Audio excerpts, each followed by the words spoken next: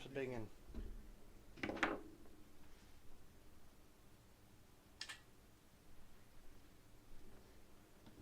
So how are y'all doing? Get some light. Oh, I need this over here.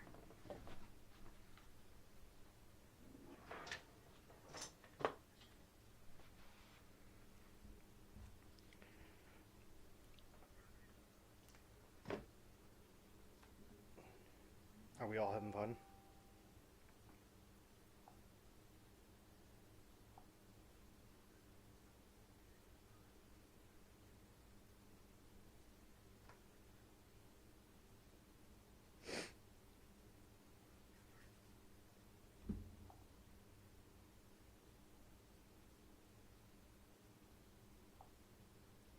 Oh, that's not the one I wanted.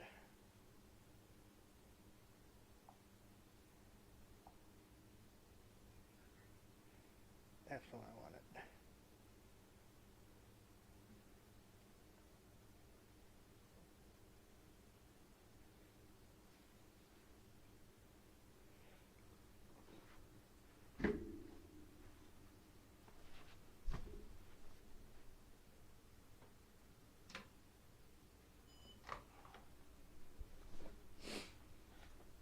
So how's everyone doing today?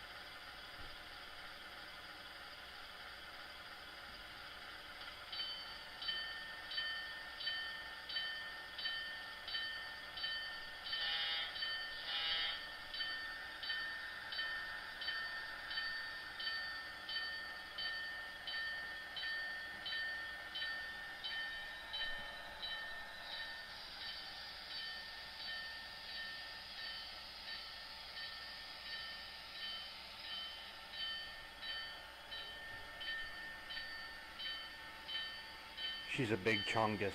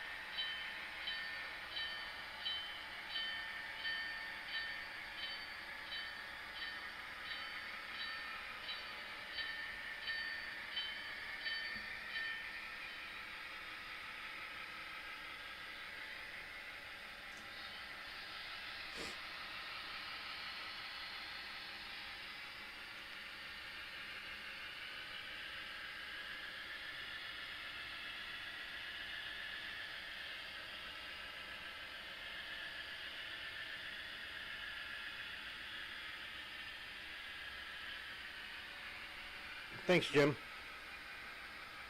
It's coming along. I kind of concentrated on locomotives versus cars.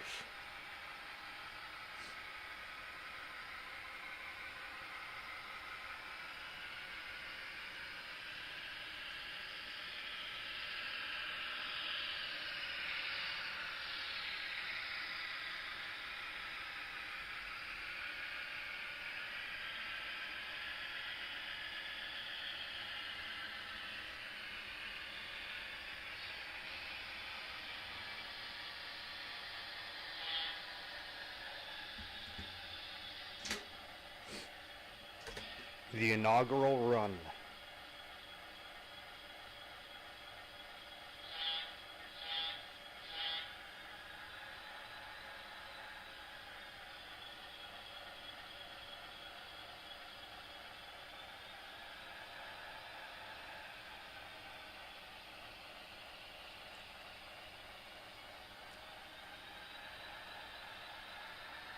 it's fitting.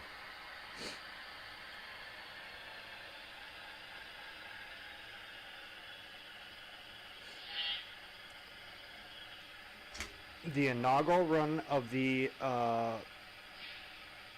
Centipede, which is considered a 4884 on the new main line.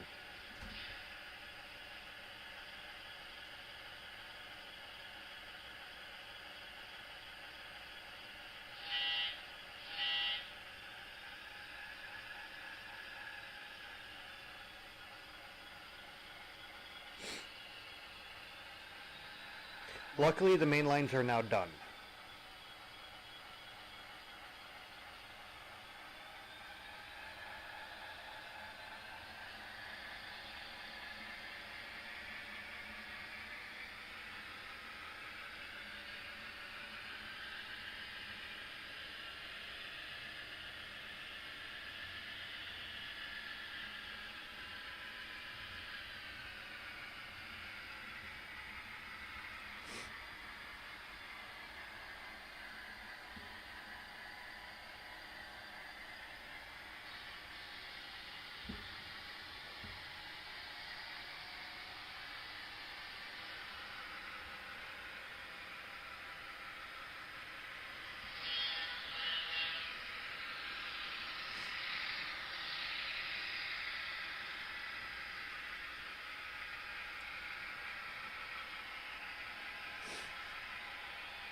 How's the audio?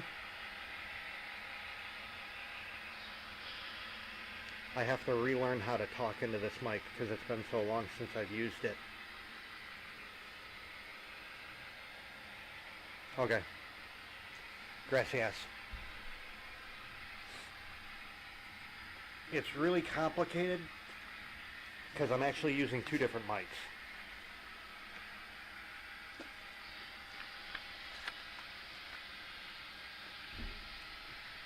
The sounds of the locomotive is actually coming from the camera mic.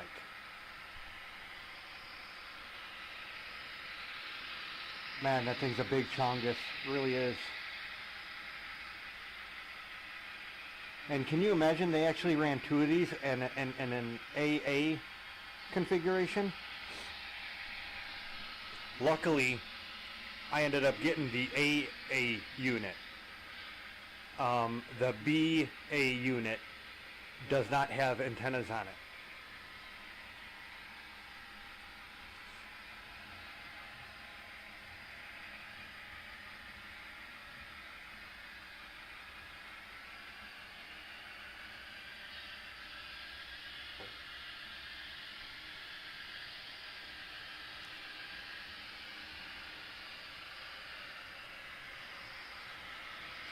Honestly, this is pushing my, what, I can't remember what the 610 millimeter is. A 22 and a 24. This is a 22-inch minimum radius, and the 24, it's even pushing the 24. Like, I can hear the wheels on the curves.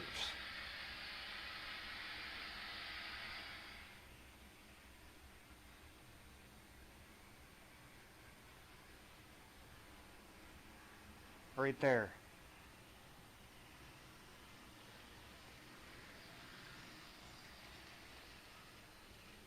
It's just a little bit louder going around the curve.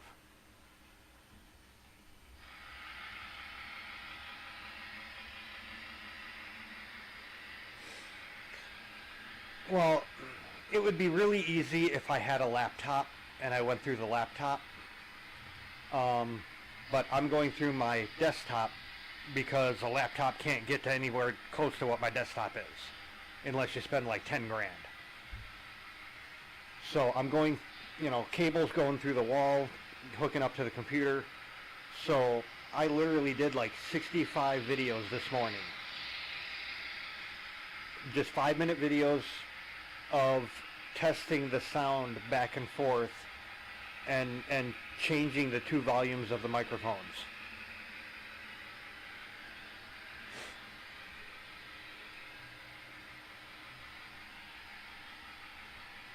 I mean, it would be easier to move the bed and the computer, but I really don't want the computer in the bedroom. I have an air conditioner in here. I have no fan. Where in the den I have no air conditioner, but I do have a ceiling fan. Because I am a smoker. I just don't want the hassle. Oh, and this is a dimming light switch in this room.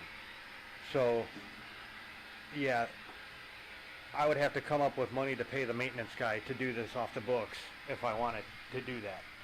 Switching the fan and the light and then the switches.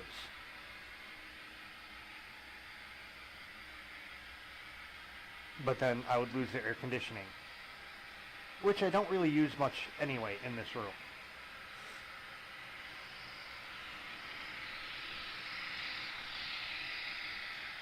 I do have a little fan, like a window fan that's always running, that I put in the window, or I just set on the floor on the other side of the layout, just to keep their circulation going. Because whoever designed this place did not think of ventilation at all.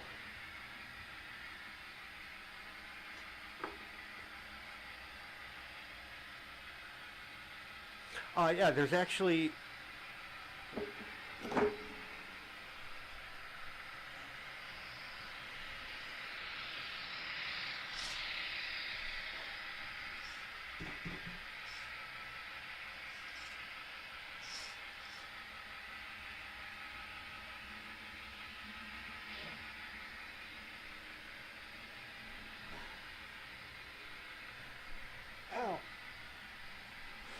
yeah, there's actually the air conditioning back there. I have a really small unit. This is an old small unit. Thing's probably 30 years old now. I bought it for 20 bucks. From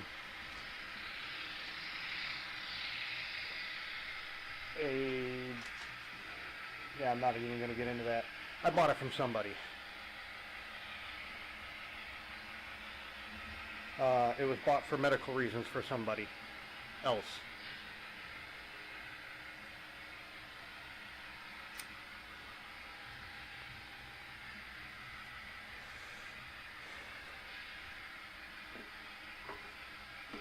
It still runs.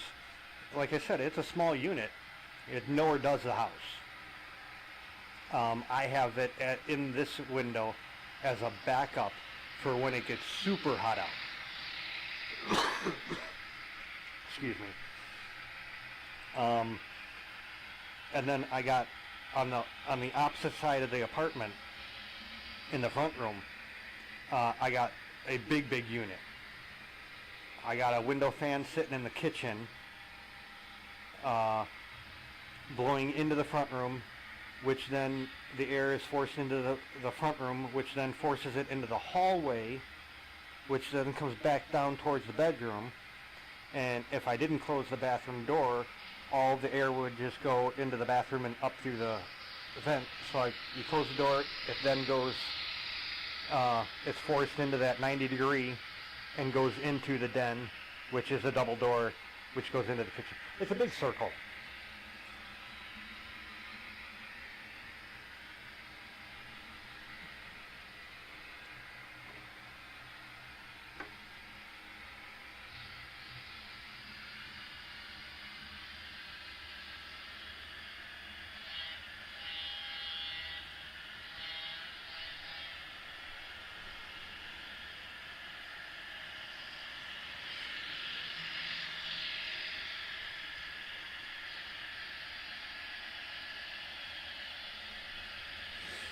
And of course, I've lived here for 12 years now.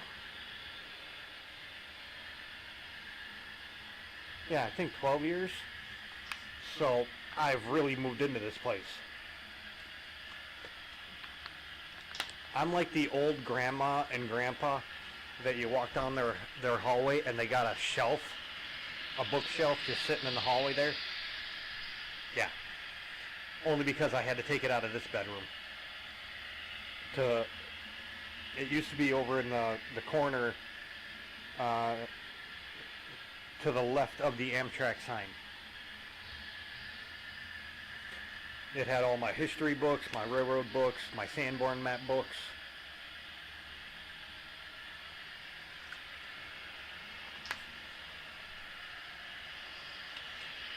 And then all my trinkets.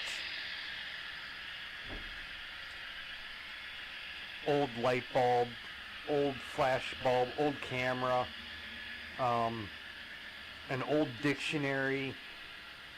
I got English to Korean or English to Japanese or something from when my uncle was overseas in the military. An old box of the clown straws. Remember the old in the 80s? I don't even know. Big Top maybe? I don't know. I'd have to get up and look. It's just a bunch of collection of stuff. I got a couple old antique razor blades. You know, back when they were actually metal and not paper thin. You know, you can't bend these and stuff where you can the new ones.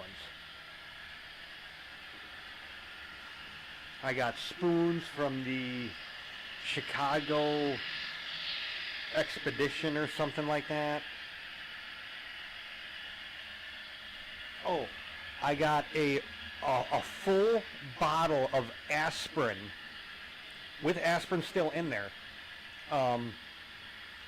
in a glass bottle with a metal top, screw on top. You know, old, just antique stuff, an old cookie press still in the box.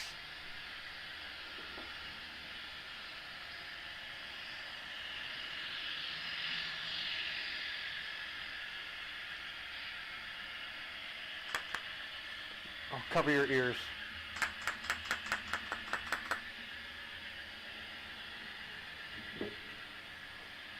That's one thing I still have to work on, is the noise cancellation. So you don't hear me blowing your eardrops out when I tap my metal tobacco pipe into my glass ashtray. Or I just gotta stop being lazy and use something to just dig it out.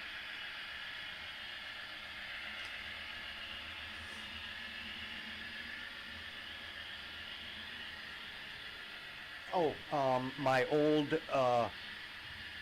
insulators from the Illinois Central line in Rockford, Illinois, just on the west side of the river, right as it gets off the bridge.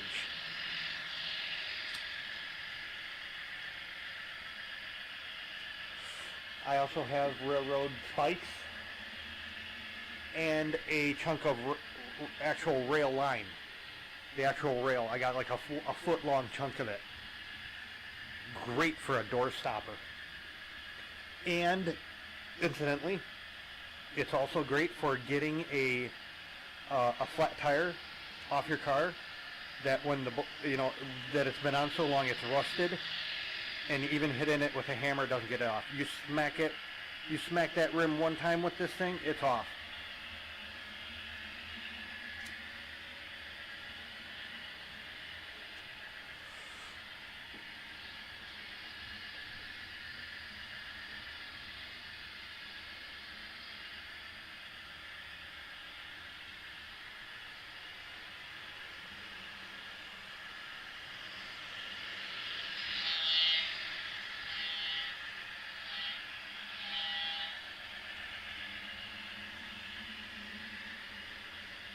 Dude, we even used the sledgehammer on the rim. It did not come off. He was whacking on it with the hammer so long he busted the hammer. And this was like a 5-pound, no. This was like a 10, 15-pound hammer. You know, one of the square head hammers. Not a nail pulling hammer. Whacking on it, he busted that. He then went to a sludge, still wouldn't come off.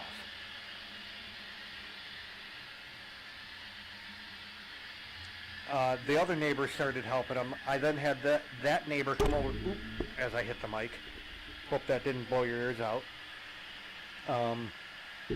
The other neighbor came over and carried the rail out there because I can't walk with it. And he's like, "No, what do? I picked it up and just swung it back like 3 feet and just wham, and the tire just fell right off instantly." He goes, "Where do I get that?" I'm like, "In the rail yard."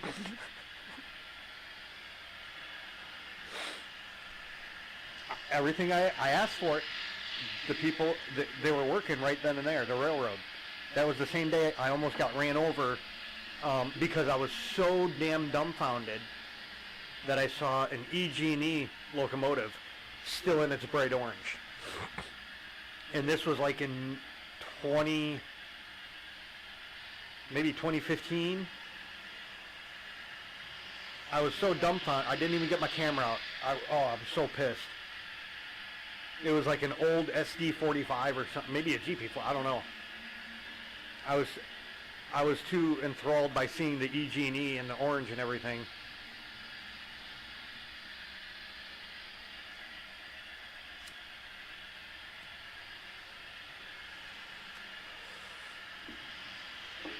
I'm very happy with this locomotive.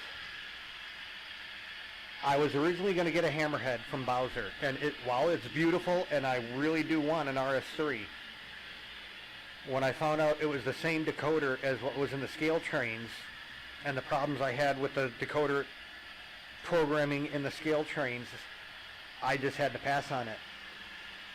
I don't want to spend this, I don't want to spend the money if it's just going to sit there.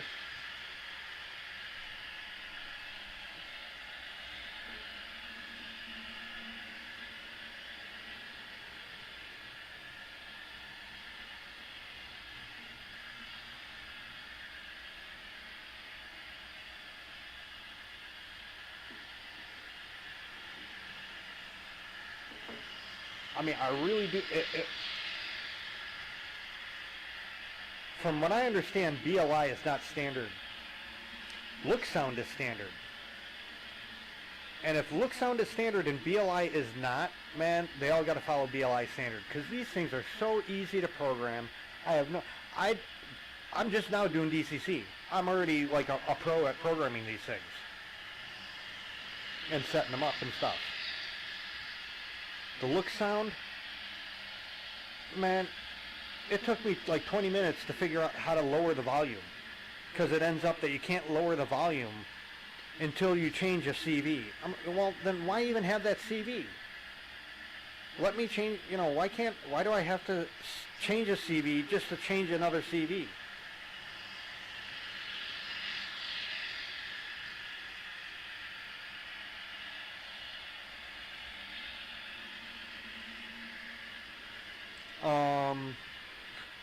What is the old... I gotta get up and look now, hold on. You got me curious.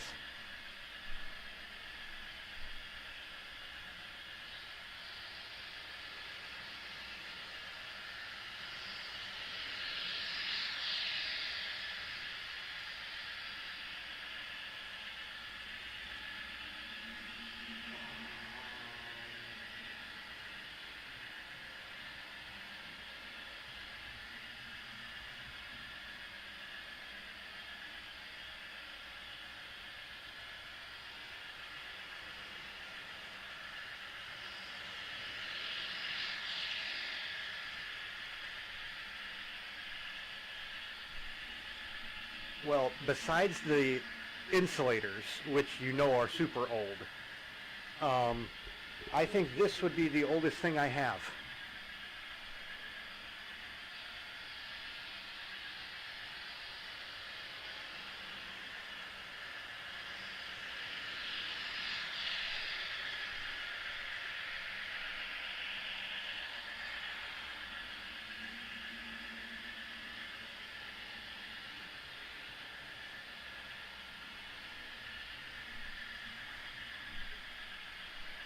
Actually, I lied. I have stuff lots older.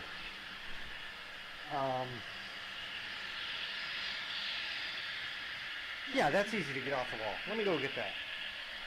Because it's millions of years old.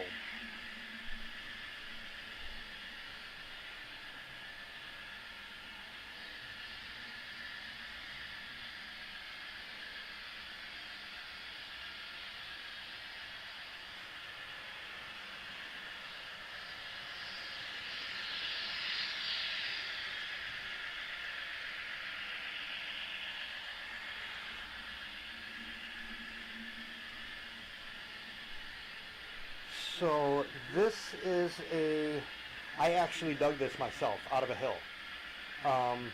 We were in Ohio, somewhere around Cincinnati, on the south side of the state. And there's a hill that it's like done by the city or something, and you can go and dig in there and take fossils.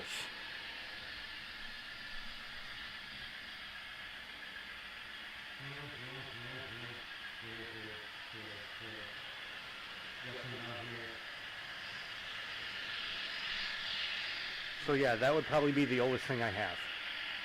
Because I would guess, I mean, a couple million. And honestly, there's a lot on the back too, which I never even looked at until now.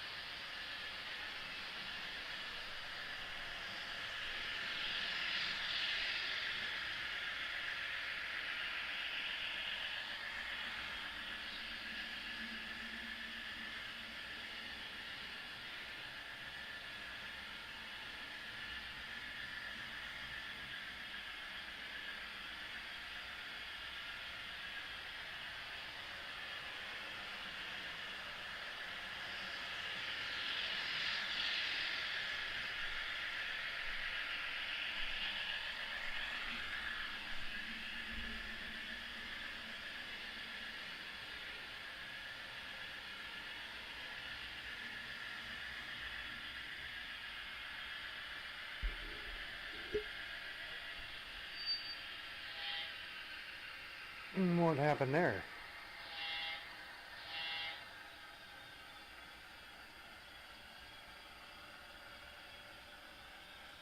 Was it just my imagination, or was it slipping?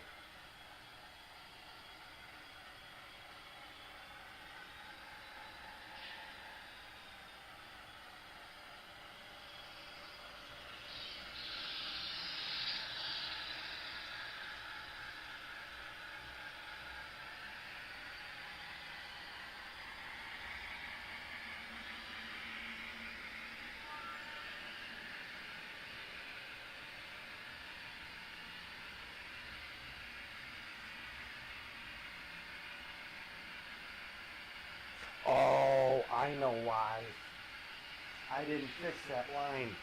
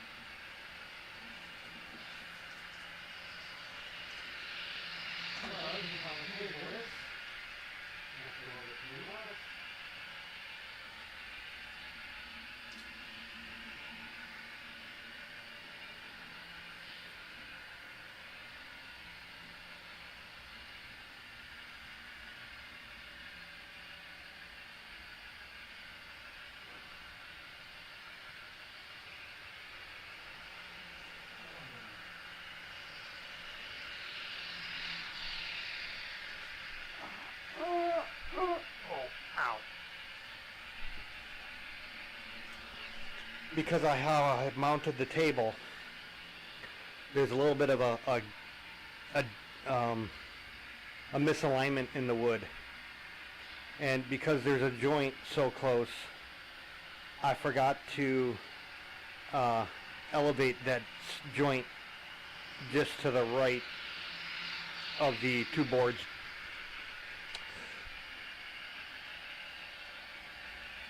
So I'm hoping that was it.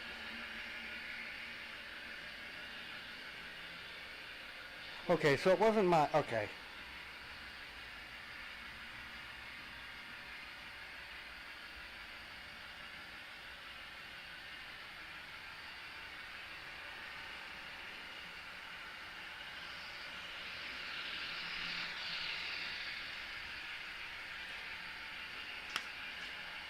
There's times I don't know if it's my eyes or just playing. I mean, because I've played games like on your phone and stuff, and phone's not even in your, and I hear the sound still.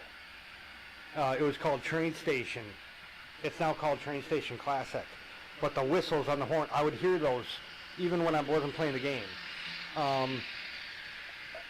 Every once in a while when I'm running the gooses and stuff, or the goose and the FEF, I swear I see smoke. But I don't know. I know the smoke ain't on. And I don't smell anything.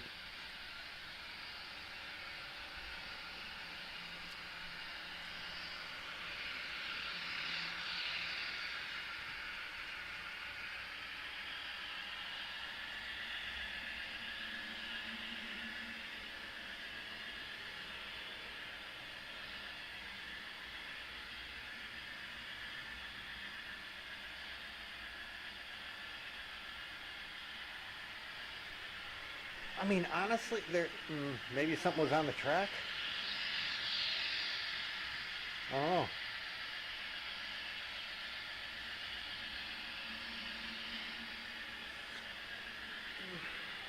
No, honestly, I should go and have my eyes checked because I keep seeing flashes also out of the corner of my eye. Now, I don't know if that's something reflecting through the window and down the hall, and I'm seeing it out of the corner of my eye, or if I'm actually going crazy.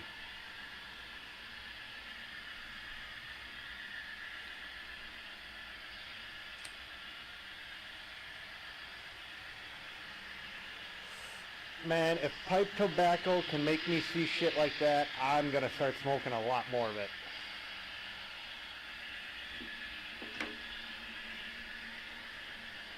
I'm too, obviously, I'm too poor to buy cigarettes.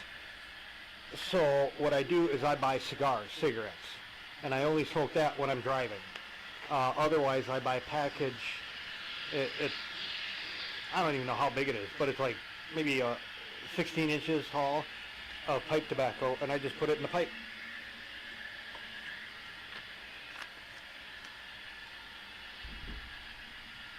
While you would think you would smoke more, I actually think I smoke less. Because I'm not smoking a whole cigarette just to get a fix. I'm taking a couple puffs out of a pipe.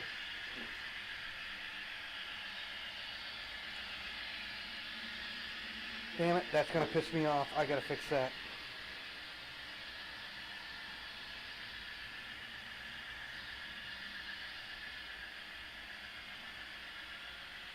Oh, yeah, that's...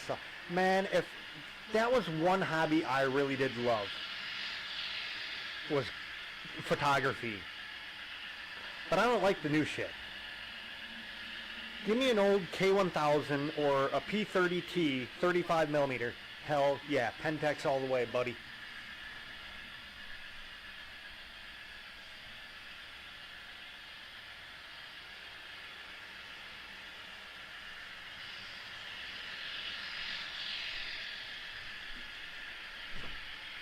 I love covering my windows and then putting these bright ass lights on so the neighbors start thinking, what the hell am I doing in here? I think it's fun.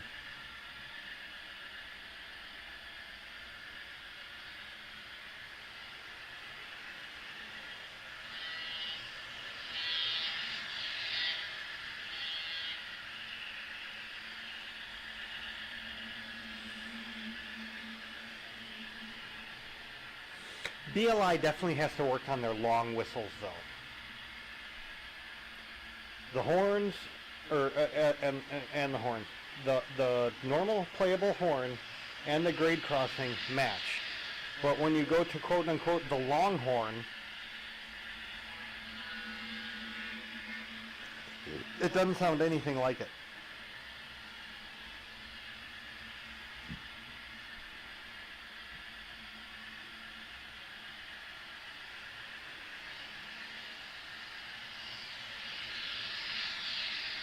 Honestly, the best digital camera I've ever had was the one that they actually made illegal.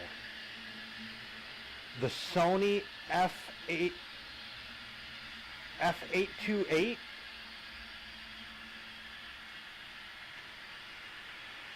It was one of the last cameras to have actual real night vision. And the reason they made it illegal is because the paparazzi would use it to take pictures. And if you took pictures under the night vision, lots and lots of clothes would become invisible.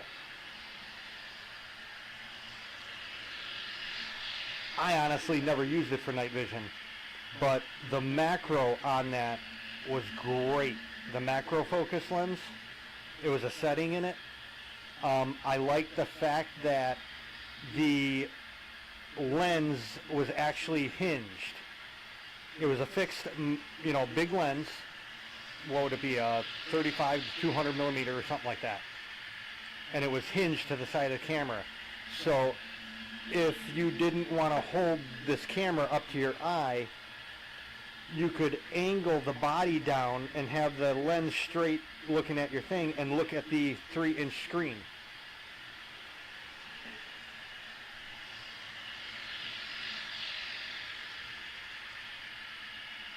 And I bought one brand new back in the day, and somewhere along the line I sold it because I was an idiot. And I ended up buying another one off of eBay, but it ended up dying. Rest in peace.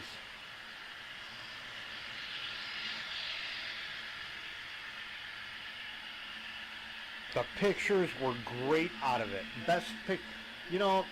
I would actually compare that camera to the 28 megapixel that they have now, and it was an 8 megapixel.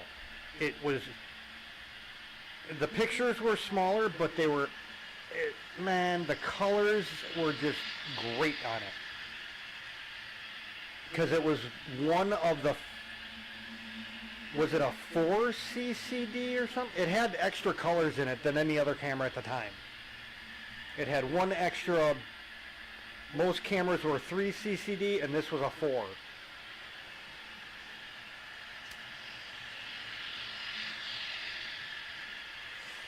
But let me tell you, it was heavy.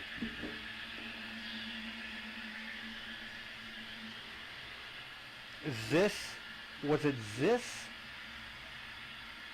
ZISS or ZEISS lenses?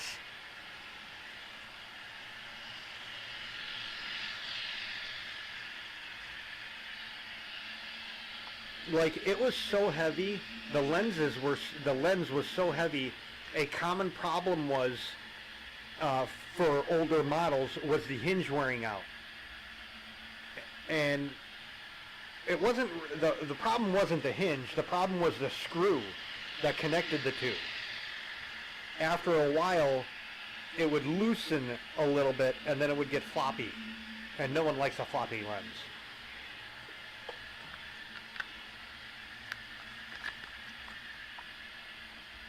Because the used one I had the floppy lens, and I unscrewed the side of it and took it apart and just tightened the hinge a little bit with like a 1-inch flat blade half-inch flat blade screwdriver. A little bit, dink, and it tightened it up real nice.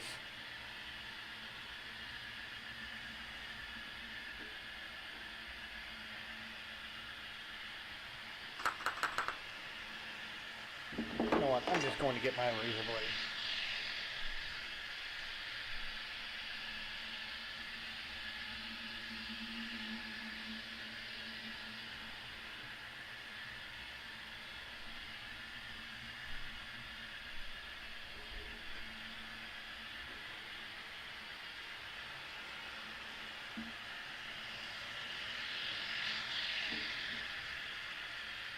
Whew, you needed a cleaning.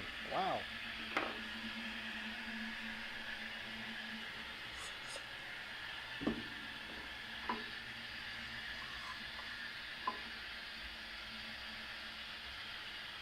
Well, it's not the lazy,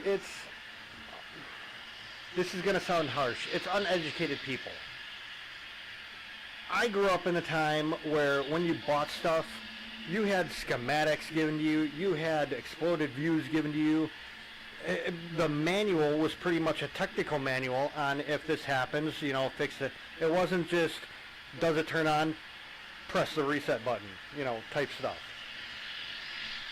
You know, back in the days of the CDs, they gave you all that stuff. It was electronic. They gave you a picture, diagram of the printed circuit board and what every piece was.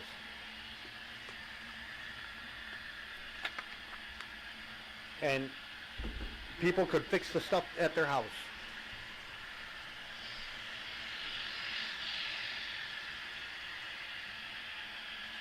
I'm a firm believer in it. In fact, one of my gripes against BLI, besides their lack of documentation, they need to do a better job on documentation. Like for this, the engine. I had parts in a bag, and I go online, and there's no mention of these parts or where they go. It took me an hour to figure out they went on the trucks.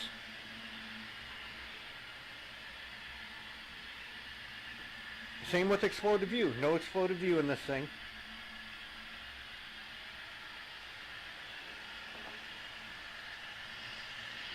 I would love to sit down with BLI and just say, listen, this is what you got to do. One, stop deleting your locomotives from your website. Have a record of what you did. Don't have all the pictures and everything. Just a text list. Because even this locomotive ain't on their website no more. I went to look it up. I'm like, son of a...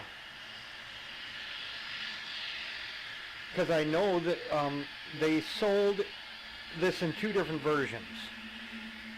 An A1AU or A1A2 unit version, and then they sold this version, which is a single, and then a the A2 that goes with this unit.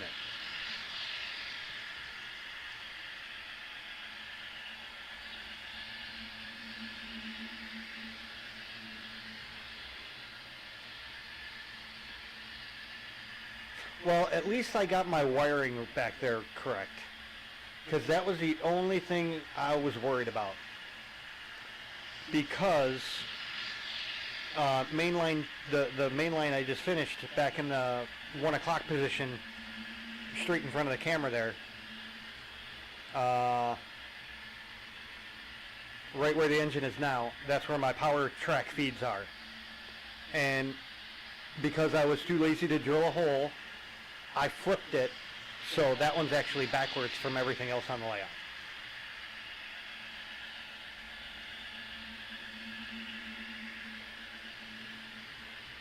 So that one actually took me like twice as long because I didn't want to mess it up and connect it. How do I say this? I didn't want to connect it the right way according to everything else on the layout on accident. So I like triple checked every single little step. No.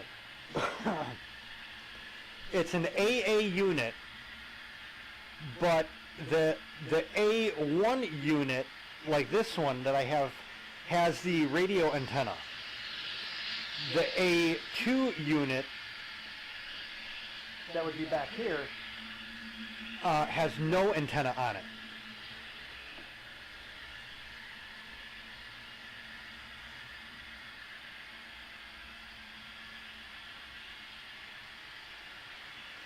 And you can, they actually have a piece in there, it's a drawbar, that you take the rear coupler off and you drawbar it to the other unit.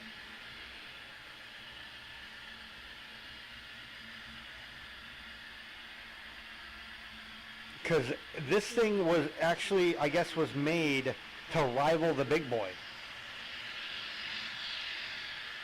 With two units, you got 6,000 horsepower. 1,500 horse out of each engine. Each locomotive has two engines. So that's 3,000 horsepower right there.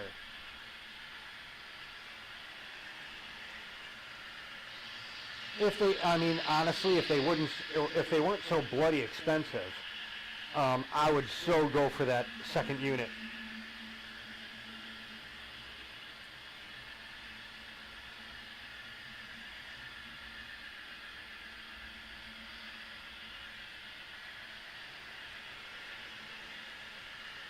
Just because I'm OCD and I kind of want both of them. Whether or not I'd run them as a AA is a different story. Because again, this is a museum. Honestly, I've never seen a museum with a full set of train. And I'm going to be doing that, on the Blue Goose at least.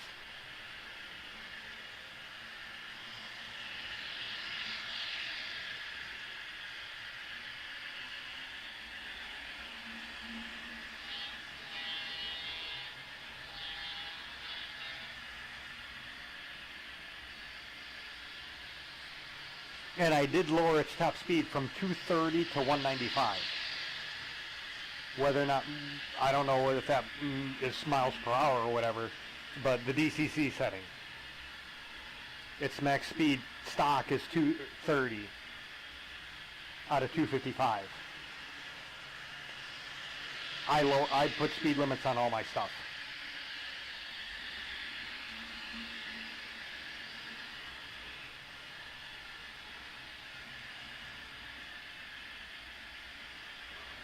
Where the hell is my phone? Oh, my phone's in the other room.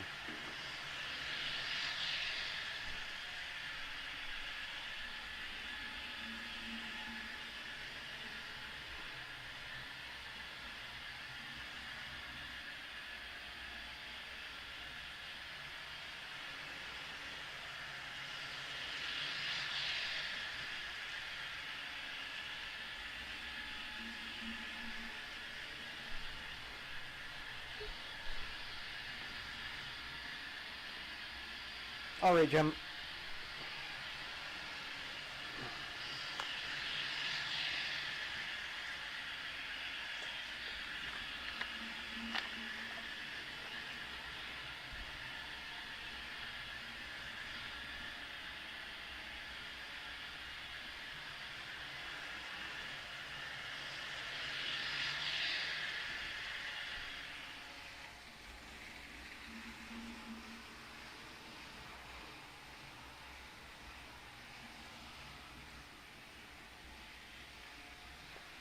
I do hear a bit of a motor hum, but the majority of the noise I'm hearing from the engine, I think, is all the wheels on the rail itself.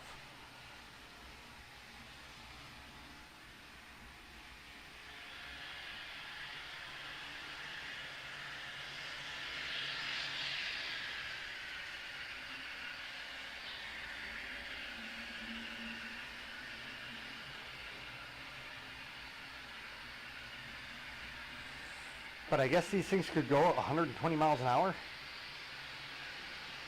I'm still kind of collecting data on it. Excuse me. I kind of research all my locomotives. And I research the hammerhead, not this thing.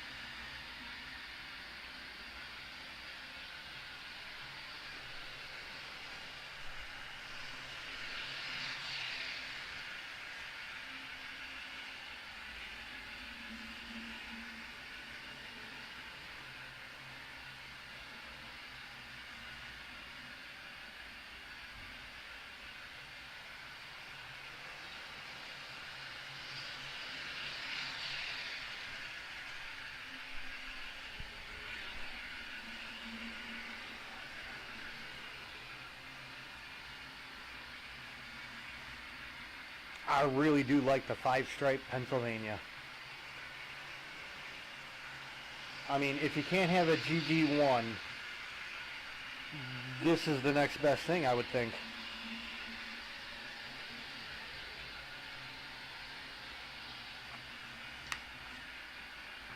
I mean, honestly, eventually I do want electric.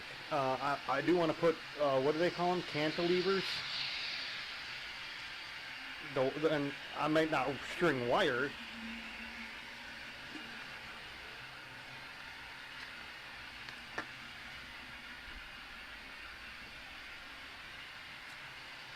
I would think stringing wire would be a pain.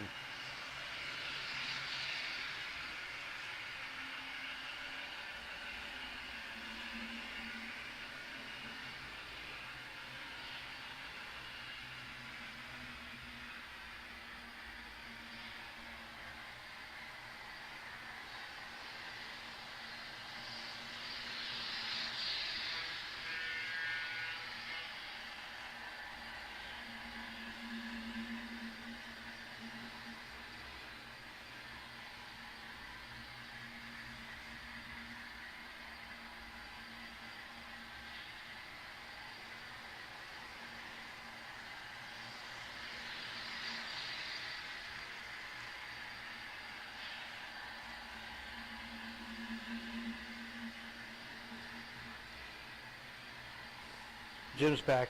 Stop talking about him. What's up, Jim? How you doing? Lovely day, ain't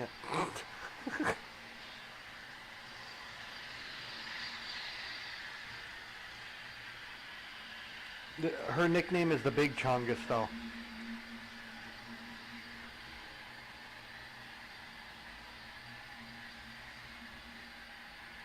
You know, I'm looking at this and I'm going, man, I could probably, why did the cab forward look so out of place on this when a big boy would be about this size? The boiler of a big boy in the cab is about the size of this locomotive.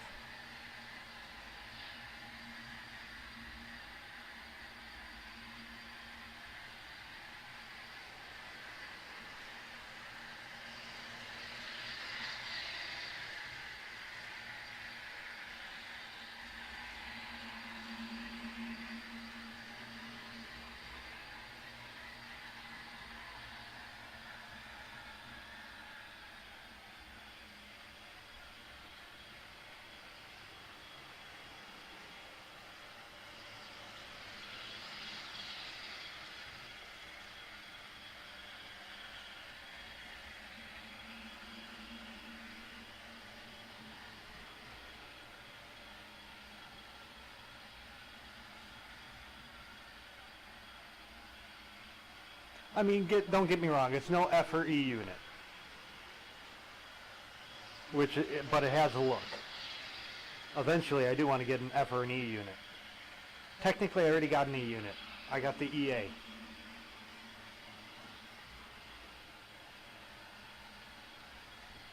Man, I got to get that done.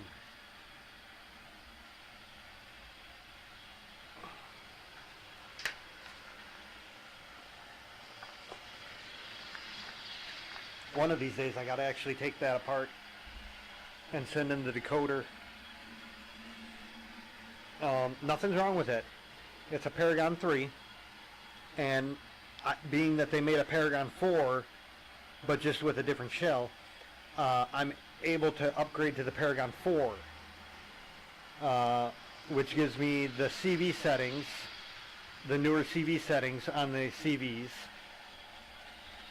and the Keep Alive. It will not give me the lighted cab, though.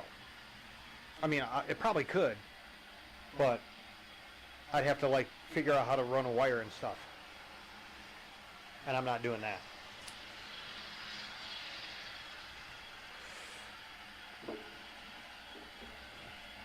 But I'm kind of going for the I want to do the upgrade because of two reasons. One, it gives me the settings for 227, which is a horn warning. It gives me access to the setting 14 instead of setting 6, and the Keep Alive part. If it's someday I feel adventurous, I might run a line to the cab to do a light, because that would be kind of cool. But then I'd have to get people.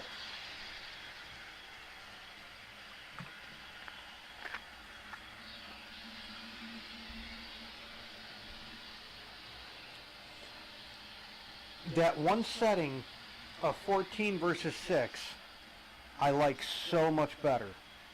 And what it does, it comes as setting 2. Setting 6 gives you the 1, 2, and 3 toots, but it moves the engine. Setting 14 holds the engine until the toots are done. And that one setting right there, I love.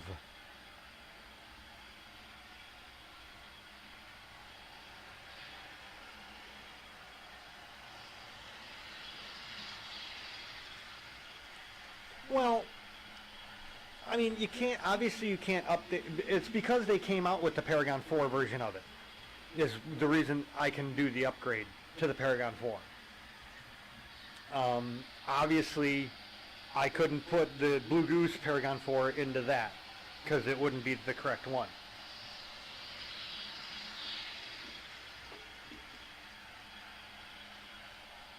I just lucked out, because it's the same, it's the same engine files and everything, because the current line is a couple Santa Fe's, and then what this locomotive was later in its life.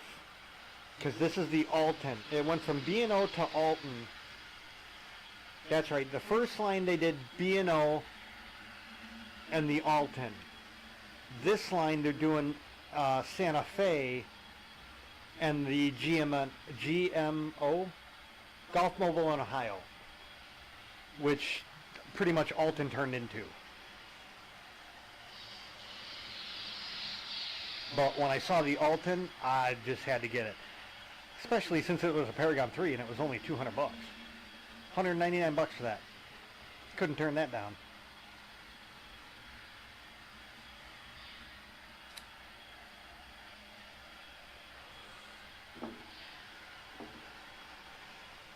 I took the scale trains back and I got 2 engines in its engine and a half in its place.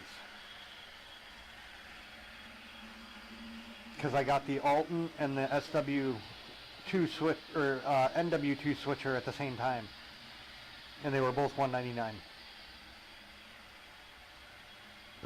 The scale trains was $299.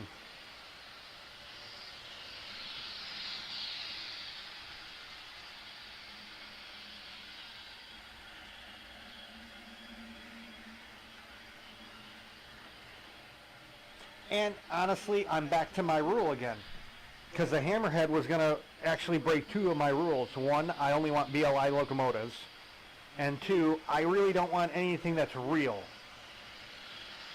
Wait, that didn't come out right, because everything is real.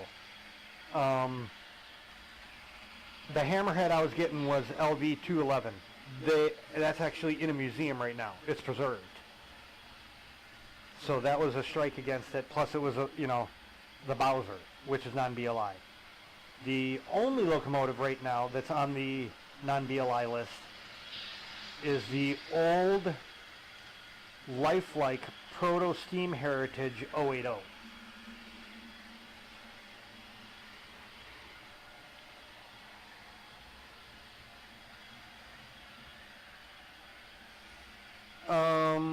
You do know, Jim, you do know BLI has the CPKC ones, right? They're $199 a pop for sound DCC. You got another month to order them. The only caveat is you got to pay $30 a year for the year to get into the club. And then once you're in the club, that's one. They got 2 different numbers. It's their club locomotive for this year, so it's super discounted.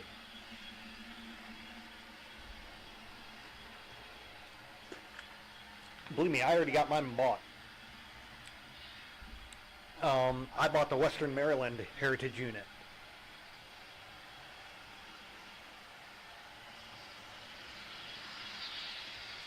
Honestly, after looking at my scale trains, and then because I ended up getting a GP30 from BLI, the gray bloody nose right there behind the BL2.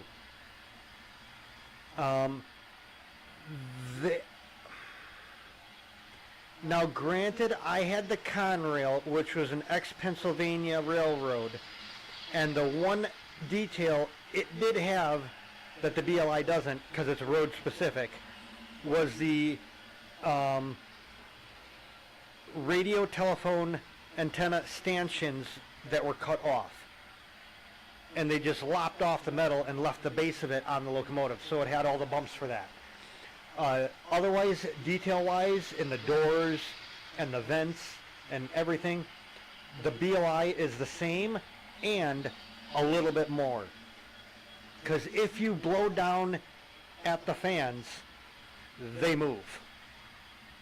They don't move from a motor or anything, but they're not hinged. I don't know what the word is I'm looking for. But I mean, if you blow down this onto the cooling fans, they'll actually turn, which the BLI I don't think did. At least I never saw them move, and I only noticed that because I moved the locomotive while I was unboxing it, and I saw one of the fans turn a little, and man, I went totally 14-year-old girl. I admit it. I'm like, no way. And then I almost passed out by blowing into the engine repeatedly to make the fan spin. And I had a headache for 2 days.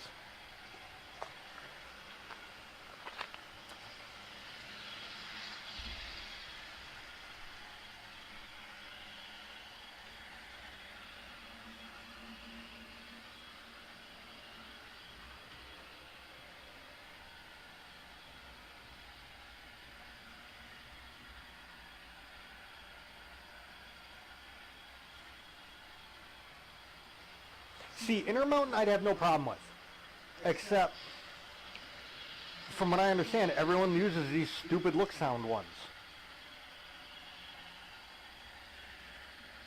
And I'm not buying a new controller just to be able to change shit.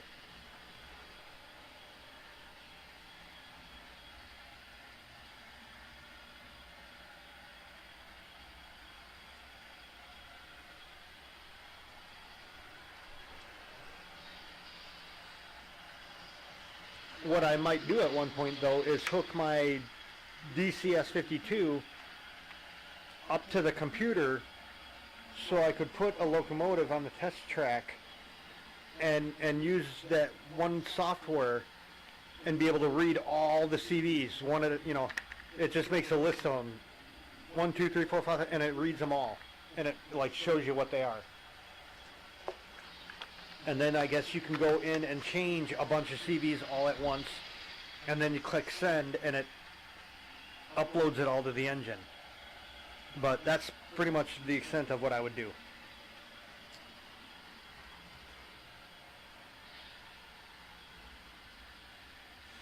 I liked the power cab. I did not like, the one thing I really hated on the power cab was that stupid cable. That stiff, flat cable. Why I can't use the curly Q cable was a downside to that. But the reason I went with power cab, it's because it was a 2.5 amp, where the at that point the current Digitrex DCS was 2 amp. Being that the DCS-52 is 3 amp, I ended up going with this, and I actually like it because I do like the base unit better. I miss the speed steps part because everyone talks in speed steps, but Digitrex uses a percentage thing.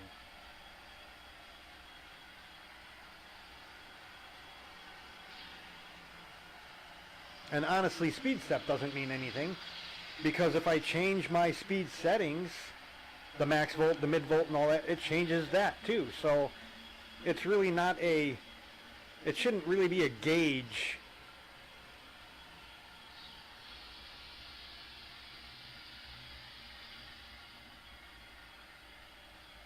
for, you know, how fast something moves.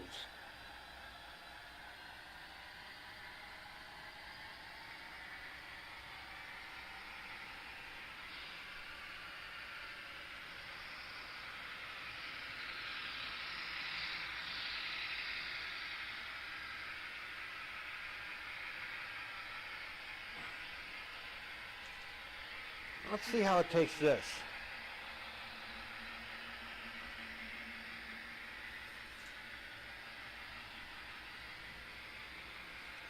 Let's go on to the passing siding.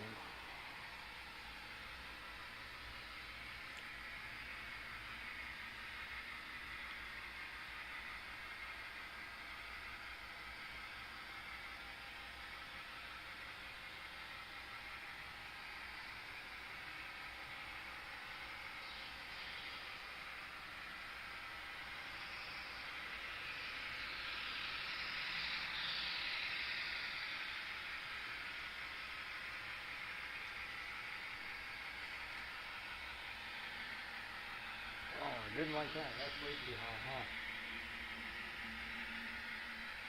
Well, being I'm not using this for siding anymore, that can come out. Oh man, I need another garbage bag.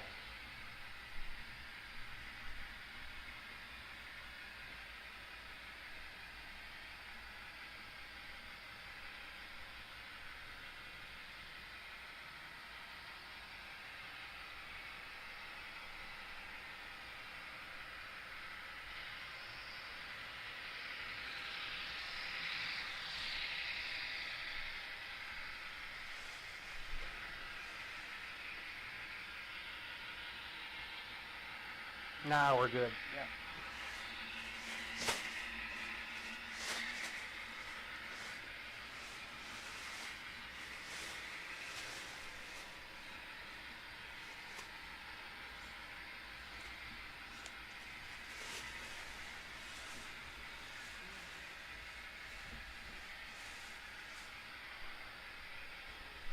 Every hobby room has to have a garbage bag, and I took mine out last night.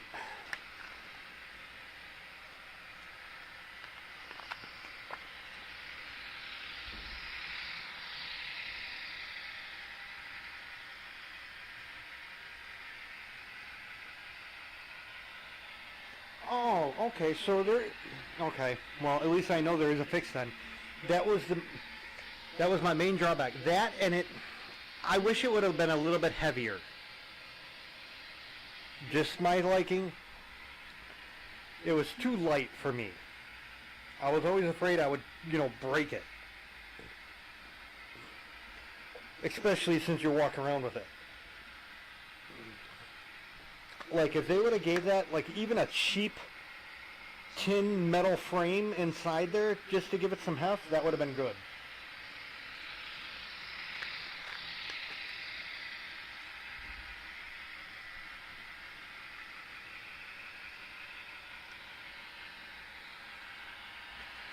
So, the next step in this great little adventure. Why does that not look right?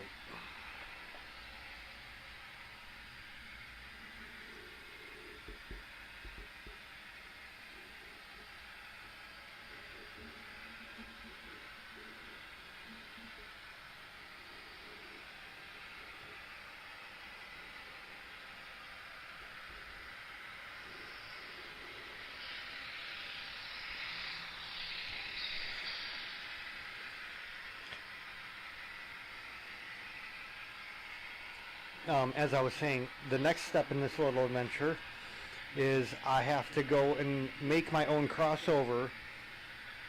I got the HV4.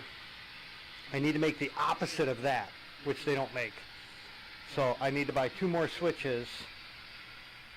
And then I'm going to move this crossover that's here over to there and put the new crossover here, because on main line 2 in the back corner by the map here is going to be a switch leading off to the L side of the yard.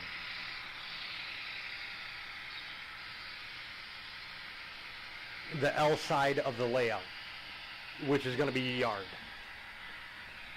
Not like, L elevated train yard.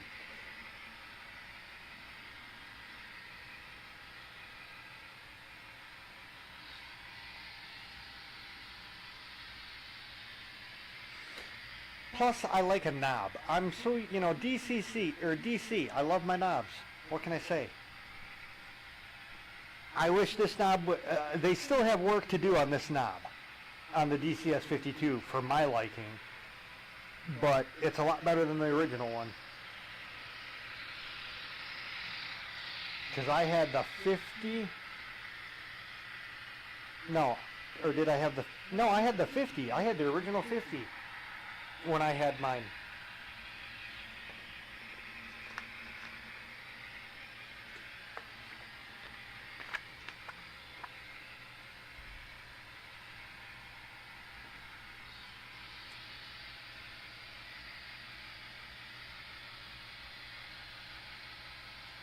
No, I didn't have a 50.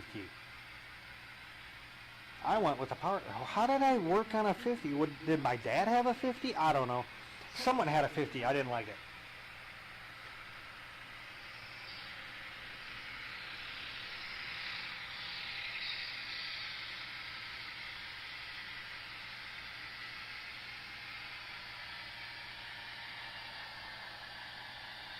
How slow can we go?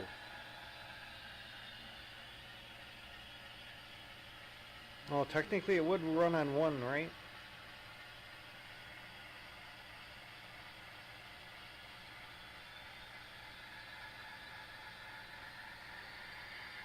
Wow, that's pretty slow.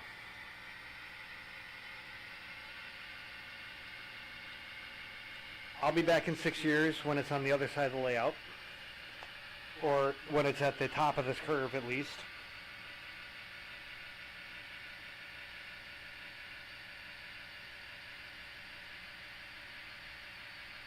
She's a creeper.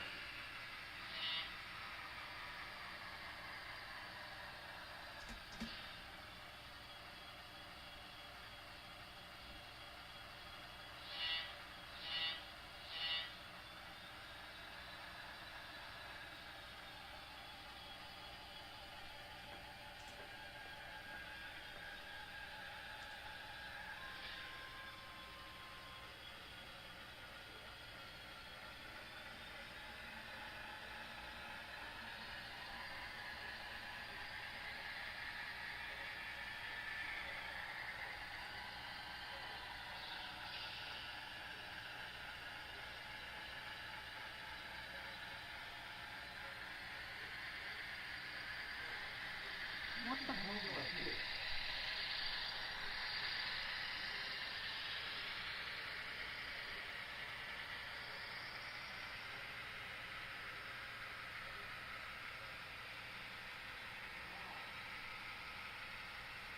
I did not hear that at all. Give me a second.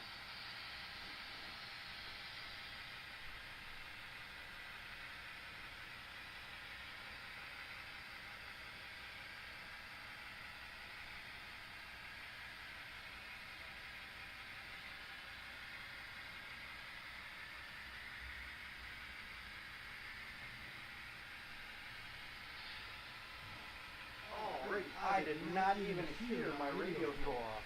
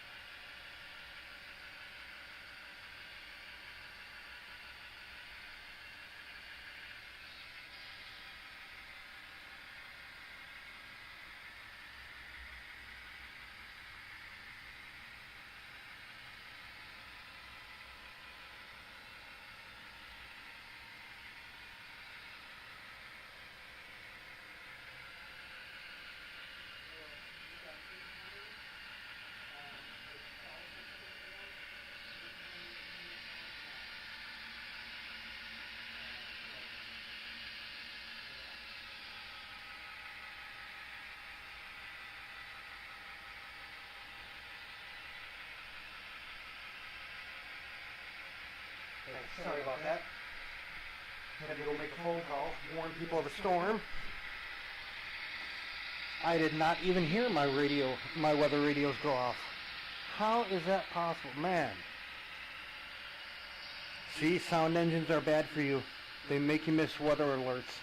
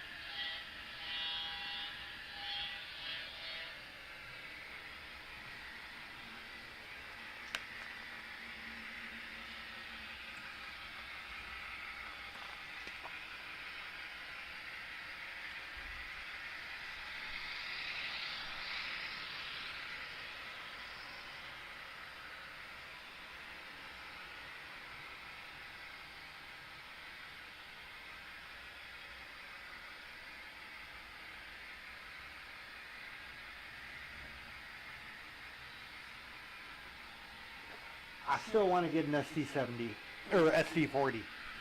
I want to get a 20. I want to get, what is it, a 38, the 40, and the 45. Oh, and I really want a GP60, not an SD60, a GP60.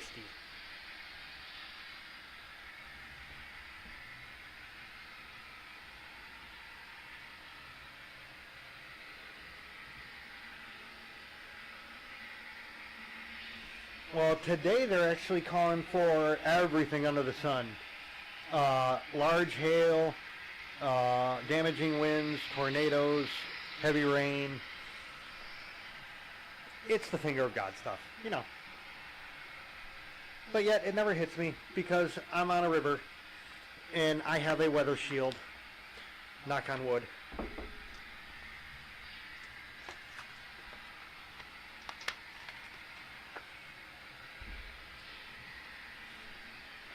What this is actually a plot of land in South Elgin, Illinois.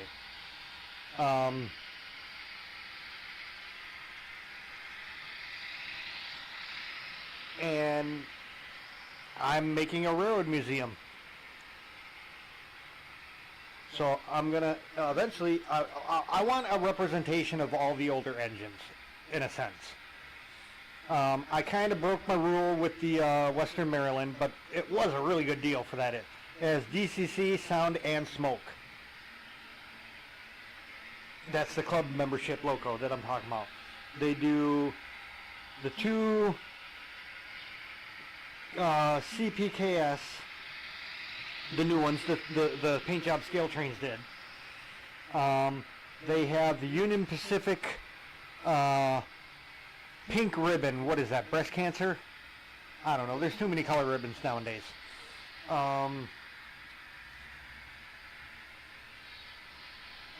What else? The Western Maryland, something of Georgia Railroad or something like that.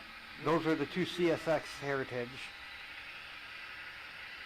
They're doing, I think, 2 normal UPs and a normal CX. No, because they're only doing 5.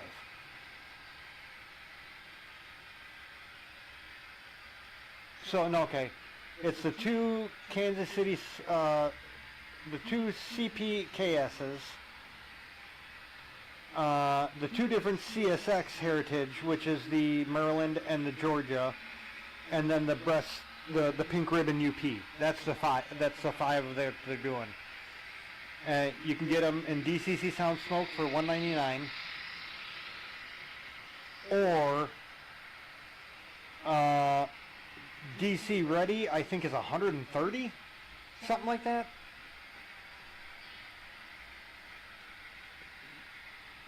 But if you bought any BLI locomotives from last year, by joining the club, it gives you another year of warranty.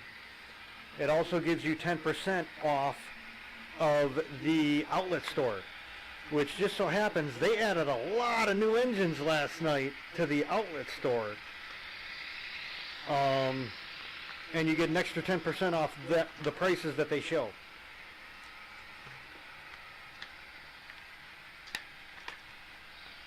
I got the GP30 from the outlet store, and I bought the engine with the discount, the 10% discount, and the shipping and the tax and everything. The locomotive was, say, $250. I ended up paying $244.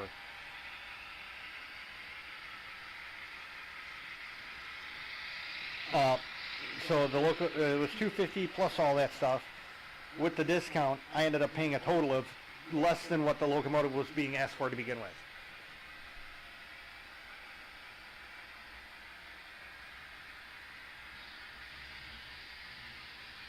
Yeah, honestly, I love the Paragon 4. They got some good sound out of the P4s. Because I've had the EA, the EMC EA is a Paragon 3. And my very, very first BLI was a Paragon 3.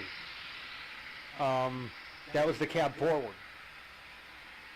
From, I don't even know when it was from, a couple years ago. Five or so years ago it came out.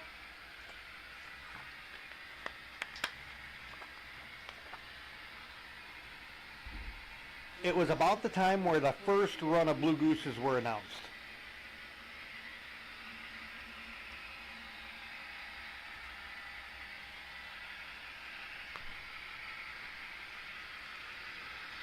They are refurb locos, but they come with full warranty, so if anything is wrong, you know, it gets fixed.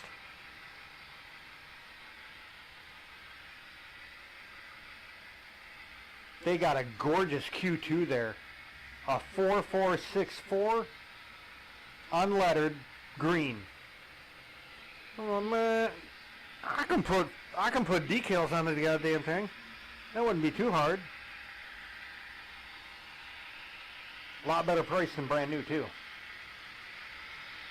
They added a bunch of AC70s today or last night, because they weren't there yesterday. They're there this morning. A bunch of the new not Mikados, Berkshires, and the AC70s.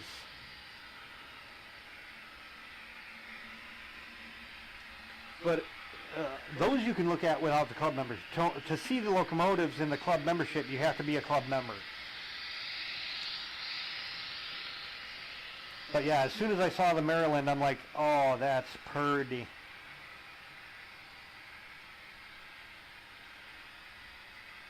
And like I said, that was the first locomotive I actually broke any of my rules with, which is it's a current loco, but eventually it's going to crash. Something's going to happen to it. It's going to be scrapped at some point, I'm sure.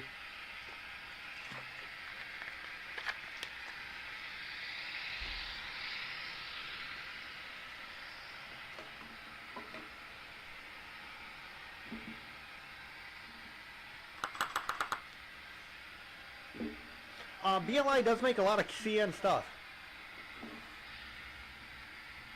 You'll never see a CN or CP locomotive. You'll never see Canada anything locomotive-wise on this layout until I get the unfathomable goal of 5,000 subs. because I know I'll never get 5,000 subs, so I'll never have to buy a CP locomotive. Or I should say a Canadian locomotive. I just don't like them. There's so many more railroads I can buy. I still want Sioux Line. I still want Burlington Northern. I got the Shea on order already. I'm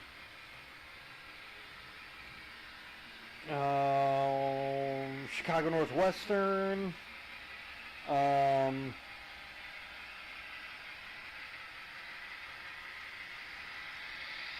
New Haven. I mean, there's so much.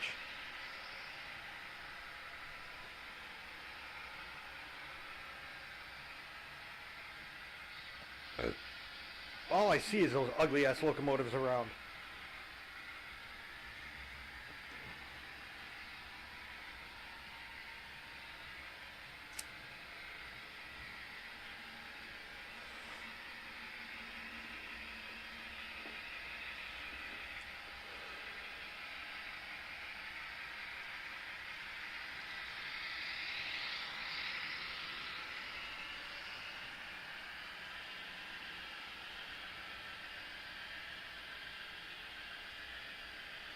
I definitely want Sioux.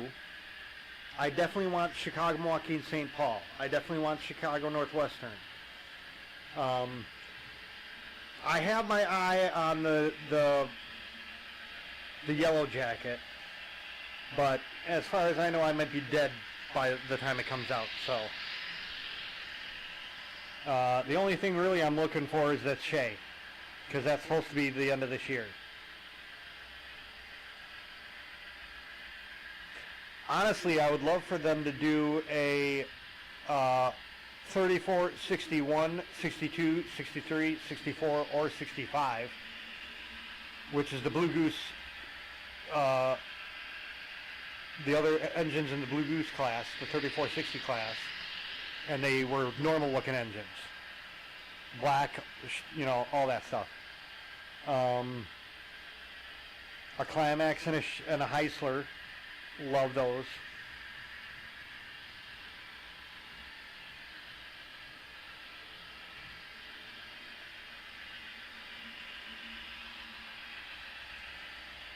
Yep, white and red. I want the white and red, and I'm thinking of a F unit.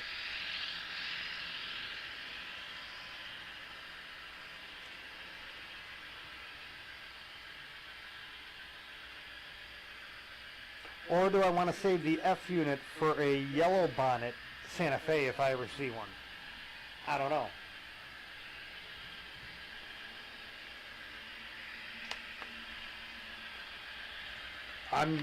Granted, I have the Doodle Bug, and that I did DCC that.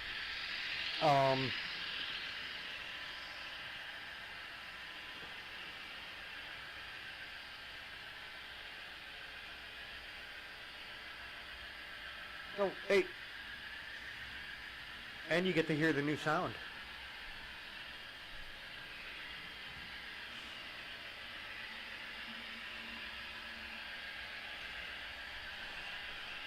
Matt, you got to get one of these. I'm loving this thing.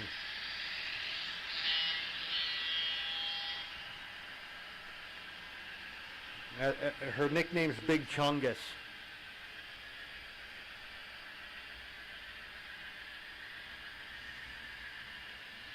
It will go around my inner circle, although it looks really fun. I mean, honestly, it looks funny going around my outer circle, too.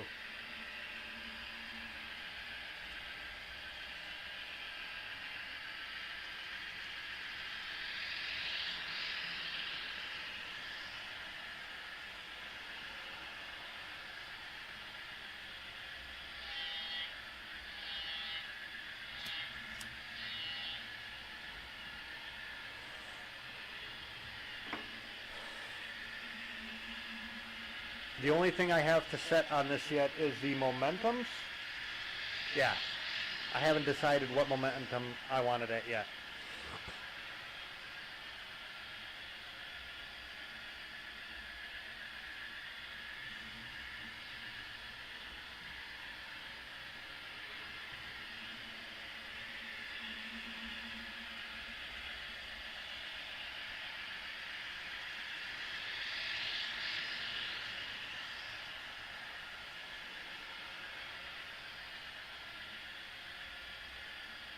But yeah, for pretty much now, any locomotive I buy, I should be buying a switch also. The diesels I can get away with parking multiple on one line, but the steam wise, yeah, definitely a switch per locomotive.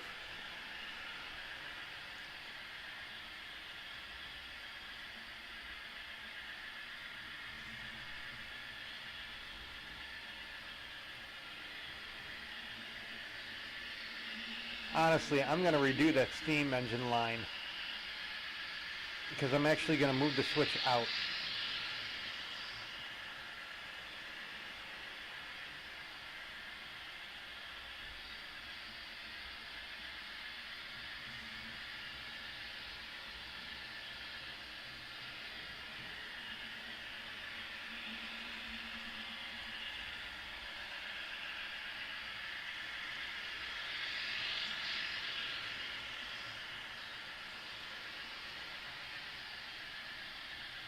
Give you a little cowbell.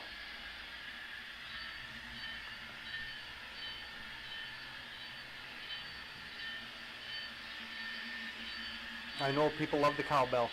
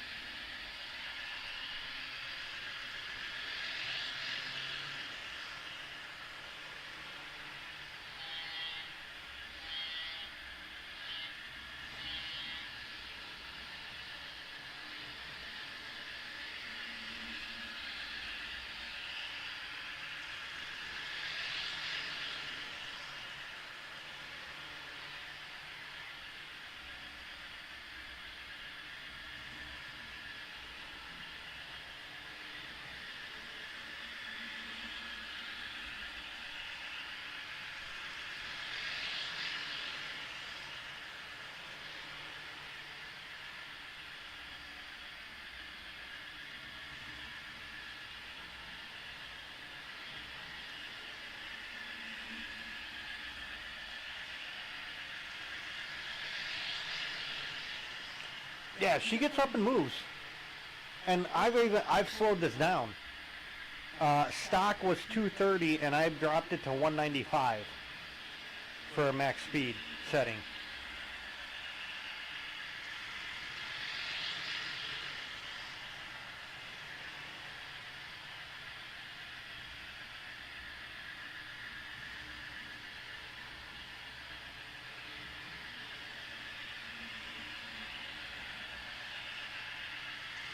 Oh, speaking of switches, Matt, remember to switch all your screws. That sounded funny. The screws in your switches.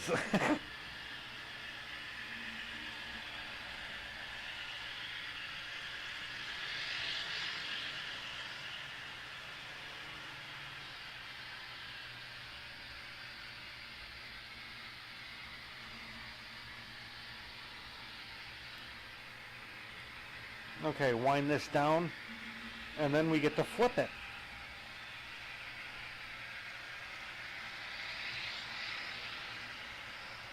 Exactly. If I had a 35-foot long straightaway, I would keep it at the 230.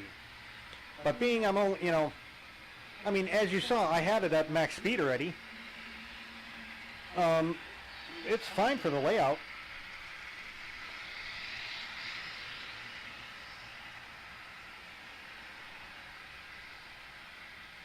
Because honestly, if this thing rolls, oh, it would mess up those antennas real good.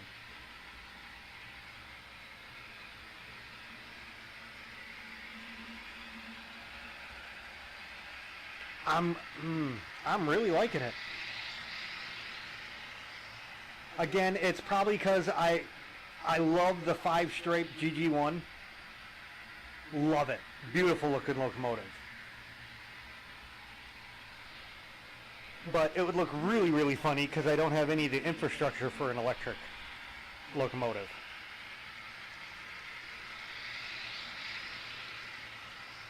Eventually I want to do the outer line. No. I want to do the inner line as electric.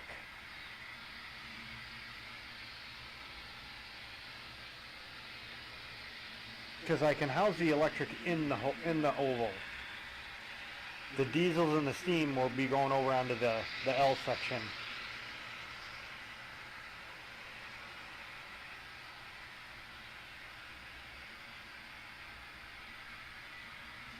And honestly, I've been rethinking the L section.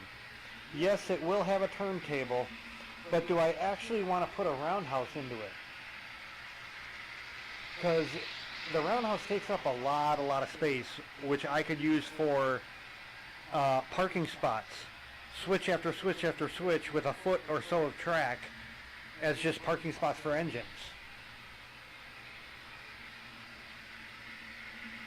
Because I really don't want to spend money and buy like 8 cameras to cover the layout.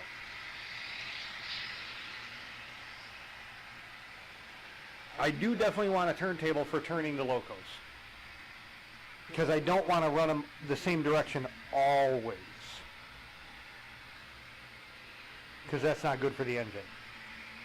If I had a different type of layout where I had left curves and right curves, I wouldn't care. But being I only have the one side, the one-way curve, when braking in, it takes twice as long.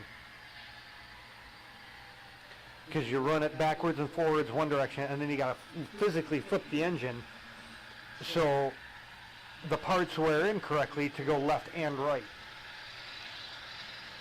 Like the bogie, I'm sure it's rubbing. It would have to rub. The bottom, the two surfaces would have to rub some point, and I don't want it rubbing only in the one direction. I want it to rub both directions so it wears in right. Yep, NASCAR.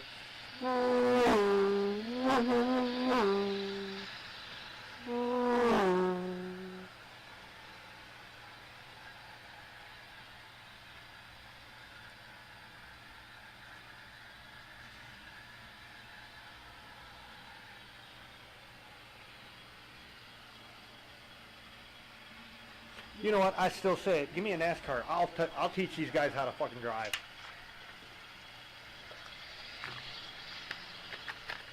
Screw your little rules and regulations.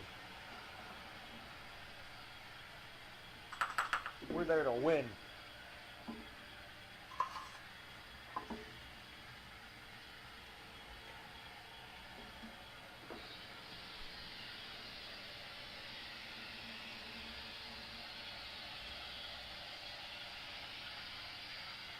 See, I mean, with my setting, this is 50% speed. I think that's plenty. I kind of set all my trains up to run at max of 50%. You don't need to turn them higher than 50.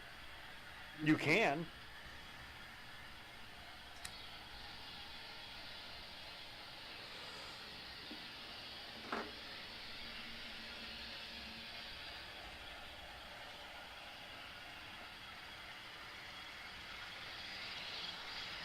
My dog loves the trains.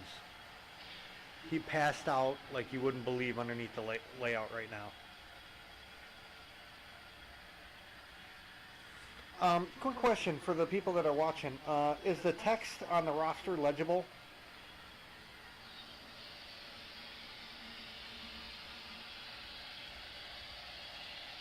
Pretty much, yeah. Who says you can't finish a race going backwards? Where does it say that in the rule book? I mean,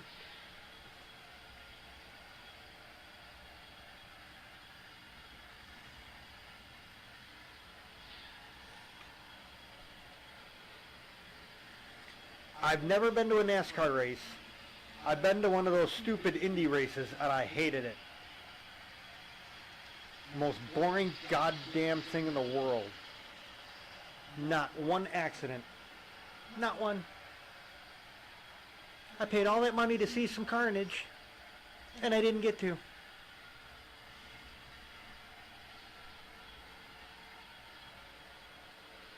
Okay. It's just, I'm still toying around with that stuff.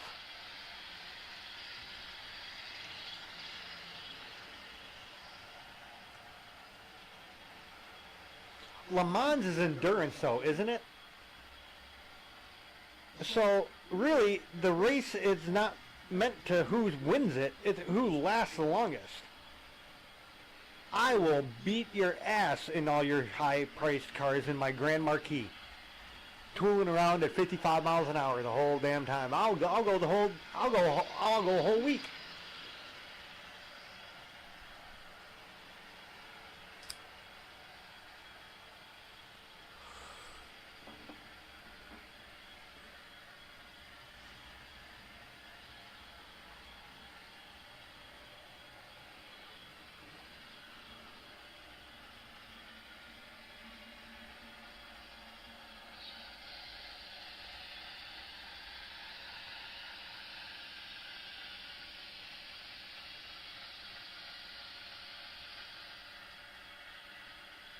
Come on.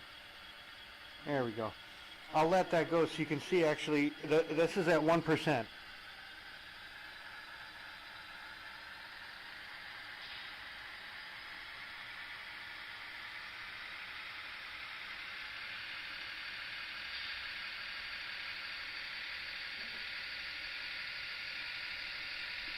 And that's at the stock setting.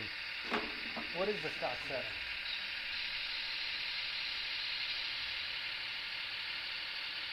Yeah, the stock setting is 2, so I could lower it to 1, but I'm not gonna. Because to me, that's, I mean, that's pretty good, I think, for that local.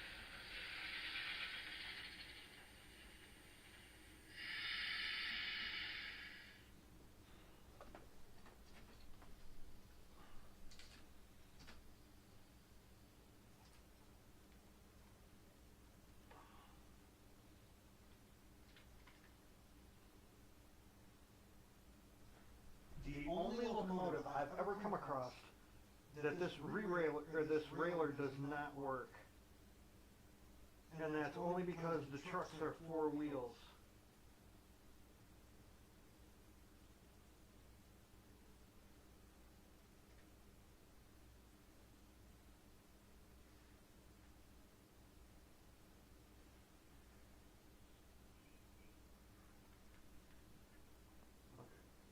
That should be good.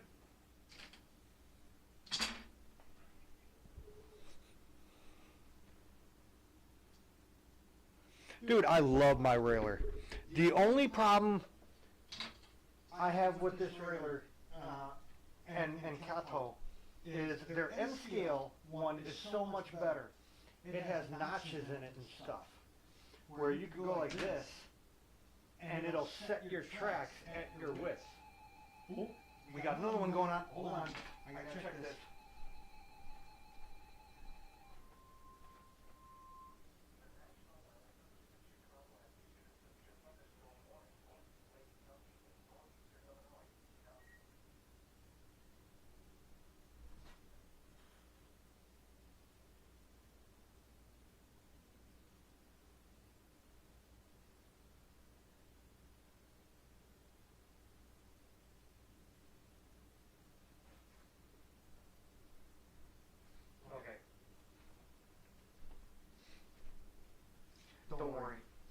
only the crappy Lake County.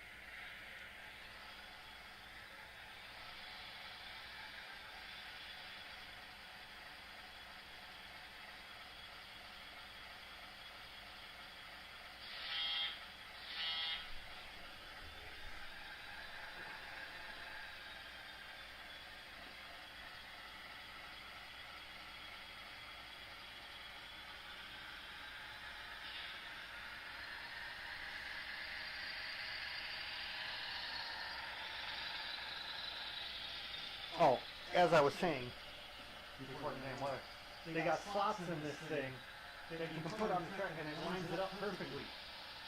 So you just, and all your lines go. You don't have to play this game of is stuff straight and stuff. That's the only problem I have with this one. Like this one kind of does it, because I want to say this is how you do it. There's a blue one. You're supposed to put this behind between.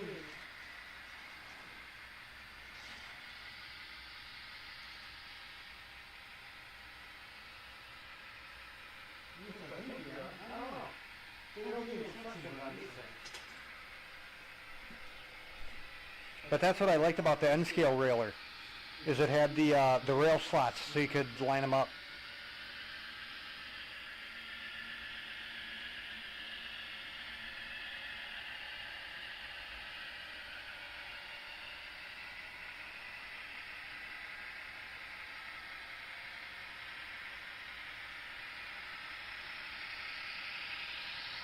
Nice.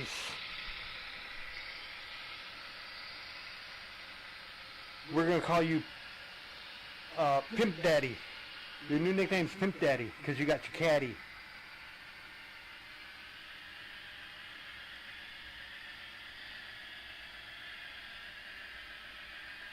My parents owned I don't know if this was the LT1, but they owned a Fleetwood Brougham.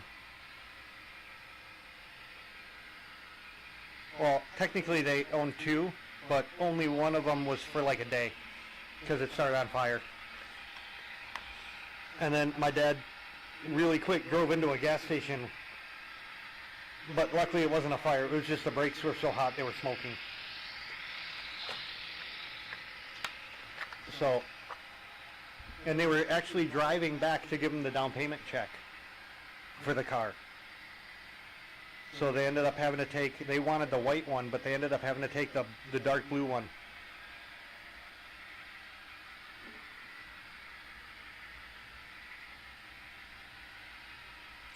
Grandpa Matt. Grandpa Matt.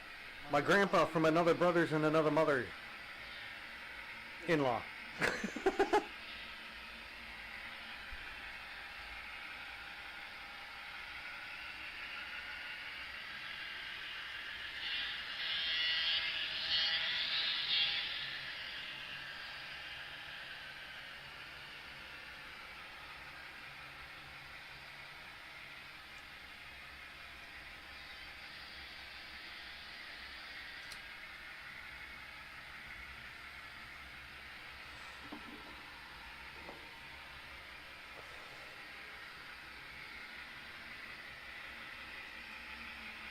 Well, I'm going to take a chance. Hopefully the mic doesn't pick it up, but if it does, just plug your ears and go la la la la. Bio break time.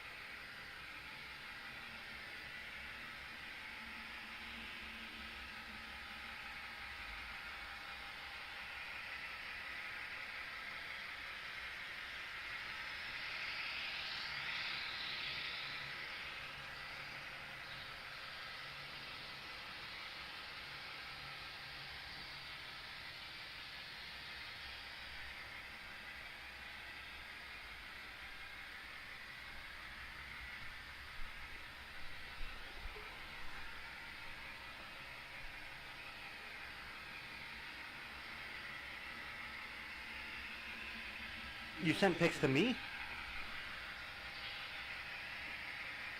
Let's go. I'll have to check out, make sure this caddy's good. Make sure my Ford-loving self approves this caddy, this GM product.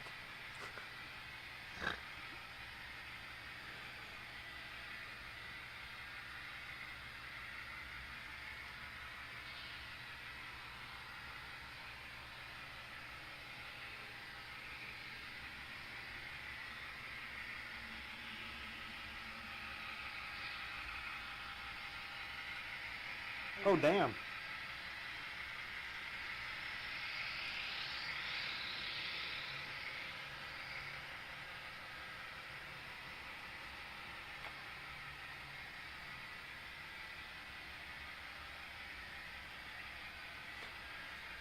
No, no, no. No, no, no. Hold on. Not Grandpa. Not Grandpa Matt at all. More like Godfather, you're gonna whack someone and throw them in your trunk, Matt.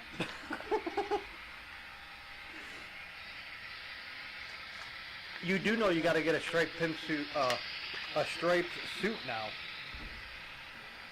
And a hat. What do they call it, a fedora? Or something like that? And you gotta start saying "use" a lot. Use guys.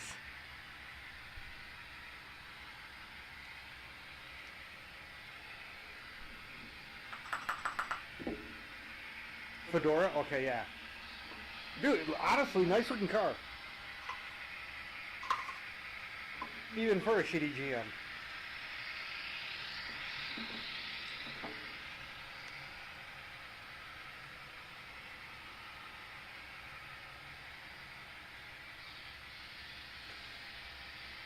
So it's, okay, correct. Is it black or charcoal gray?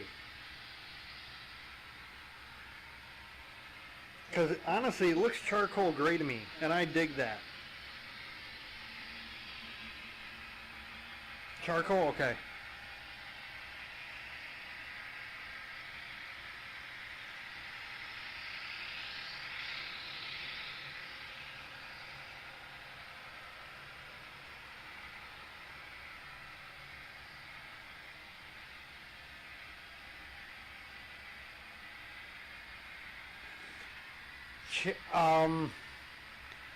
Something tells me this has air shocks in the rear.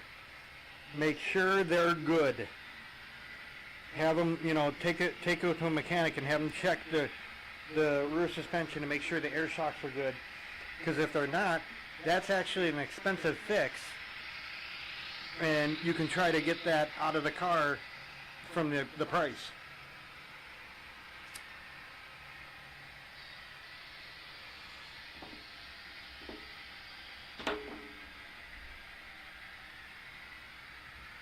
Make sure like you know, the hoses and stuff aren't all dry rotted and all that crap.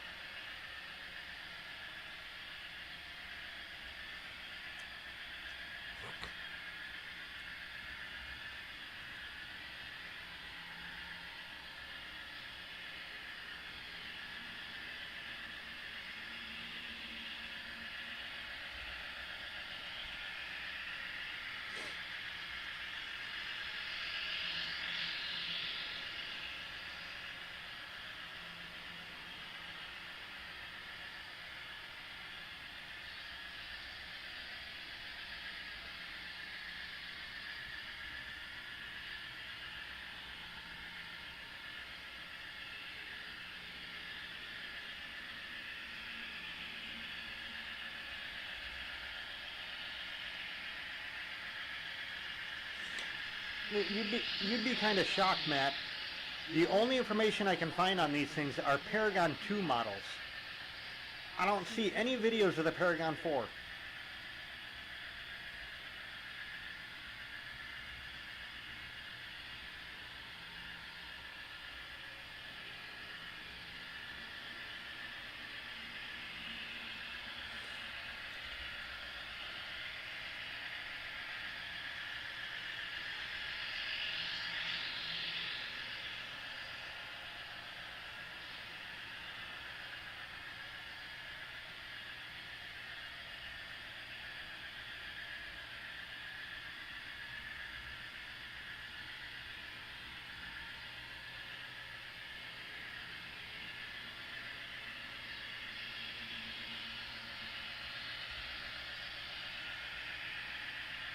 The more I run this, the more I kind of want the other unit.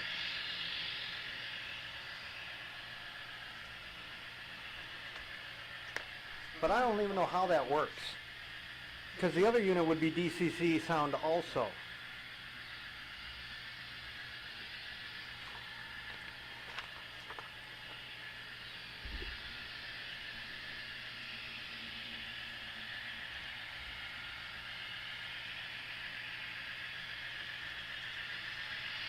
You're gonna shit a brick when you find out what car I missed.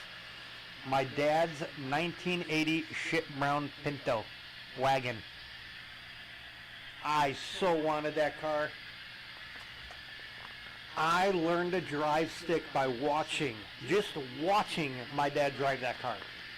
First time I got into a stick car, it was a $125,000 something or other, I don't know. And I had to drive it down the street to get it aligned after an accident. Because I worked at the body shop.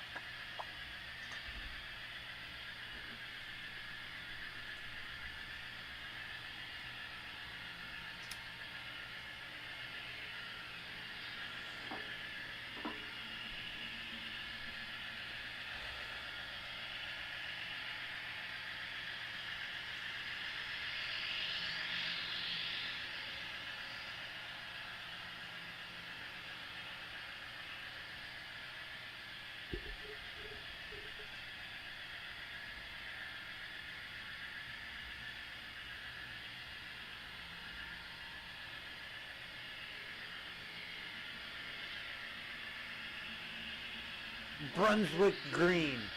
That's what it is. That's the color of the Pennsylvania. Brunswick green.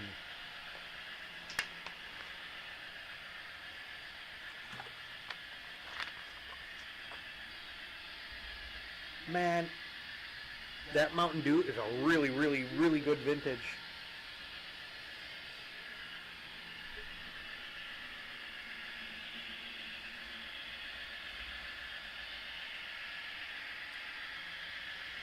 The oldest car I've ever driven, the first time I drove it through the paint booth at the shop. It was a 1955 Cadillac Eldorado, my boss's car, one of his daily driver, fully restored cars. And he never mentioned that the transmissions were way different back then.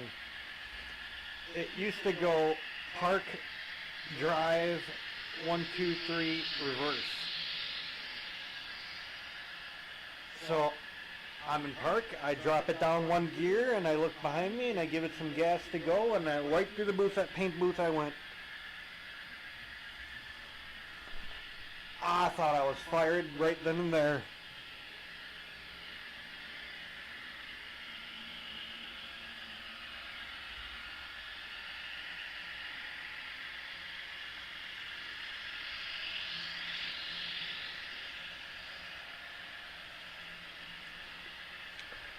I mean, I laugh about it now, but at the time, man, whew.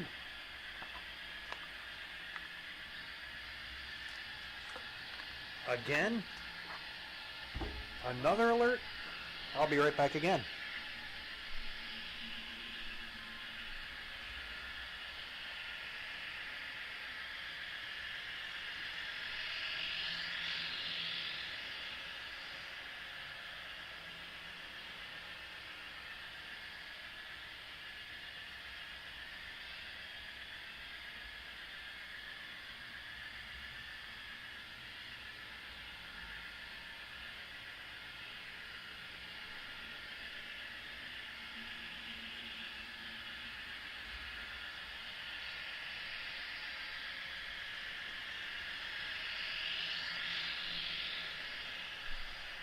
Well, that's a new one.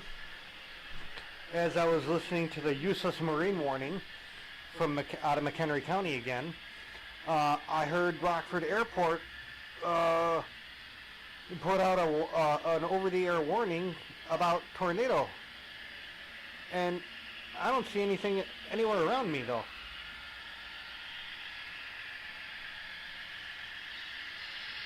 Then again, airport, they do talk for, long ways, so.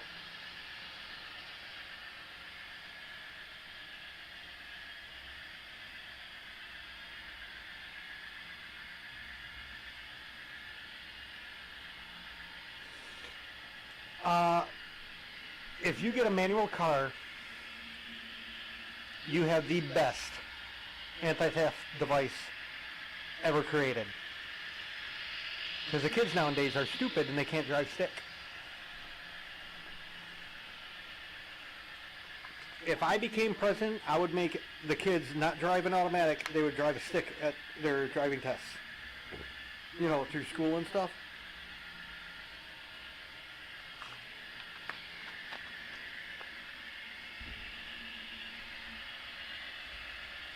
I had a stick for a while. I hated it. Only because I hated what it was.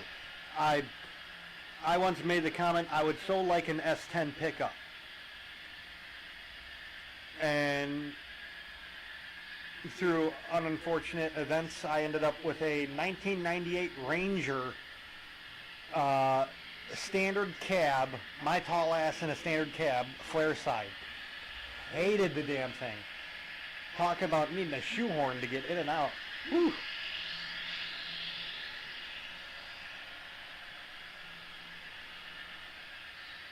That was one of my stipulations, was if I ever got a pickup truck, it would be a extended cab, so I could put the seat back. Hey Eugene, what's going on?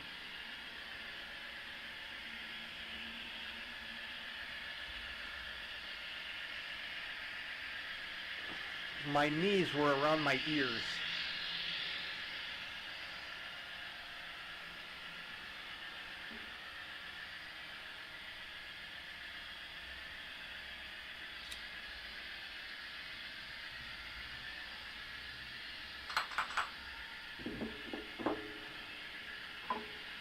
I need more tobacco.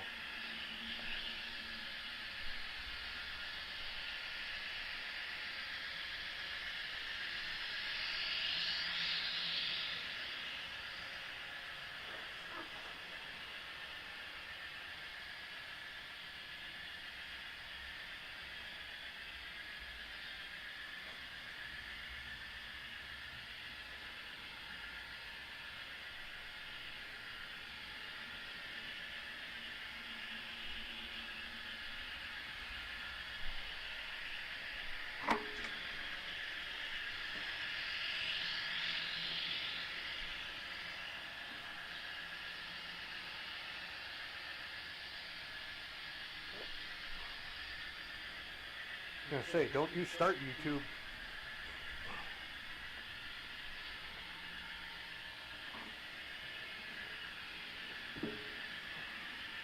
I will go to wherever you are and rip the power cable right out of your power supply.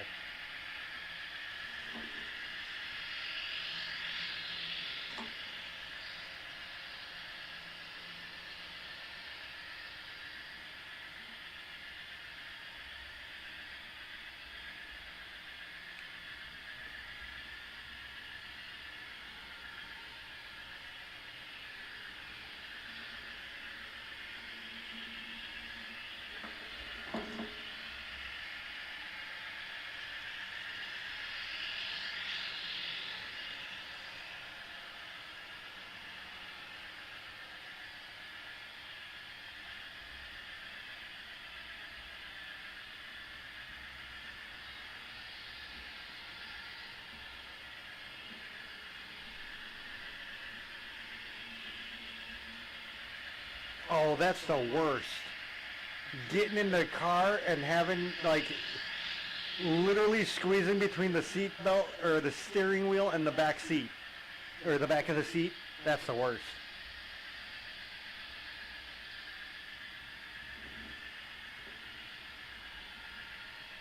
My favorite is when they're short and they gotta raise the seat up really tall. And you know, now your neck is kinked because your ear is touching the ceiling.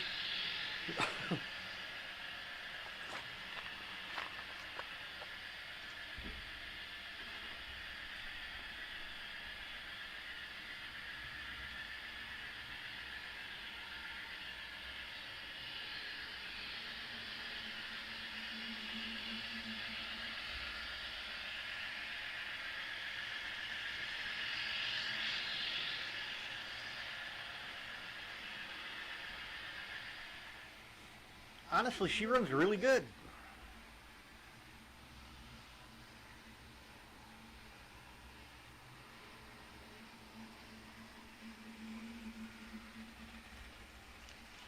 I think the majority of the noise you're hearing is the actual wheels.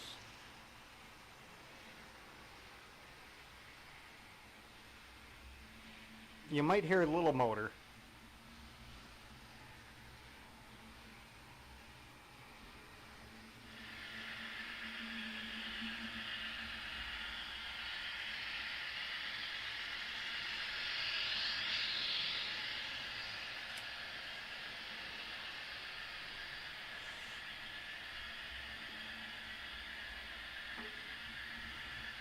Oh, damn.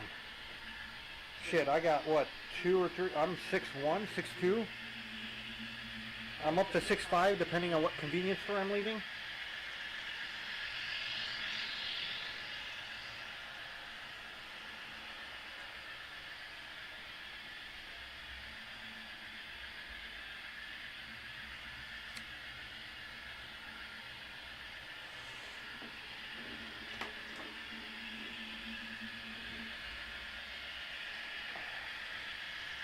So what's this look like under the different lights?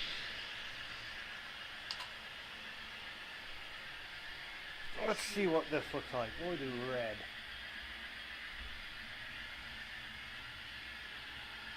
Okay, so that makes it look pink. Does the green still make it look black and white? Yes, it does.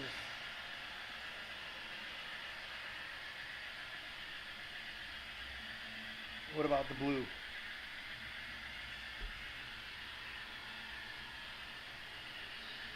That just makes it look black.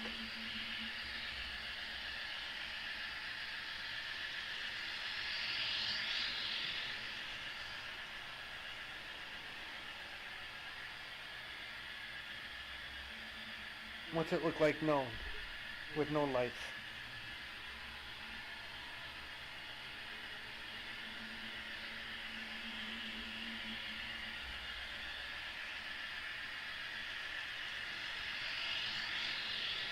No, actually, fish tank lights.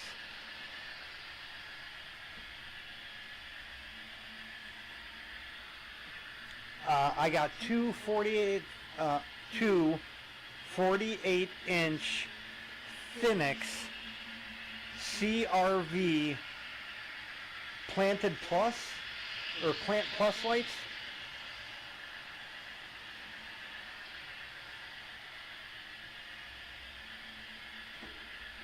I had these for live plants on my fish tanks, and they're about $300 a light.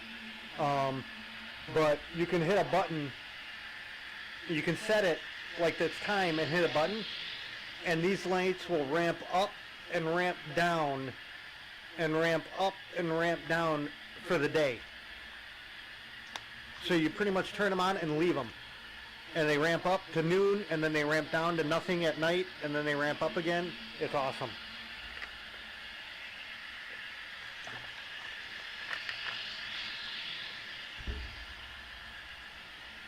I can do lightning storm.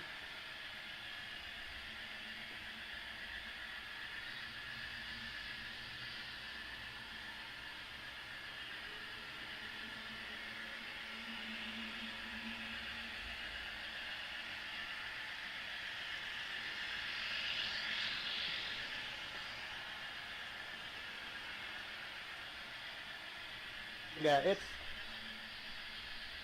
complicated stuff over here.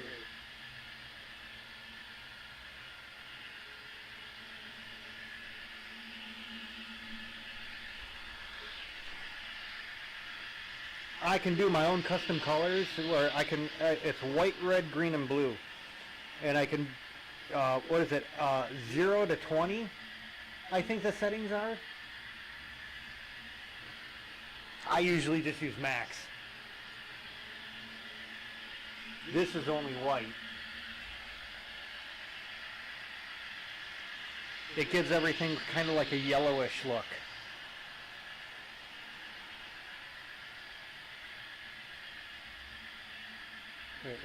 Yeah.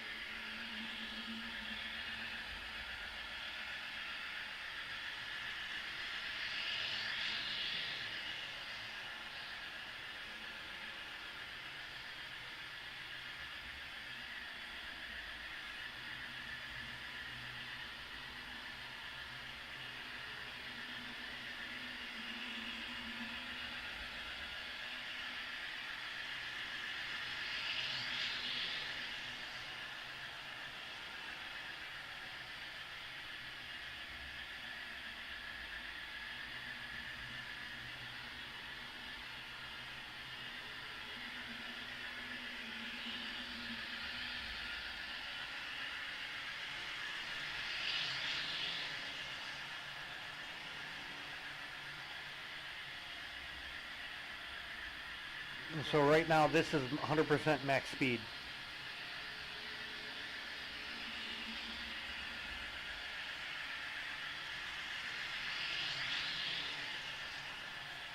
Well, I shouldn't set my max speed with the 195 setting. Like I said, the stock is 230. And you can do it up to 255.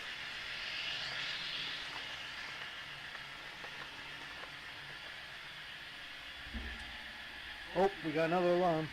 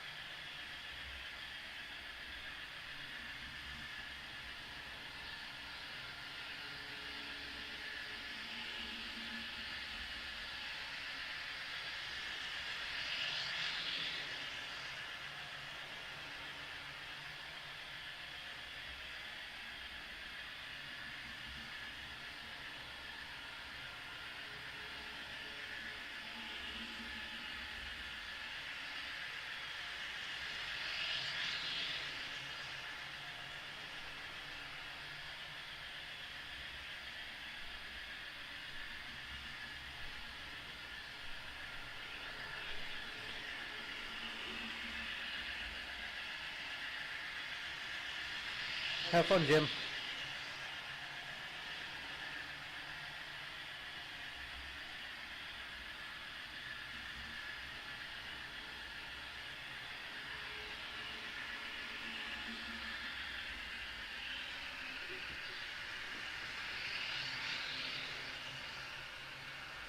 Oh, my puppy's having a good dream or a really bad one. He's all yipping and whining and shaking, and I think he's dreaming about running.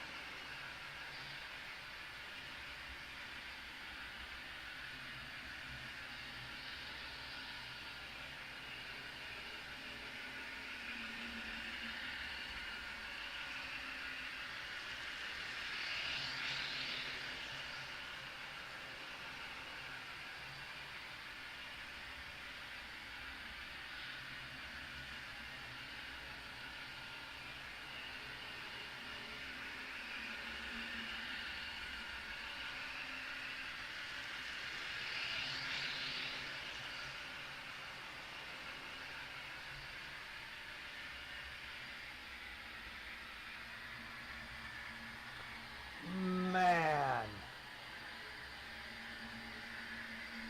Wow. It was like someone just took a sledgehammer and hit me right in the side of the leg just now. Woo!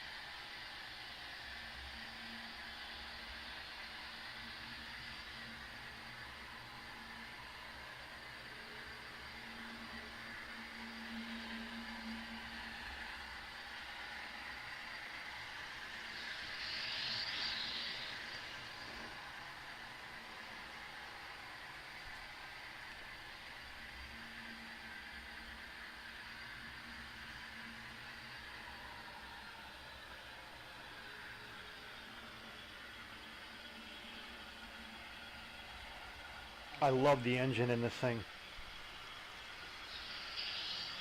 The sound is awesome. That old engine clunky sound. It doesn't sound like a vacuum.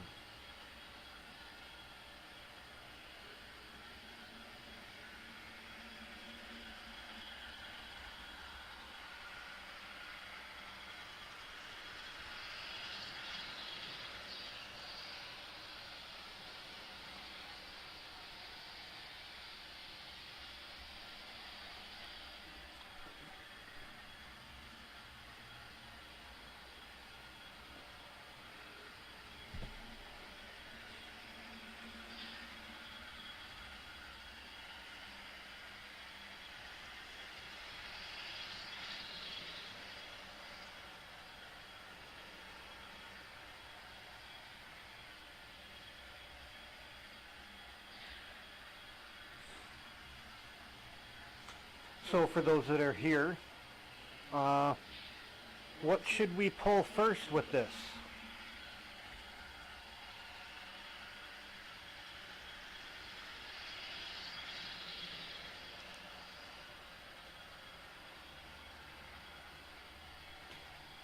Because we're almost done.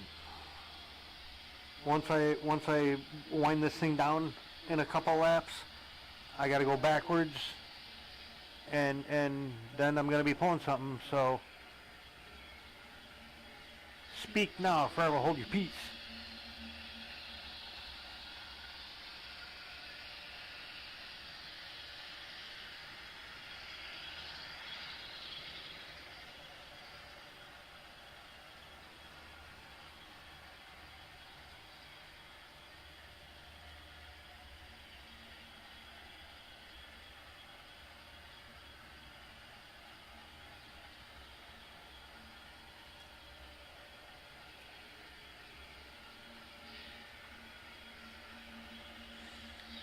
I wonder what that would feel like for the actual dude in the cab when it turns, because the actual locomotive, it turned like that.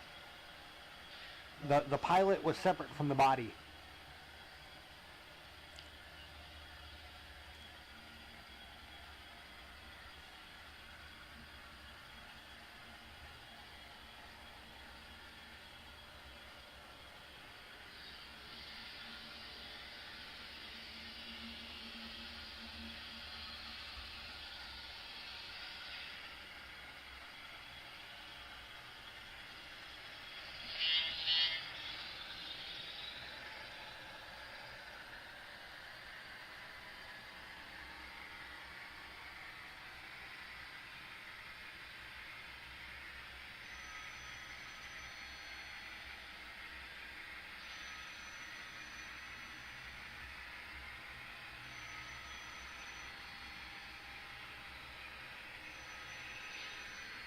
Oh, it is a phone.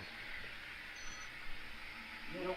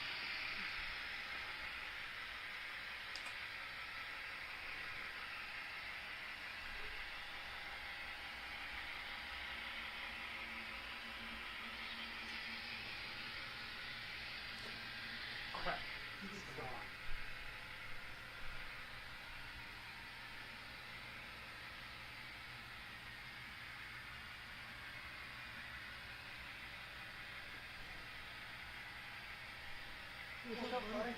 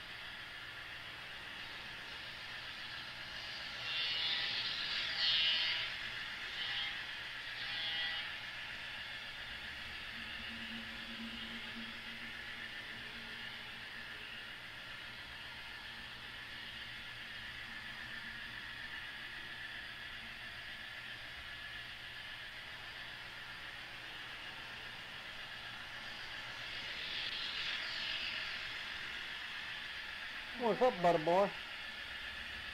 What you doing?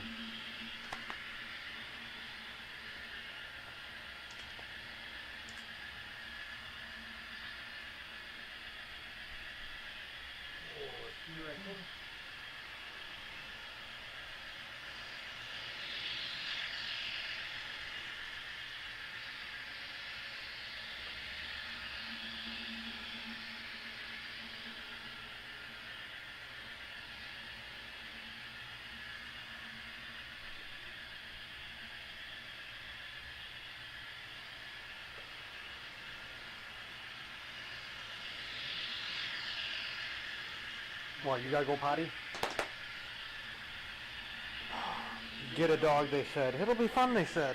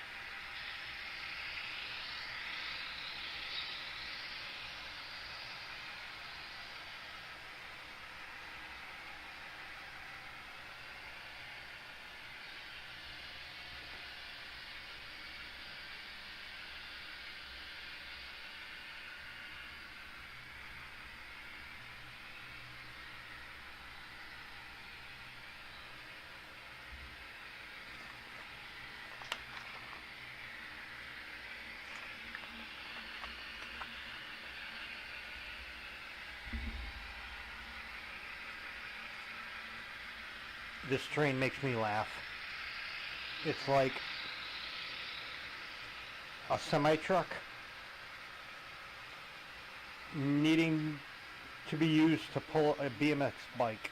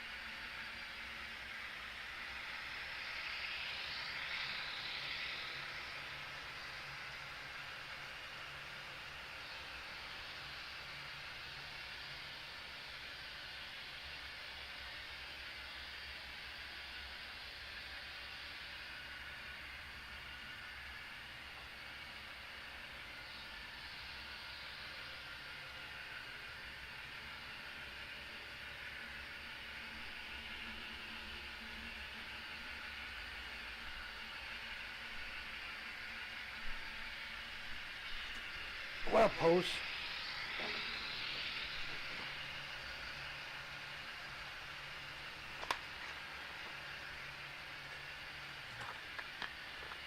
Yeah, this is my newest locomotive. I got this yesterday? Yeah, yesterday morning.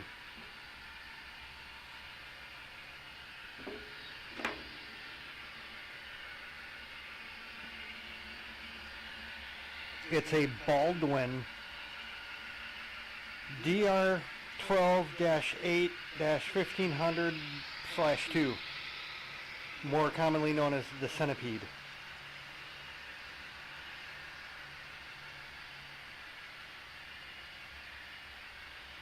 I did that with my second layout. It's still on the ceiling at my parents' house in the basement.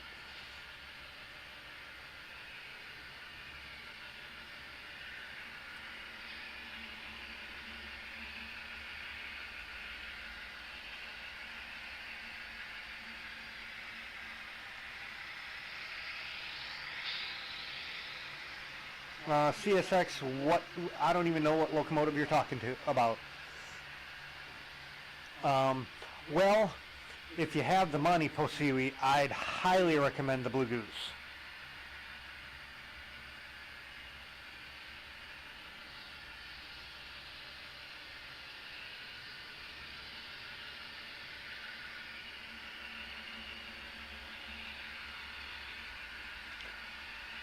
Okay, can I do this?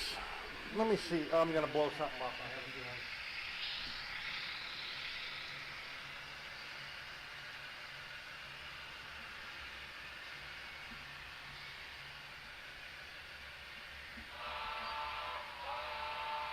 I knew that was going to happen too.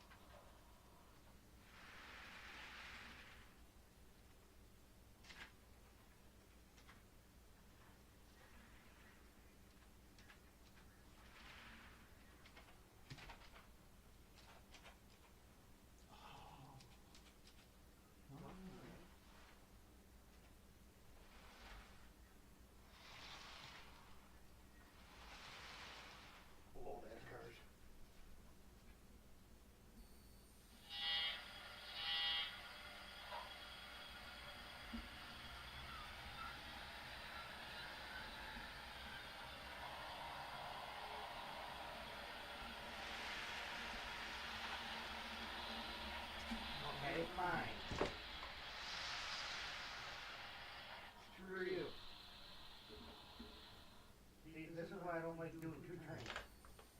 Goddamn crazy stuff.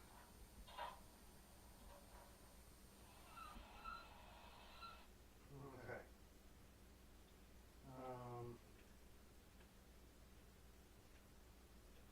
About 30, or about 58, 32.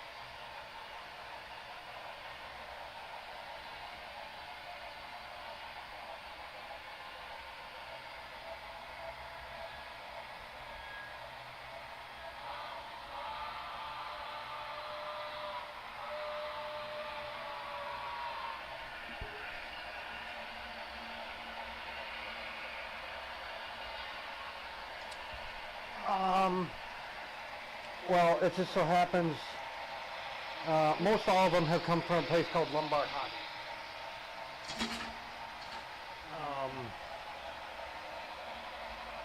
Most of them are all the same company, BLI.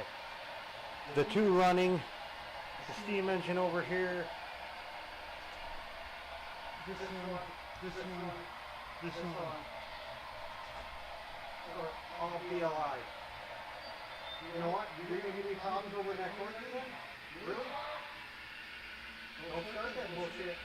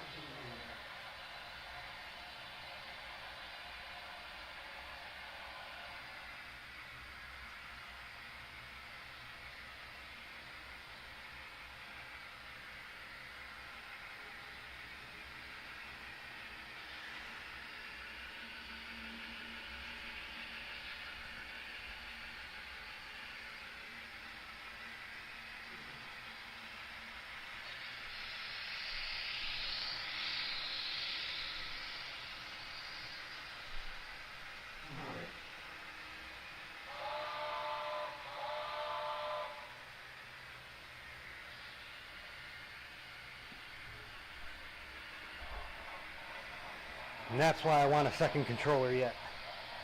It plugs into the back of the one that I have now. So I can at least control two. I can control multiple trains, but with two controllers I can do them both at the same time. Because right now the outside loop is just on autopilot.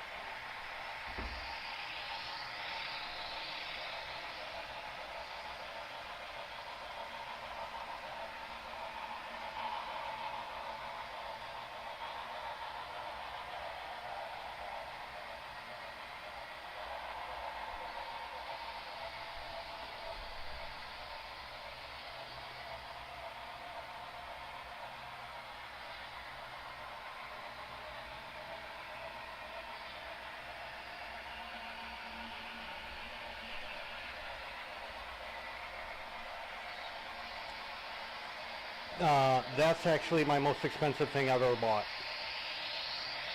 The Blue Goose.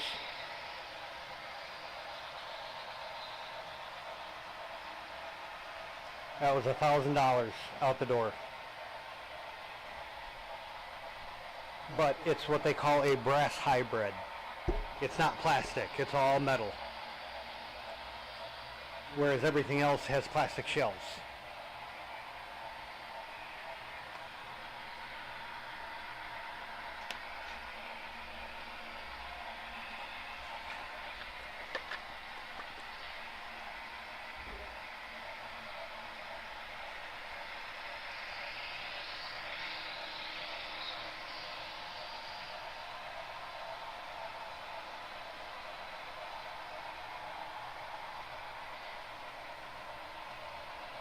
So how you been doing, Vasily?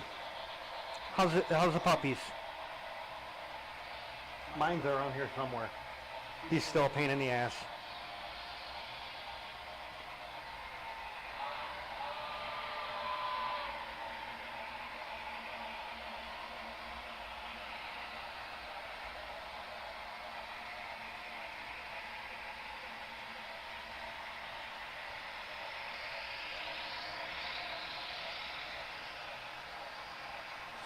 Lombard Hobbies. It's a place in Lombard, Illinois. It's the closest place around.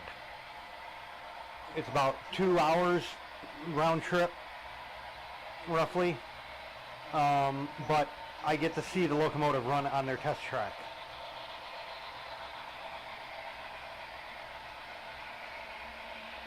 The only one I did not get to see run is the gray with the red nose. Because that I actually bought straight directly from BLI's outlet store. It's a refurbished unit.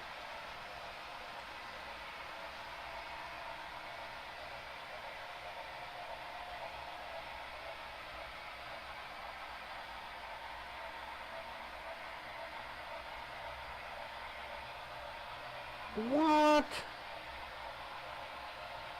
You got a John Wayne Gacy puppy? That's crazy. See, that's why I'm scared. I would love to get a puppy right now, because D's on his way out. But yeah, with his past, I think he would just eat it.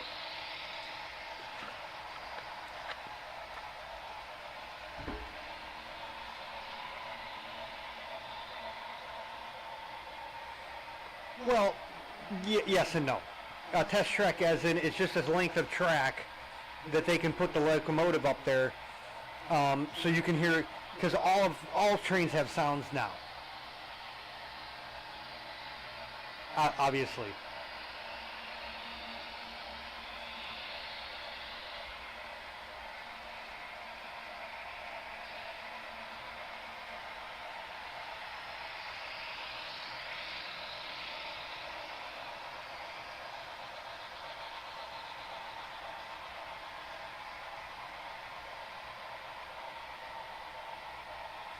Man, I can bring a yardstick over and smack it over its head. I mean, that's about as much as I can do nowadays.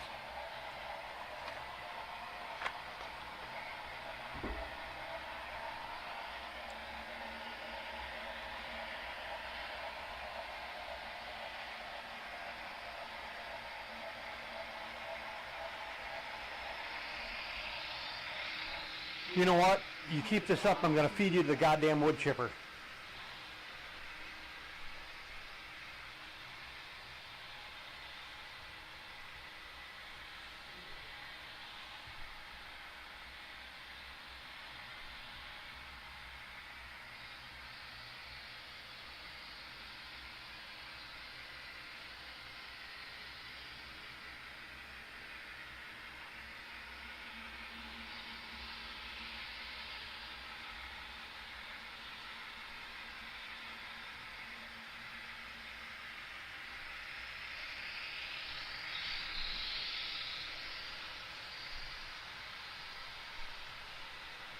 I have not used rail tacks since the last layout.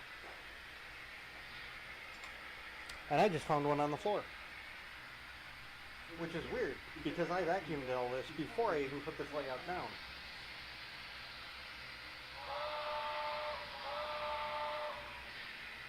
You get your butt over here, because you're going to get work done.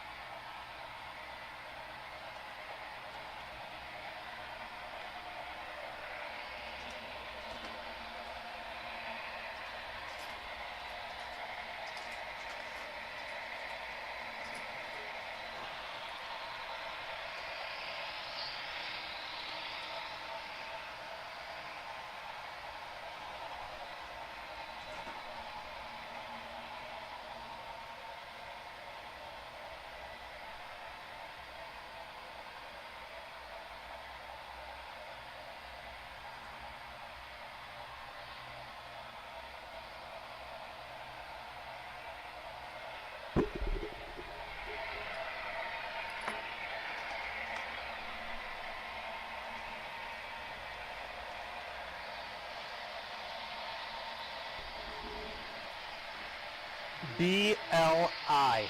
Just remember that.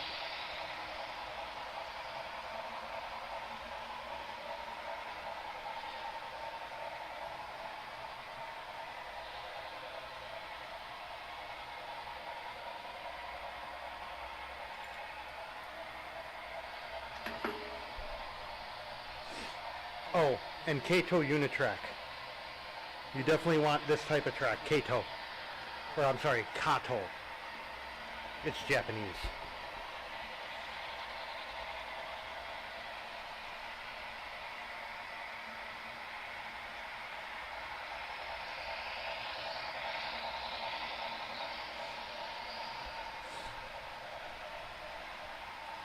I walked out into the forest a couple months ago, and I haven't been right since. I screwed something up in my hip.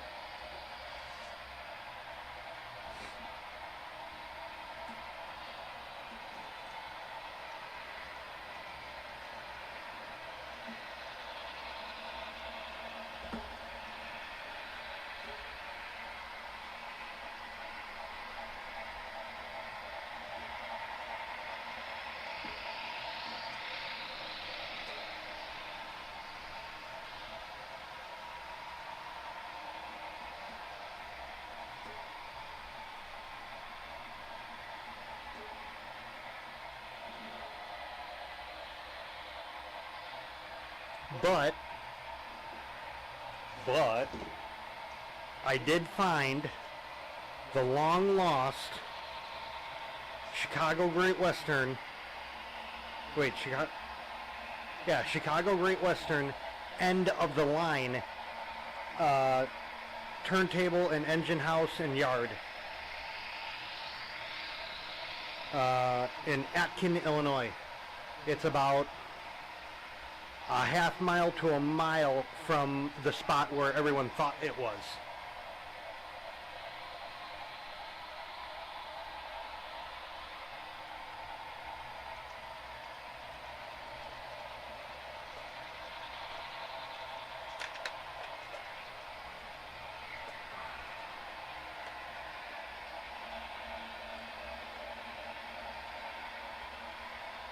They stopped using this area in like 1890.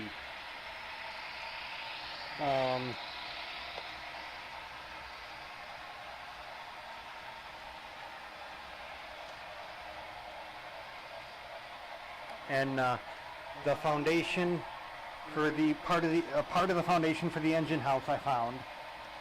Part of the retaining wall for the turntable I found.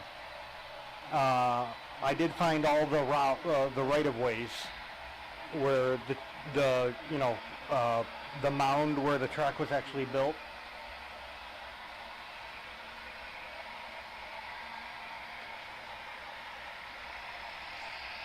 Oh, I don't know. I'd have to look.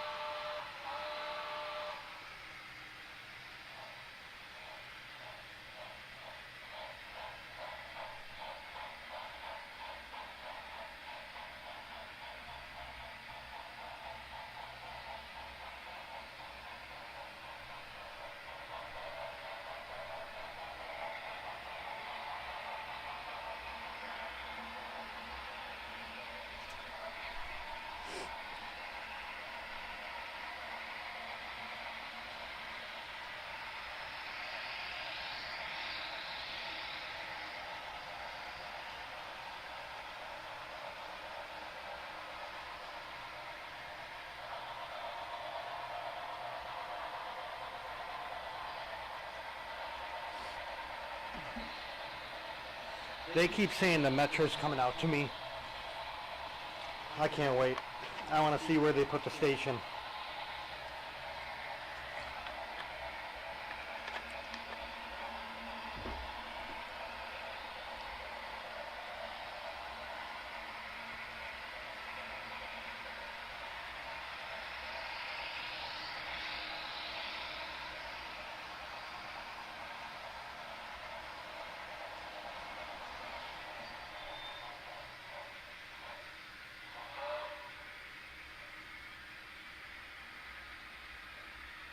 You know what? At this point, I'm about to just buy a whole new car and bring it out.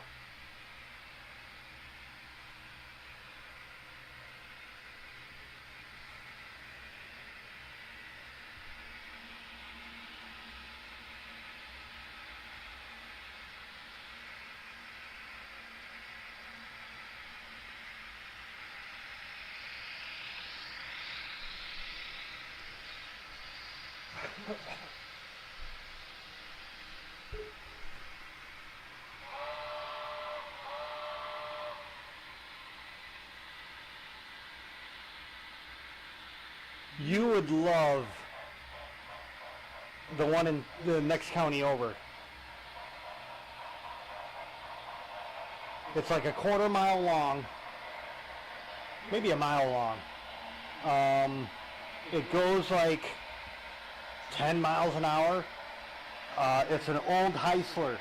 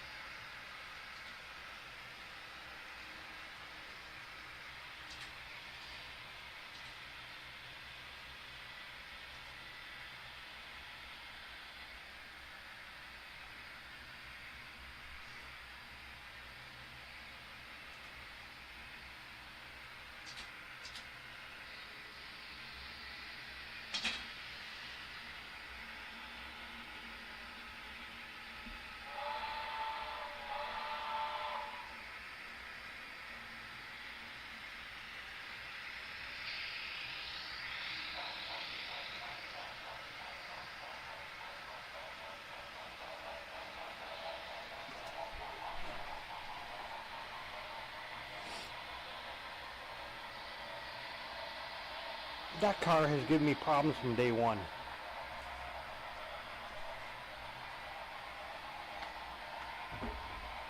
Which is fine, because that's the AHM car, and I actually want the IHC car.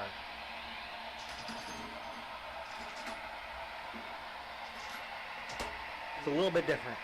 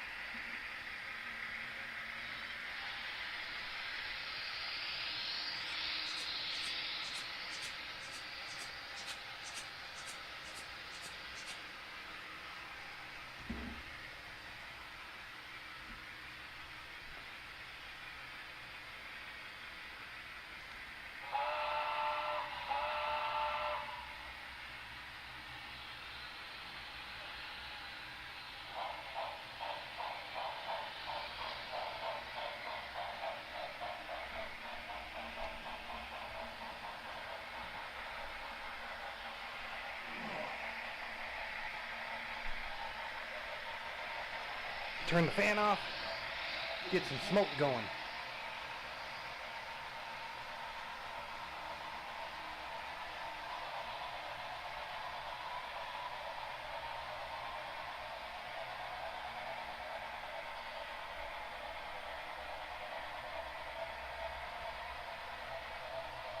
Oh, you're going N scale?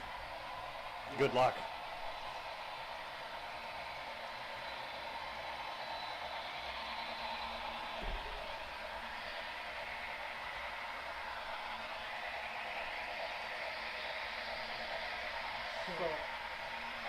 So the locomotive I'm going to show you is the N-scale version of roughly the Blue Goose.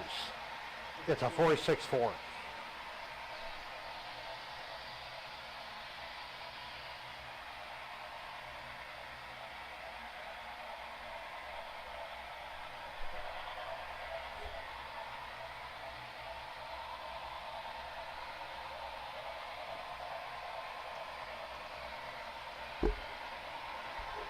This is HO scale. HO is so much better. It's it's just easier to work with.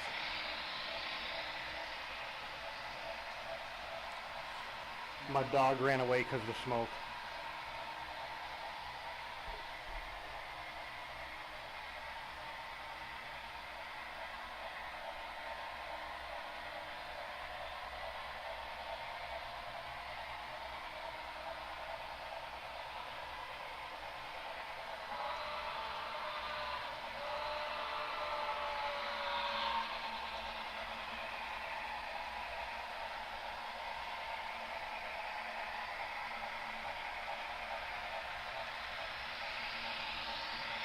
Yeah, I use a lot of smoke. I upped my smoke units so it looks better on camera. Trust me, it looks like a Cheech and Chong reunion in my room right now already.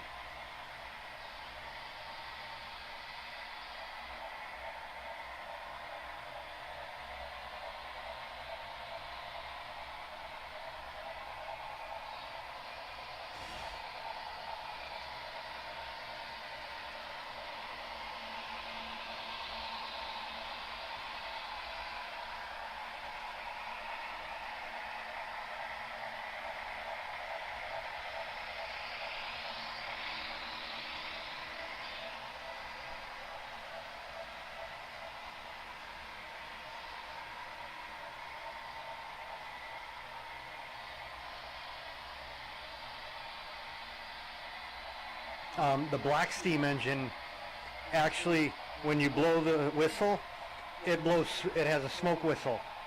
The blue one doesn't. It should have, but it doesn't.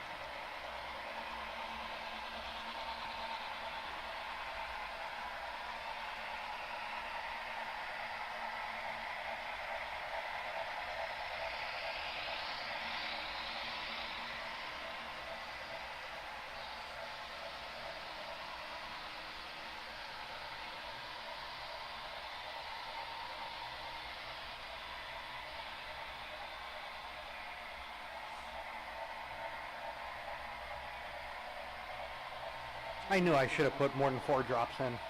Oh well.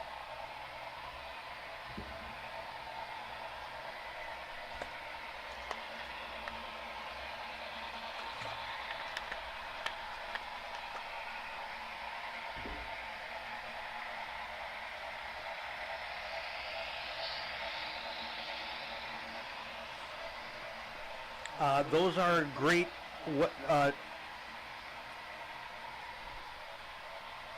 Great Northern, yeah. Oh, so many names. Great Northern over 50-foot over land cars.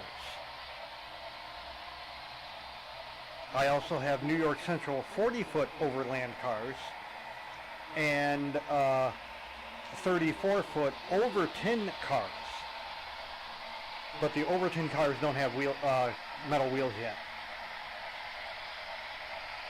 I actually just got this set that's running right now, and then I went and bought the interiors and I put the interiors in.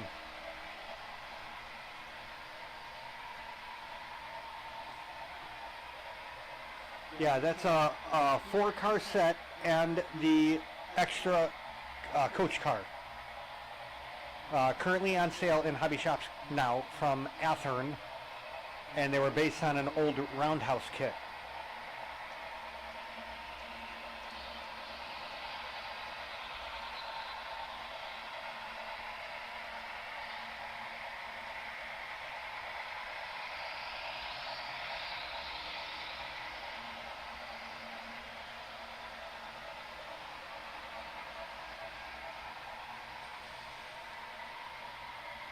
Never had any Kato HO. N-scale diesel, top of the line. N-scale steam, yeah. Honestly, I wouldn't even buy their steam. I had their that FEF from them, the 844. The pilot would always fall off because it was a twist-in pilot. The front set of wheels. the traction tires, the rubber around the wheels would keep falling off. Their diesels, top of the line. The F units and E units, loved them. But, you know, the old saying, once you go BLI, you never go back, is 100% true.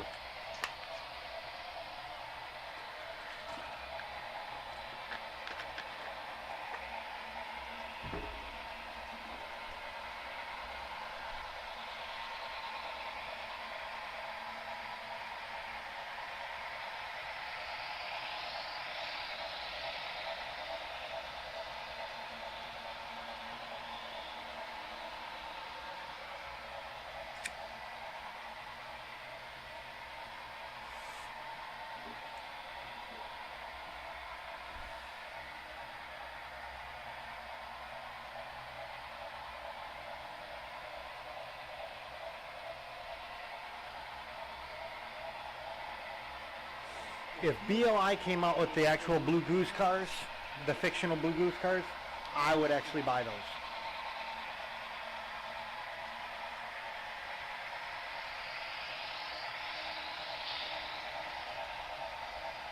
The bad thing is the Blue Goose cars were made in the 60s, 70s, 80s, and 90s, so they're ancient. The ones that I have are from the 60s. /70s. The ones that I really want are the 90s ones. They come with metal wheels. I want to say they're lighted. They have interiors, all that stuff. They have knuckle couplers. These come with horn hook, plastic wheels. So you got to fix the wheels. You got to replace the wheels. You got to replace the couplers.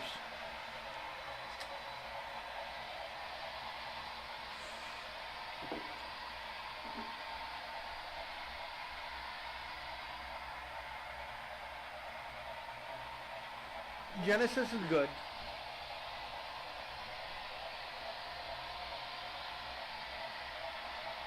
I mean, shit, Athearn is great. All my engines used to be Athearns, except for the original Blue Goose was a River Aussie.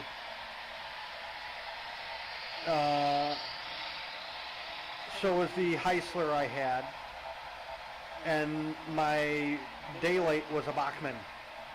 But all my diesels were Athearn blue boxes.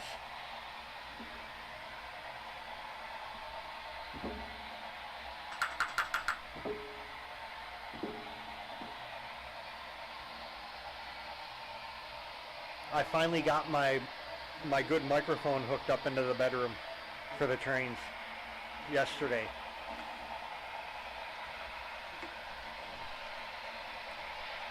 I had to buy the amp for it and a 25-foot cable to get into the computer.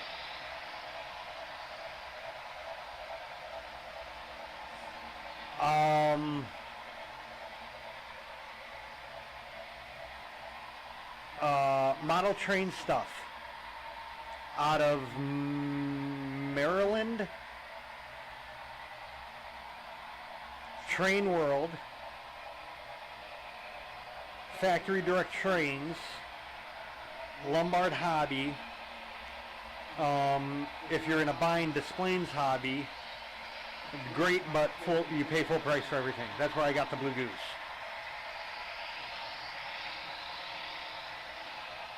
They were the only ones that had it.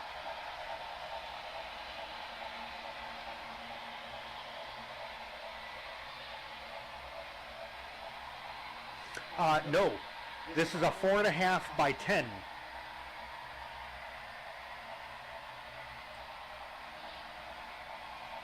I'm able to do 22 and 24-inch radius with an extra line to spare. The passing siding on the outside. So I could actually go bigger, but I'd have no passing siding on the outside.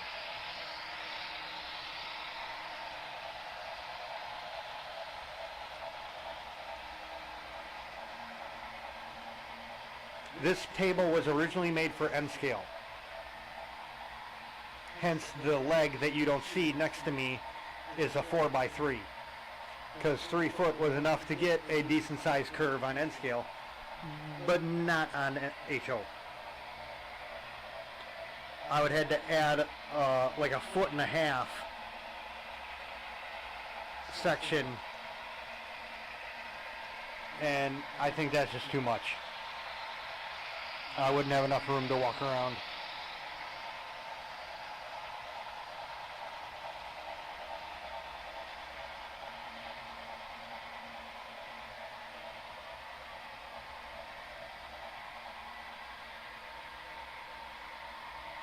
Okay, so the next thing I'm saving for is the secondary handheld controller.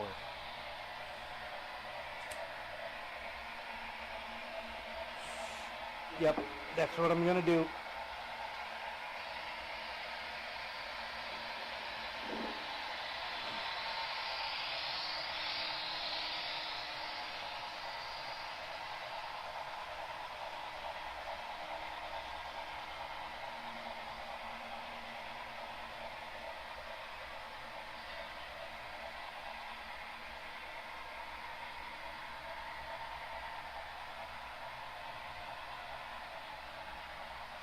Yes, but the way I'm doing it is I want to lay all my track first, because the first part of the scenery is going to be grass sheets, like Bachman and stuff sells them. They're just in rolls, and I want to make sure I have all my track feeded the right way and stuff, so when I make a hole through the grass part, it's not going to be a hole that I'll see at some point. Like, I'm still debating if I want to open this up a little bit more, because I can fit, if I wanted to, I could spread this out another 60 millimeters.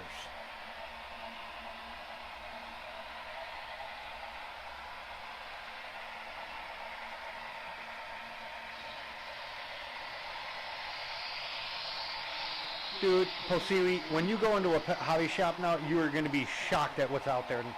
Man, let me tell you. All this stuff is computerized now. All these locomotives are like mini computers.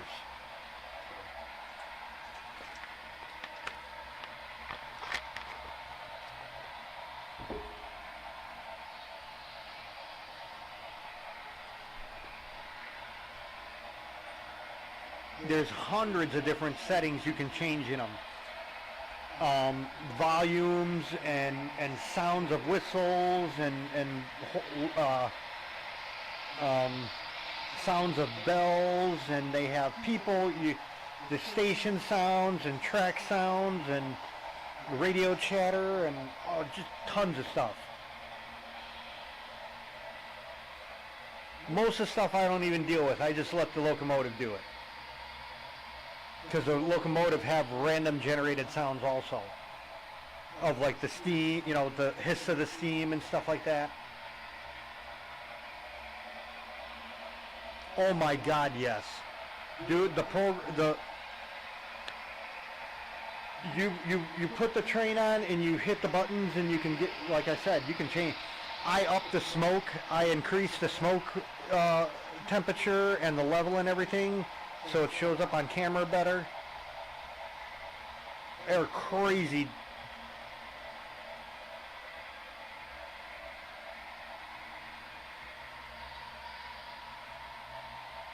Oh, you know I read through typo. Shit, man, you should see me type nowadays after the heart attack. Oh, man. I, like, fried my brain. I transpose letters like it was not going out of style. I don't even know how to say it.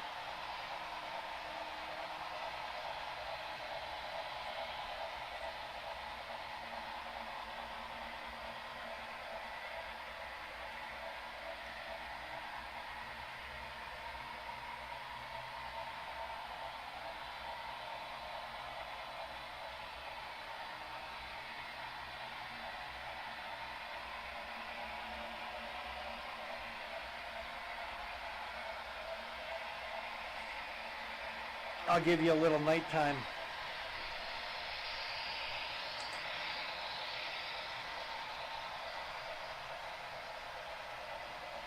As I fall over now because I can't see where I'm going.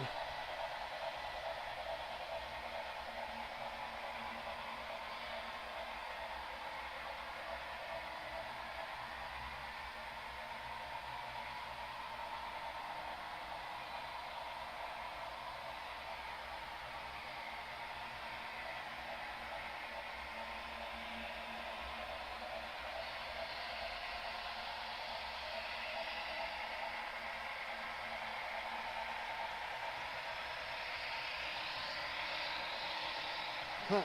The diesel's light is so bright it actually gives a halo.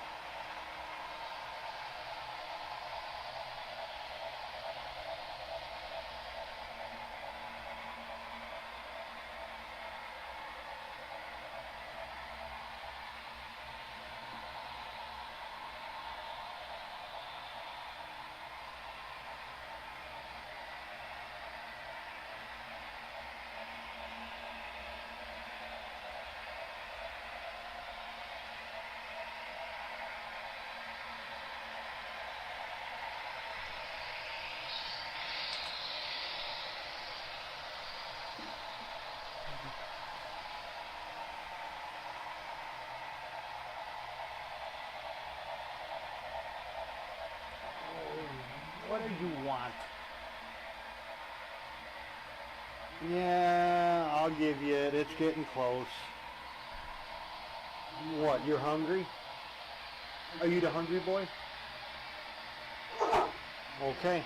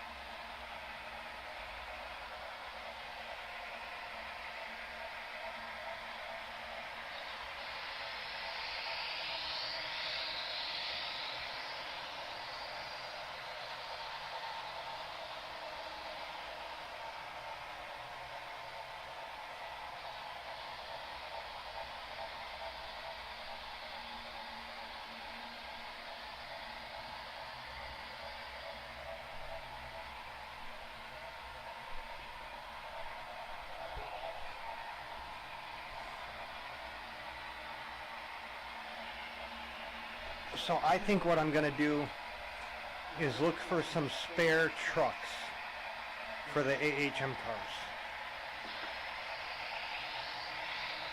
Because I think I want to replace that truck.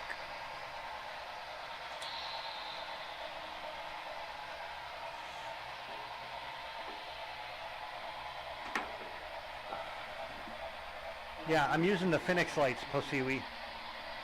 The two Phoenix planted pluses. That's what I have lighting the layout. Talk about overkill, right?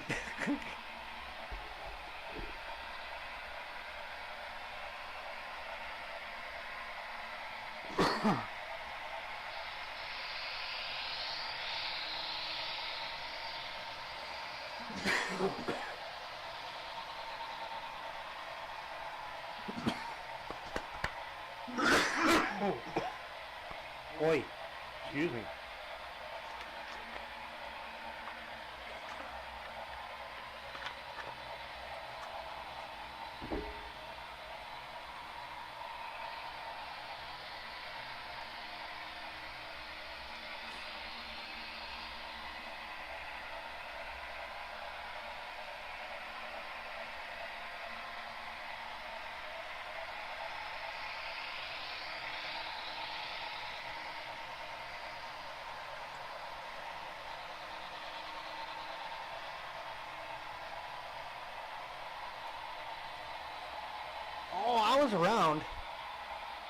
For a while, I was doing weather.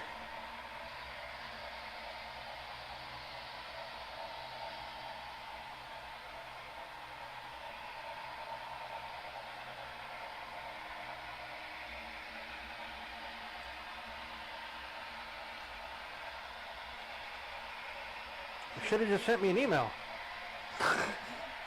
I know you have the email. Oh man, you would not believe it. I feel so damn old. These kids nowadays wouldn't know model railroading if it came and smacked them in the butt. Everything is built now. There are no kits anymore.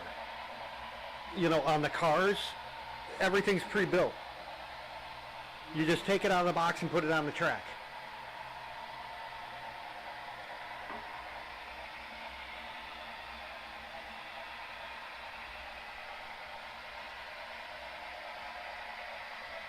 Oh, you're ready? Okay. I gotta let the dog out.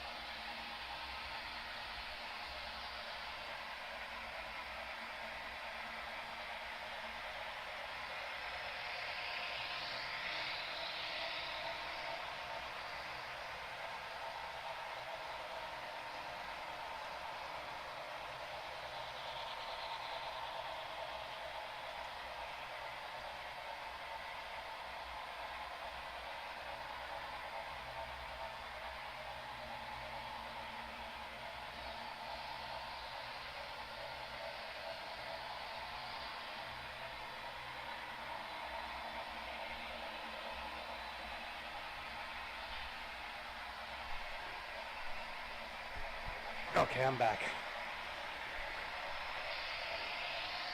Yeah, you're a big old butthead. You are.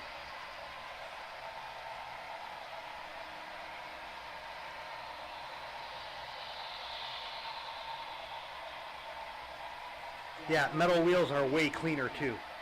Plastic wheels, they end up making a mess.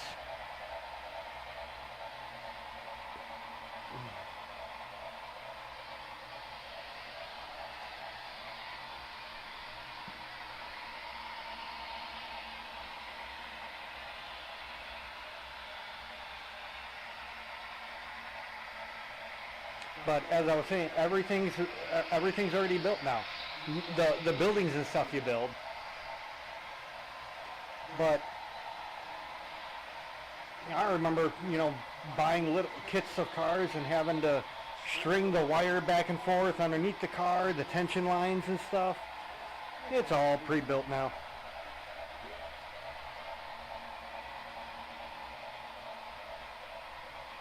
There is no modeling besides buildings in model railroading anymore.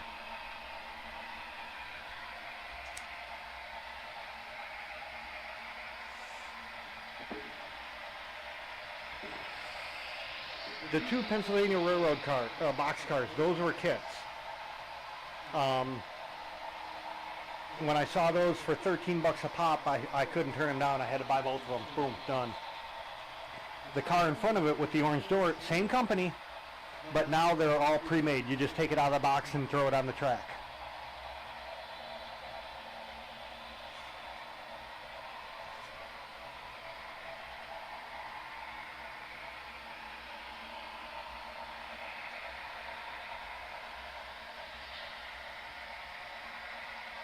Honestly, Kato Unitrack for track, Kato Unitrack for track, BLI for engines,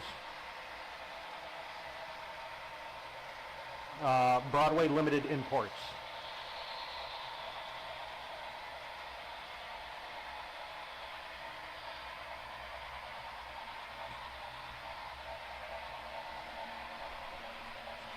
I had a scale trains for like a week. I ended up taking that back. I would definitely stay away from scale trains for the beginner. There was so much detail on that, I had detail parts falling off of the car, or off the engine. It ran over its own detail part and ripped it off the locomotive.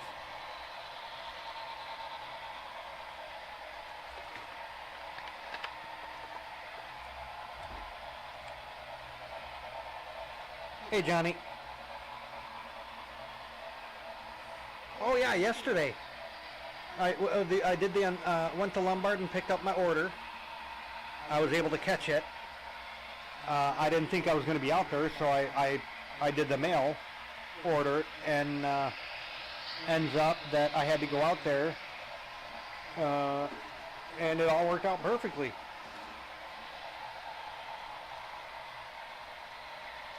The whole day just fell together perfectly. I picked up my pops. He needed to go somewhere. He got to where he needed to go right as they opened. Boom, done. My mom wanted soup. Went to Panera. They didn't have soup yet because it was still in the morning. It was like 9:30 or 10 o'clock still. Drove out to Lombard. Got there pretty much 3 minutes before they opened. 2 or 3 minutes before they opened. Had to hang out for a little bit while they grabbed my order before they shipped it. That's when I saw the orange door box car I had to get. Came home, put everything together. Or no, actually, then I went to back to the soup place because it was lunchtime now, and I was able to get my mom's soup.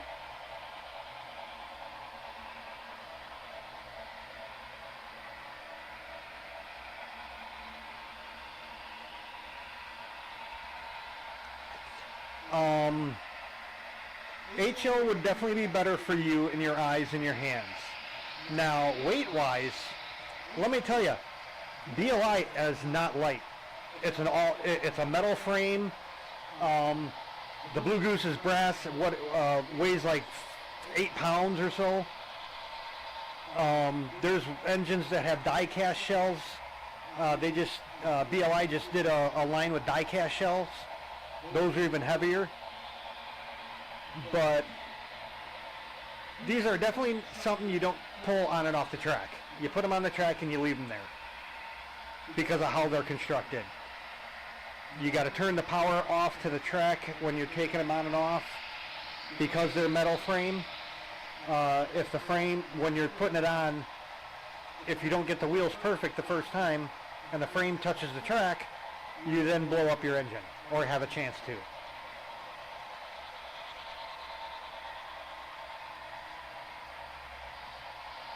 Thanks, Johnny. It's a Baldwin Centipede from BLI.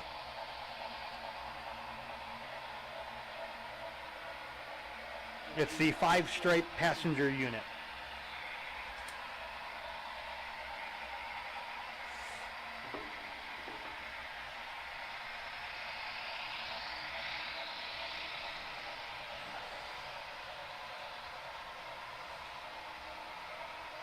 I mean, BLI is all metal. Every locomotive has a metal frame. The Blue Goose is a brass shell.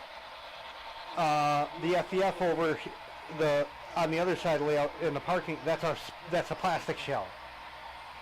All the diesels are plastic shell. The AC, or no, not the AC, the SD70 ACE is a metal shell. And that was like their first time doing it. So hopefully that takes off and everyone starts doing it. Because from what I understand, that AC, or the SD70, 150 cars, almost 200 cars or so.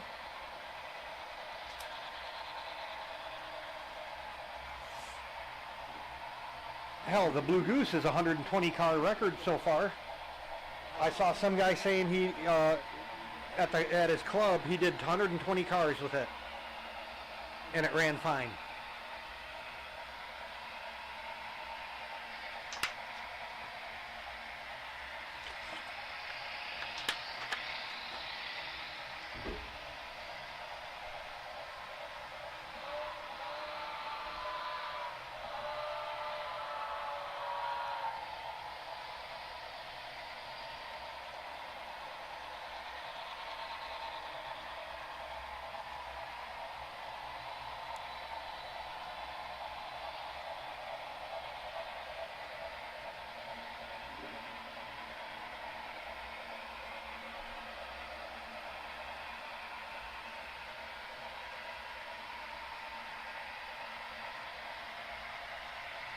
Honestly, I hear the steam more than I hear the diesel, which is exactly how I want it.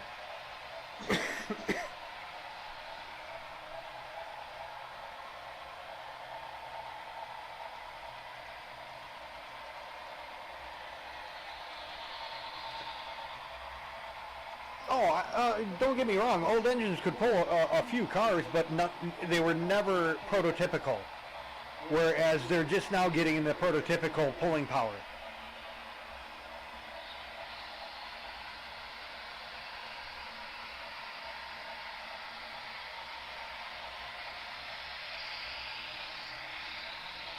I mean, I can't remember how many locomotives, then again, he did blow up the engine. It was a 4x8 layout. It was an old Rivarossi 440, and my brother put it on the track and put cars all the way around the track up to the front of the locomotive and tried to run it, and he blew the gear.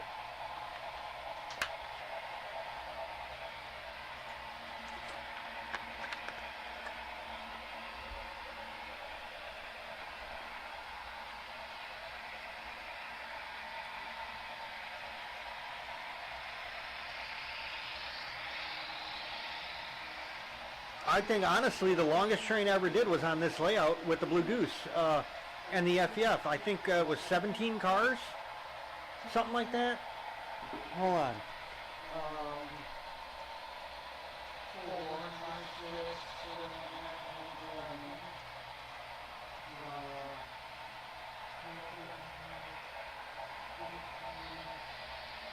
7, 17 cars.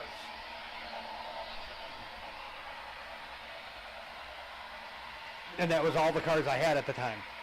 There were, you know, again, I don't run plastic wheels. Oh, this is plastic wheel. This is going to be couplers. We got to do couplers and wheels on these, and then the wheels on these. All these are done. These ones I got to work on yet.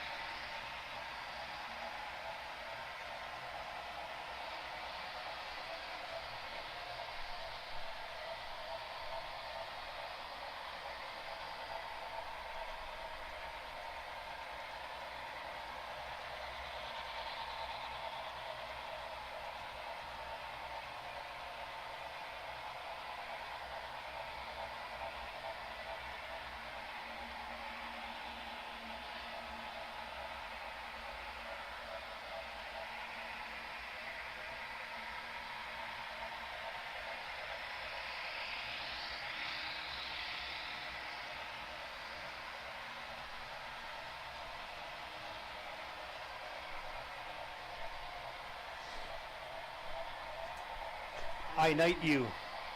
Suret Posiwi.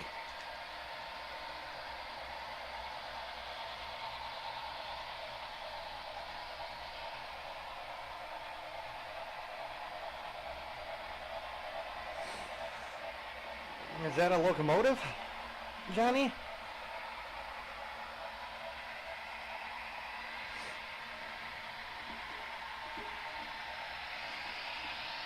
Yeah, y'all better watch out, because Posiwi, the admin power goes to her head. She'll start banning people left and right, even if they look at her funny.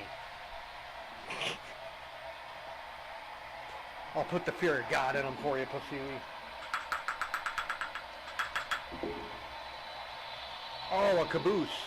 I am planning on doing a lot more cabooses, because I want to do a caboose train. It's just, cabooses are, oh my God. I mean, Jesus Christ. I was at the hobby shop, $100 bucks for a caboose. Screw you.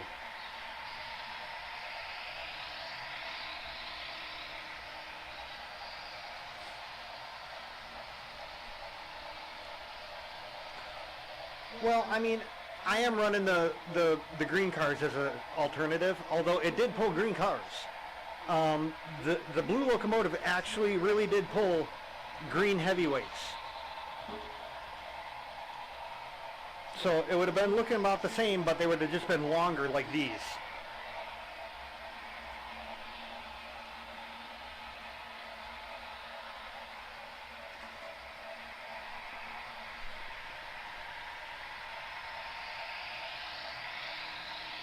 Oh, there you go. Yeah. Leo, he'll bite you and eat you.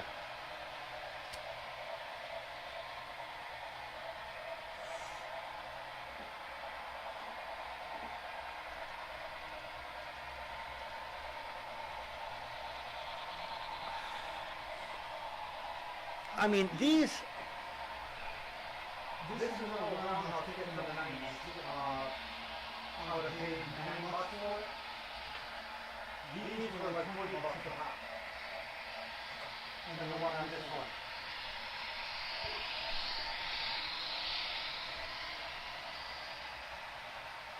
But yeah, I mean, some of these cars, they're crazy. $100, you know, it's lighted, and I can see that. BLI passenger cars, they have interiors, and some of them even have people in the cars. Okay, $100 for that. But when you have literally a caboose that's smaller in length than a dollar bill and no interior, I'm not paying $100 for it.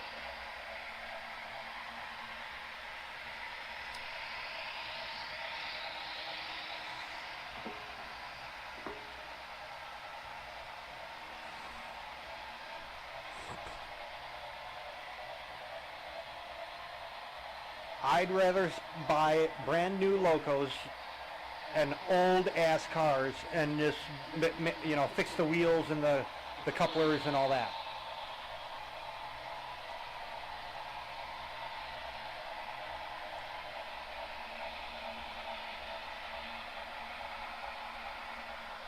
What was it? It was Transcendent or Transit, or it started with a T. Trent? No, that doesn't. I don't know. But they were crazy priced, and they didn't even look that nice.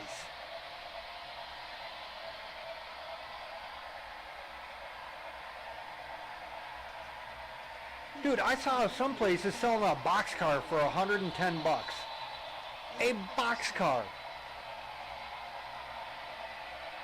For that price, there better be gold bullion in that boxcar. That's what it is.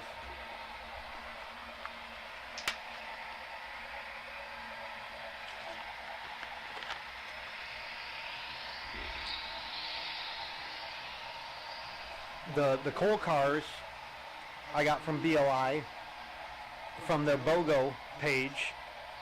You buy one, get one free. So I bought 2 of them, and I got 4, and each one is different.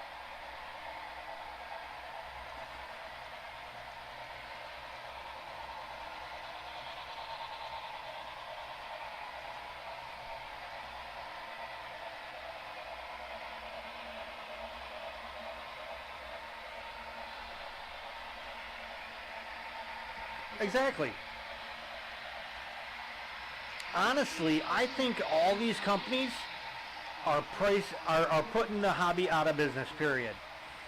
Because, I mean, BLI, okay, $400 or $500 for an engine, $800 for an engine, yeah, but they look good. Bachmann, I shouldn't be paying $300 or $400 for a Bachmann, period. They're $120 trains, even with sound.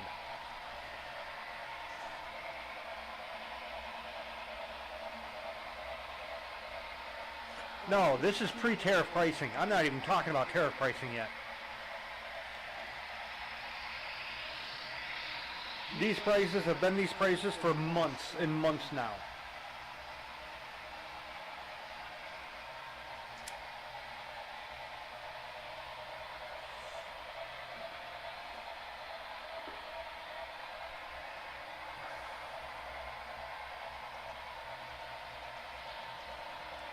I guarantee you when Biden was president, there was no tariffs anywhere. And they were this pricing under Biden. Trump is the one that did the tariffs. And that would have been since he became president in November. I always research it. I researched pricing before I even started trains again. Because I was actually going to go O-scale on this layout. Do a simple oval and O-scale, that's it.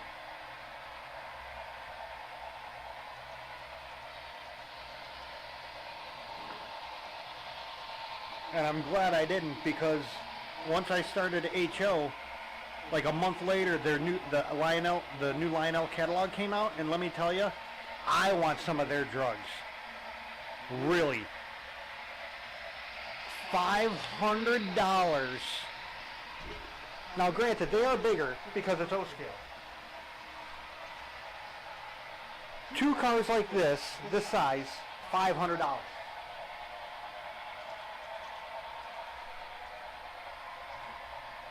They were the heavyweights. $1,000 for a 4-car set.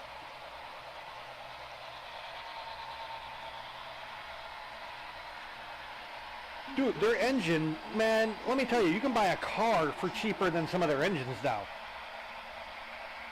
They used to be like 120, 130, up to 250. No, you're talking thousands. 2,500, 1,300, 1,500.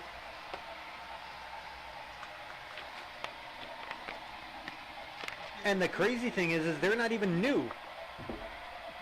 These are models they've been making for the past like 10 years. They slap on a new number and sell it to you for $1,500.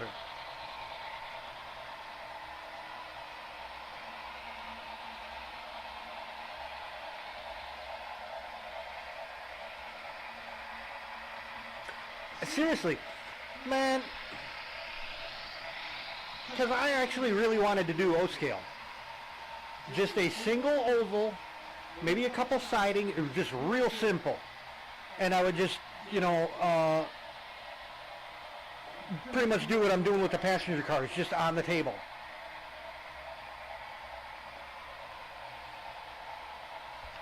And honestly, I would have. Because even right now, I can go get an older model at a hobby shop for, $150 or so. And I want to say it has sound and all that crap.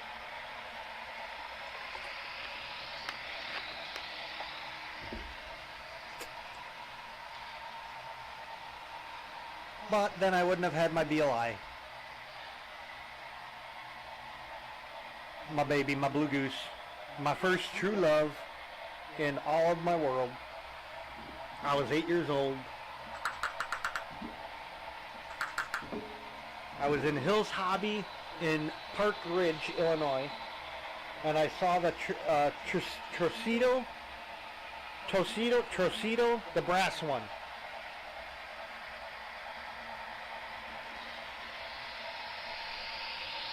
Well, he better be, otherwise he would lose his man card. I mean, come on, what man wouldn't want a big honking million-pound behemoth thundering down the rail.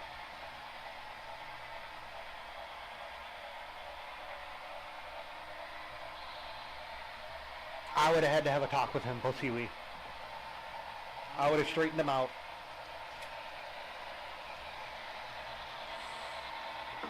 Oh, you probably haven't seen. Have you something yet? I'm still there. I'm still looking there. My Z. Oh, you didn't even see it, damn it. I'm still ZZ topping it.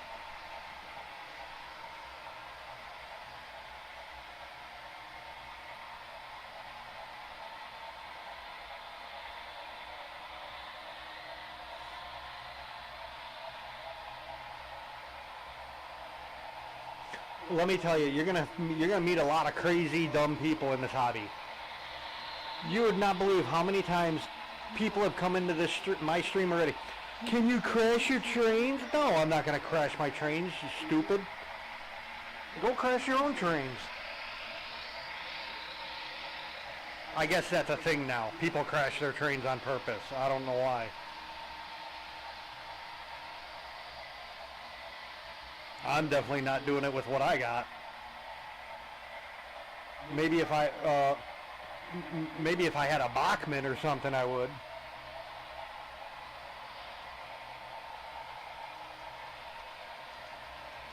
But yeah, the trains I'm buying are not starter trains at all. These are like high-end professional hobby train company.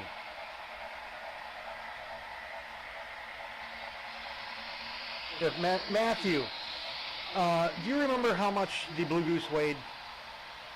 Preferably in pounds.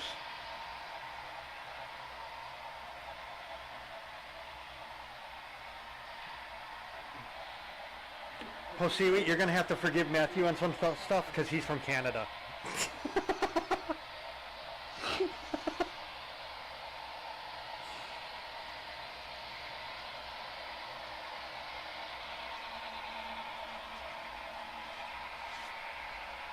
Yeah, what I'm pissed is he's from Canada, and he actually got my Blue Goose. He got his Blue Goose for cheaper than I could even find it one in America. And I couldn't even find one in America. I ended up having to go to the last place that had one and pay full price for it.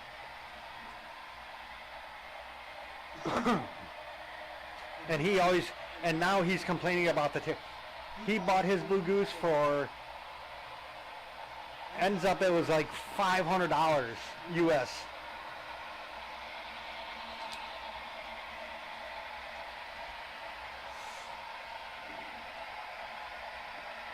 Because I think it was like $650 in Canadian, and I couldn't even the lowest I could find it was like $730 in US. But it's just gorgeous. They did like 5 different versions. He got the very first version with the skirts. I got the oldest 1953 version. Like his locomotive would match these cars perfectly. The Blue Goose cars, because his wheels are the dark blue color of the cars.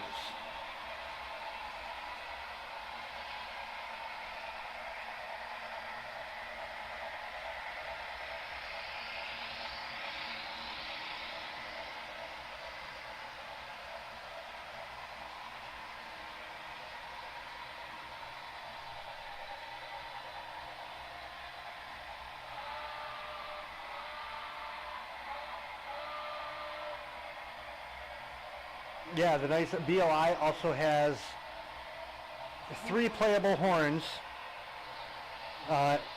It's all the same button.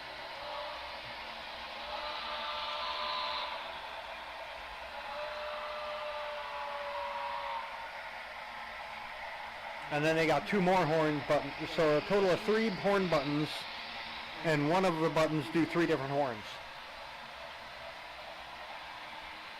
I don't know what you want. You're not eating, you already ate. You're not going outside, you're already outside. What, do you want to be up? Come on. You can be up. Okay, well, I'm not dealing with him. You want my dog, Pasiwi? He's pissing me off today.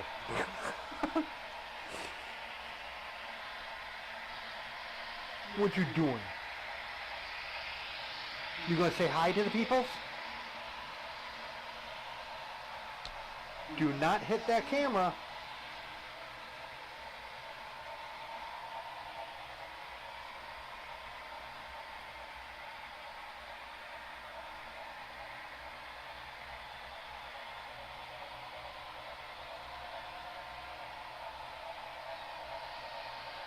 Oh, mine hates the muzzle.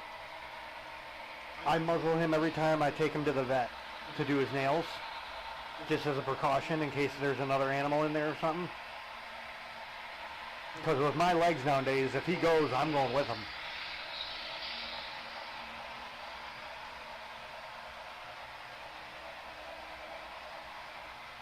But yeah, I'll show you the inserts on the overtons.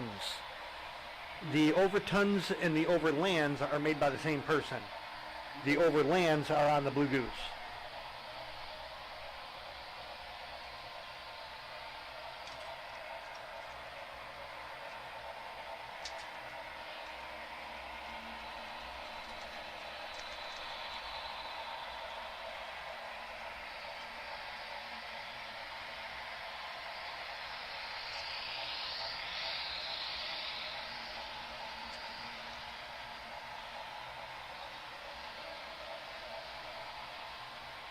You got a little bar, a bathroom, hot burner stove, couple couches, some armchairs, and this is the business car.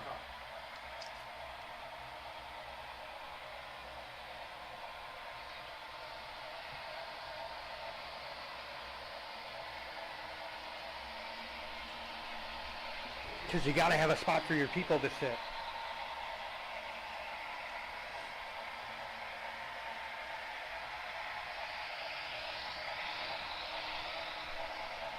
You know what? I think they should come out with muzzles for some of the people in the news.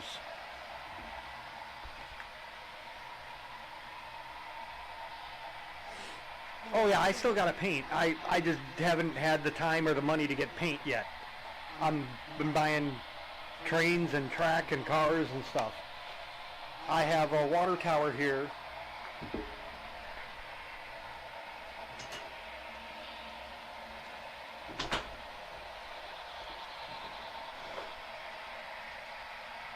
I still got to build. But I haven't gotten the paint for it yet.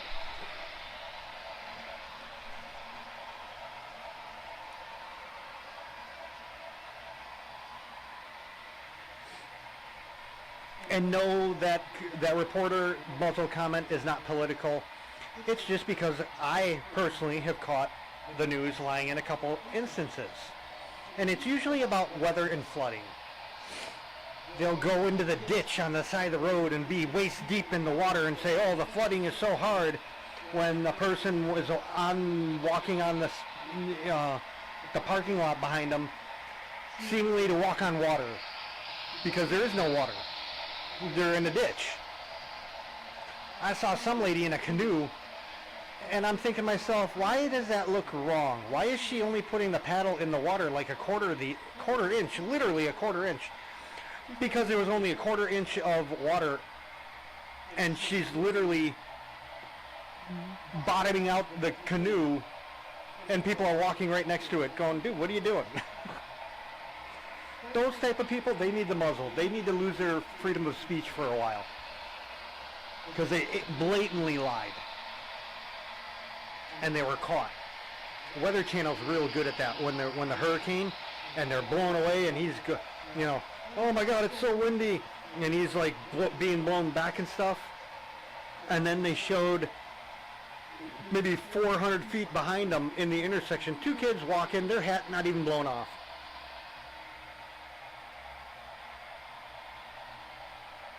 Yeah, it has nothing to do with news. It's all about the views. And that's not the news.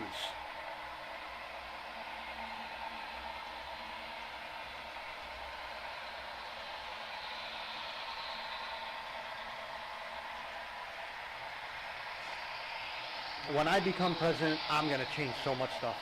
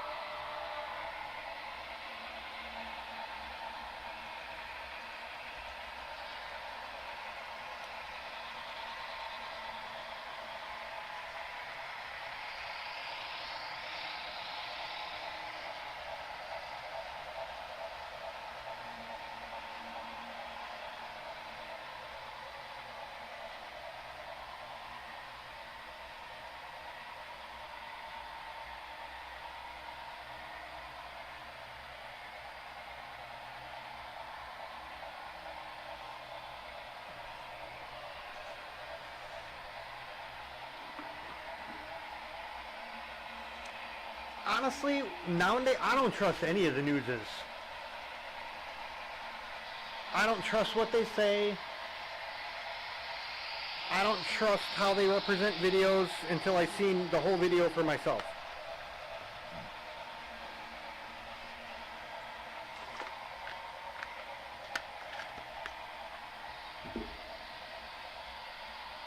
Like, I get a kick out of when they show a video of a dude like robbing a convenience store, and you can plainly see it's the same guy that they arrested, and they say he allegedly robbed a convenience store.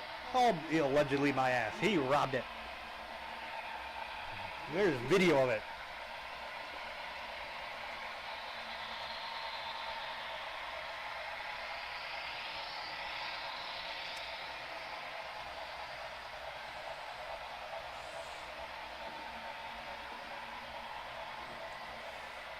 Just wait, Posiwi, because I have 2 locomotives that aren't even out yet that I already bought.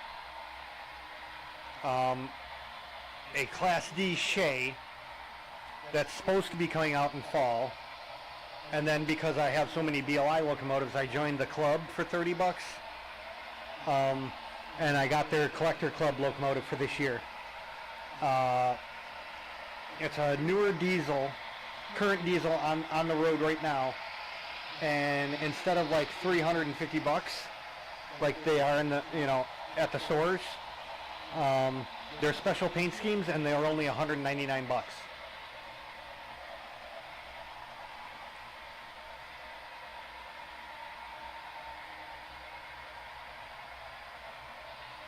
While it doesn't necessarily fit in my museum plan for the layout, it was a beautiful engine, and it was too good to pass up. It's going to be one of those visiting engines where it comes out every once in a while.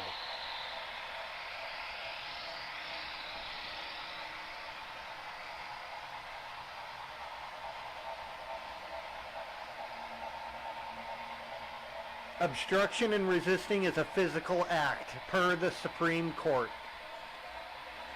Videotaping, talking is not obstruction.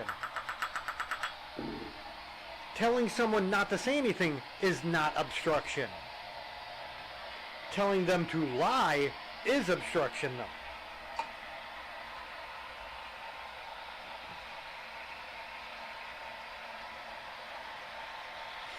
And I was actually thinking about that developer the other day.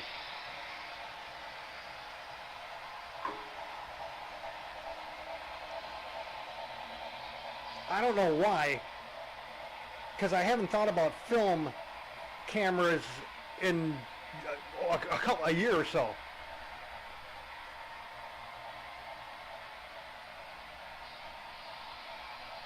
I don't know, my new car could actually make it out there and back. And it has a nice, it's a Panther, so, I got a big trunk and a back seat. I can put that sucker in there. I actually get to see your doggies.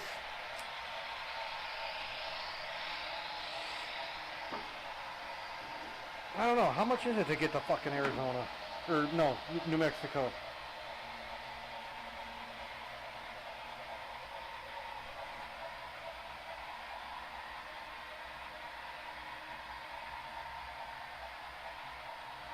Ooh, that would be a good...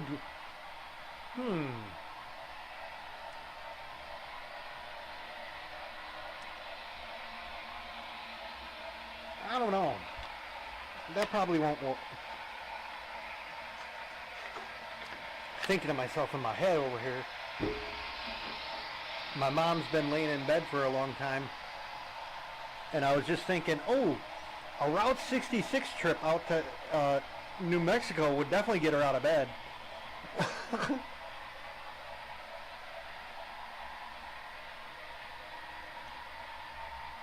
But then I'm thinking, yeah, she probably won't do it anyway.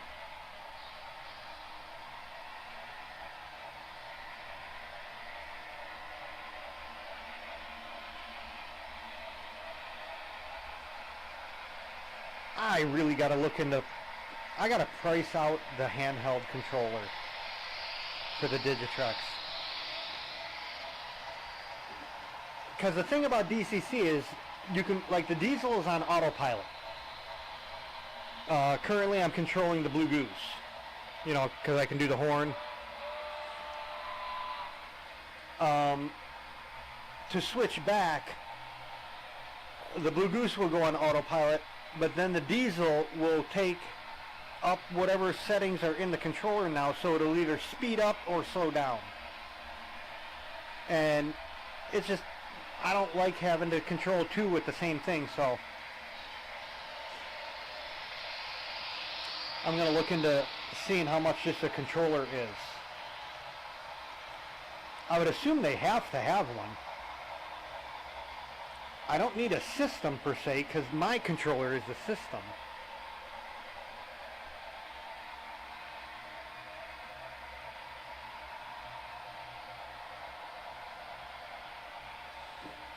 Well, that's just being stupid, Posiwi. And tell your mom I said that. Posiwi's mom, you're being stupid. Doesn't matter if you don't like a person or not, or if you're pissed at them, they're giving you free money to go on a vacation. Do it.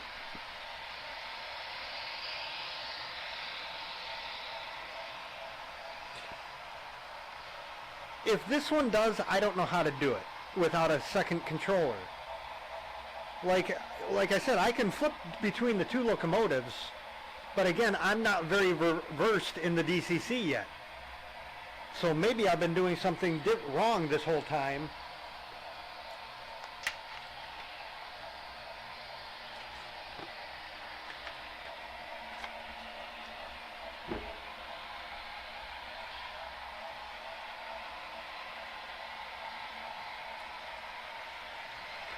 I mean, really, it shouldn't be that expensive. I'm guessing it's maybe 50, 60, 70 bucks for the controller. Because again, it's just a keypad. And then it links to my unit, which is the power pack. I don't know. This DCC newfangled bullshit. I honestly don't really... I don't necessarily dislike it, but I don't like it. I like my DCC, or my DC.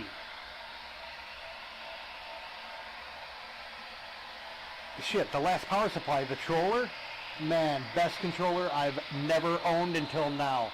And it's from like 1978. It was made in Chicago, but they used the pulse technology, so it will not run DCC locos. Because DCC runs on a pulse system. So it's getting the pulse, but it's not getting any of the data that it's looking for.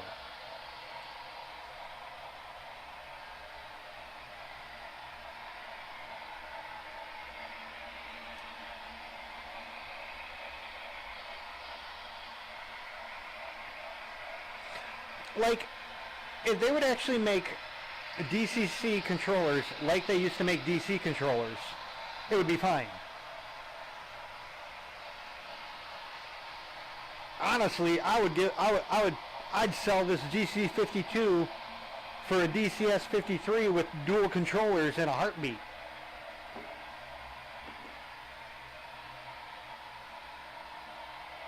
Like the DCC used to have two knobs and two separate controls for each train.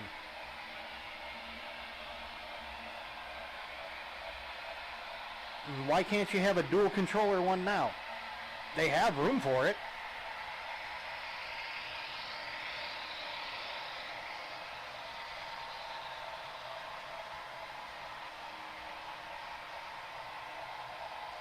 They moved the directional finder, or changed the directional finder into something different.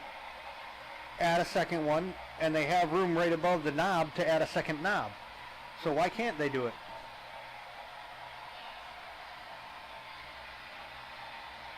Let me tell you, that troller, oh, I wish it ran DC. These things, I could creep stuff like you wouldn't believe on that troller.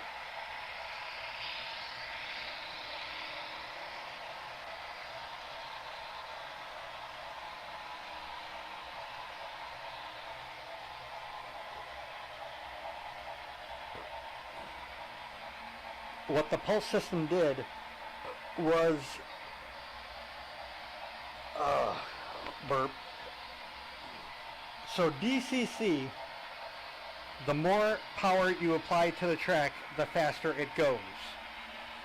And how they got around that was they pulsed full power really fast to where it would creep really slow. And then as you turned it up, it would apply less pulse and more solid power.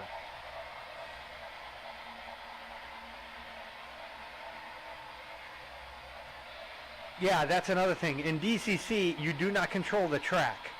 That's what I was getting to. DC, the amount of power applied to the track is what makes the train go and in what direction. So if you wanted to do what I'm doing right now, you would have to wire the inside loop and the outside loop opposite of each other. Now, all the track is energized all at the same time. And then in the controller, when you buy a locomotive, it's always addressed as 3. I changed mine to the locomotive number. And it's all set up in the loco what is front and what is back. Like, I can change a setting to make the Blue Goose run opposite of what it's running now, even though it's in forward position.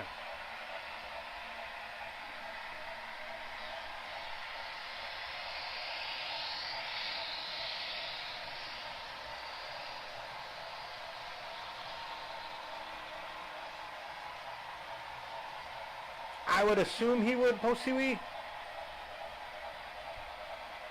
Because honestly, if I ever found any railroader, you know me, if I found any model railroader giving out bad advice, I would call them out like you wouldn't believe.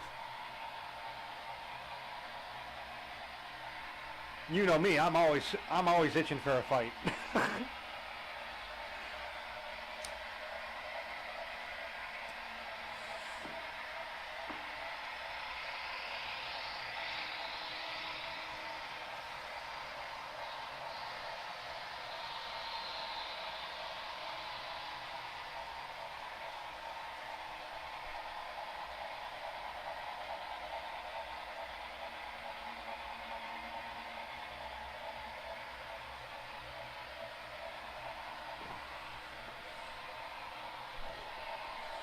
Well, Posiwi, I know Posiwi, and Posiwi knows me from when my fish tank days. From, what would that be, roughly 8 years ago? 5 years ago, something like that?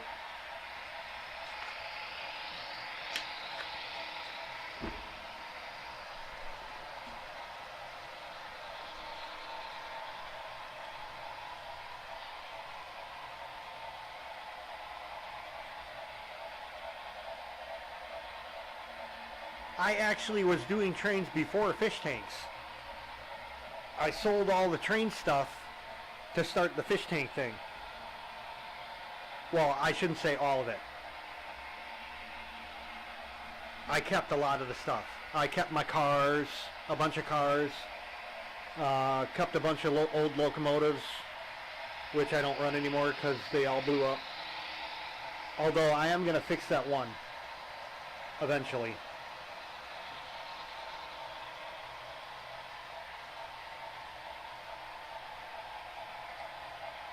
I still have all the tanks in the basement.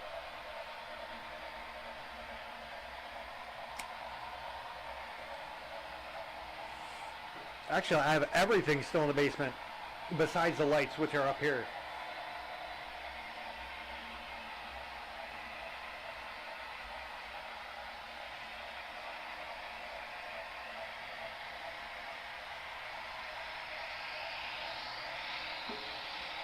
What did I have going?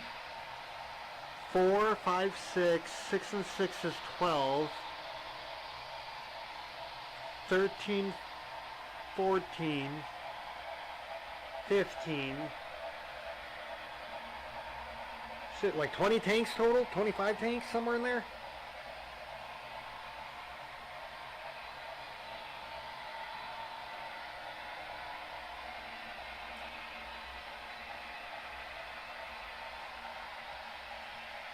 Shit, I had tanks I haven't even set up yet. I have a brand new 29 that's never even been used.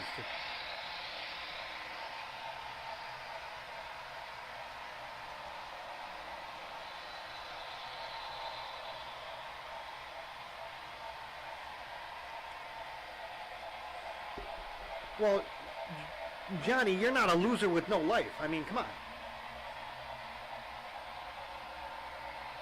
You have things to do. People to see. I just sit on my ass,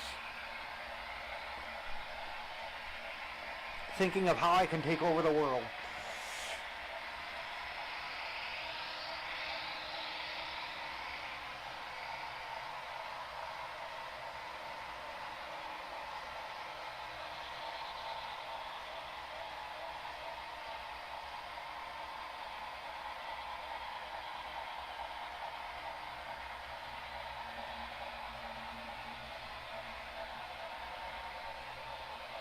I still say I should have been president.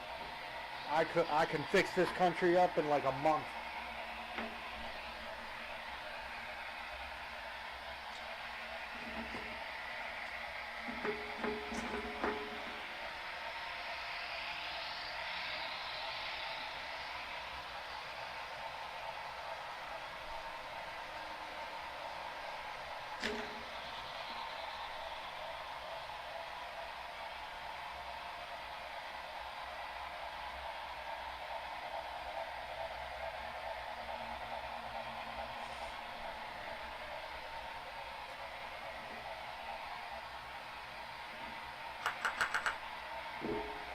Posiwi, can you imagine me dealing with someone like Trudeau?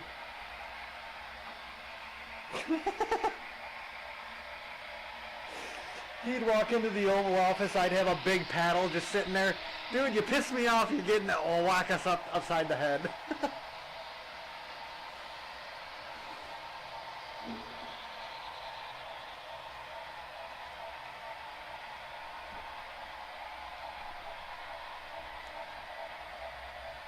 Today in the news, President Clintonville, open palm slapped across the face, the leader of X country.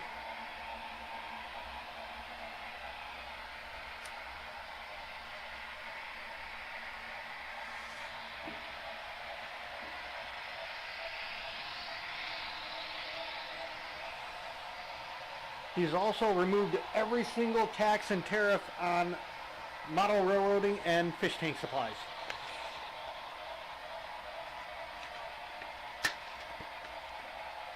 And he started a new program to send every homeowner in America a United States flag made in America.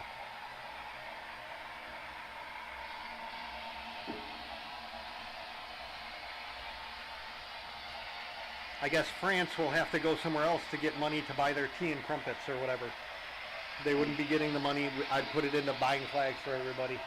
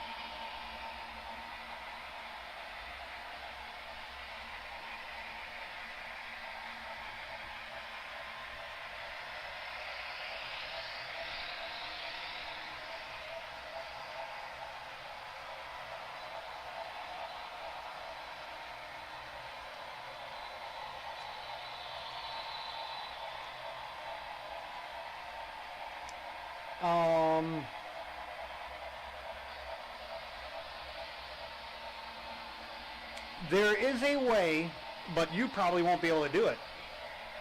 It would be a pulley system. But you'd have to have the strength to pull it. And let me tell you, just a 4x8 sheet of plywood, one, it'll bend when you're picking it up. You'd have to do a frame around it, which adds weight. And then you'd have the track and the trains and everything. Oh, I would recommend taking the trains off, just in case one of the pulleys binds and it, cocks on an angle. You don't want everything falling off one end.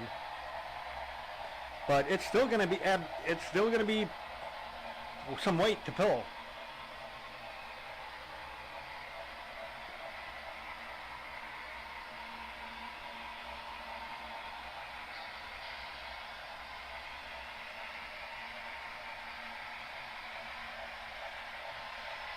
Well, he might be able to rig something up to where it's almost nothing for you then, because the more pulleys and crap that you have, you got to pull more, but it's a lot easier. You'd have to pull, say, 5 times to raise it a foot versus 1 time, but it'll be 16 times lighter than it would be with the 1 pull. There's a way to do pulleys like that.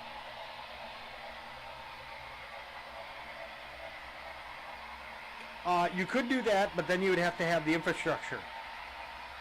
You got to mount the motor. You got to have it solid. It's going to be doing some torque, so obviously it can't just be sitting on the floor.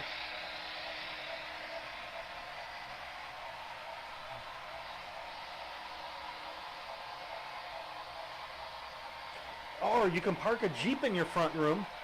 They have those the motor winches in the front bumper of the Jeeps.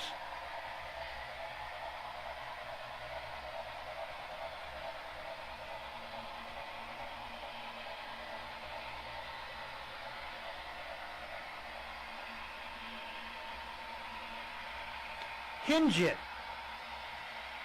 Hinge it on the wall. 4x8. You hinge the 8-foot part against the wall, and you'd be able to take off all your stuff, your buildings and your trains and everything, and just fold it up against the wall. You can even do hinged legs. Gravity-fed hinged legs. As you pull it down, the legs would automatically stay straight and they would eventually hit the ground.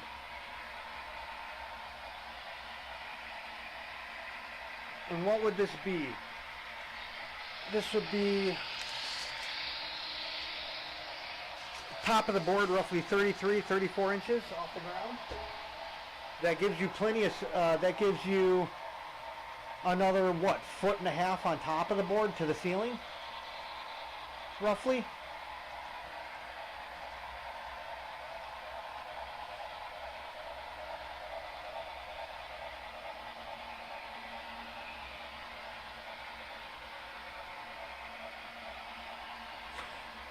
You could get a bunk bed. Matthew does a bunk bed. He has his train layout on the bottom section and he sleeps on top. We can just get you a Posiwi, I got it. So we get a clown cannon. We'll get you a helmet, and we'll put up a net on the other side of your bed. And for you to get into the bed, all you got to do is pull a rope, and the clown cannon will fire you right up into your bed. Boom, handled. Yeah, pretty much a Murphy bed.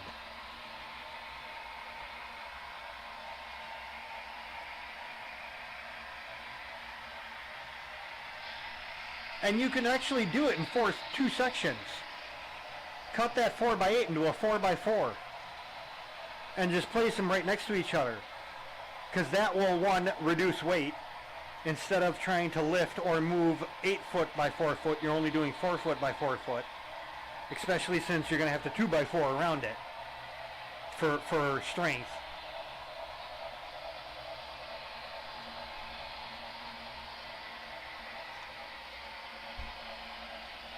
Yeah, I come up with crazy ideas. Remember that breast enlargement liposuction business with the chop back in my garage, Posiwi? I still say that could take off.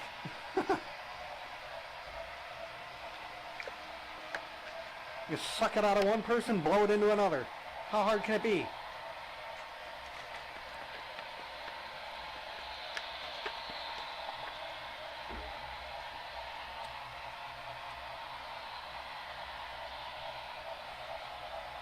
Posiwi's an older woman with bad hips and legs. I think she has a hard time walking.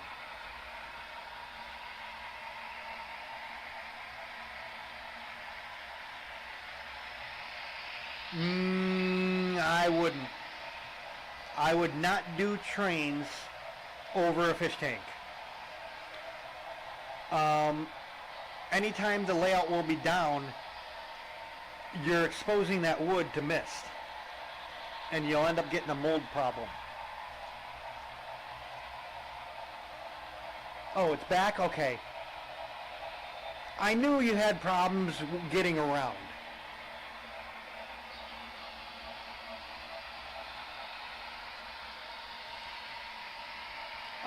Yeah, kind of, because your wiring is all underneath it.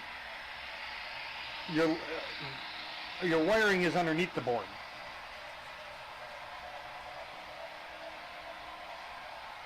You just pop holes in between the track and you bring the feeds up to the track and stuff like that.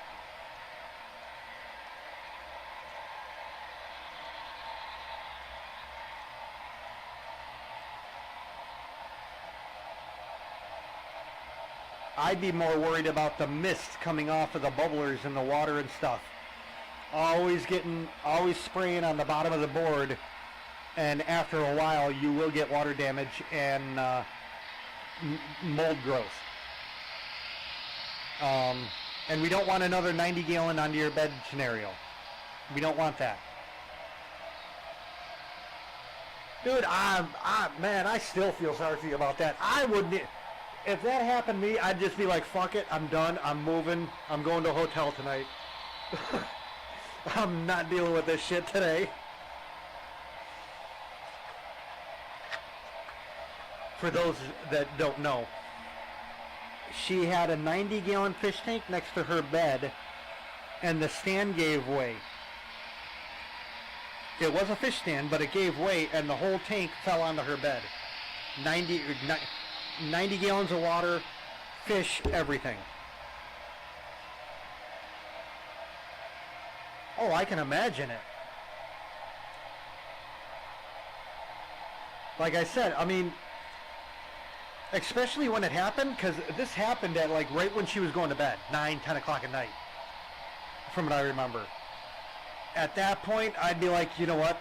I'm literally and physically not being able to deal with this.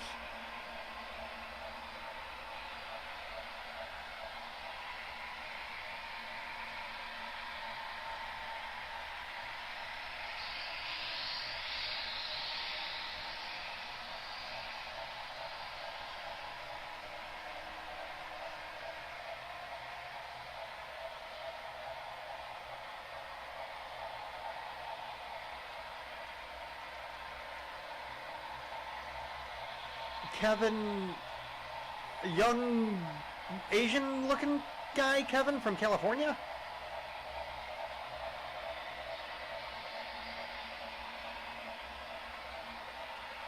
Well, if she was already sleeping, she honestly probably would be dead right now.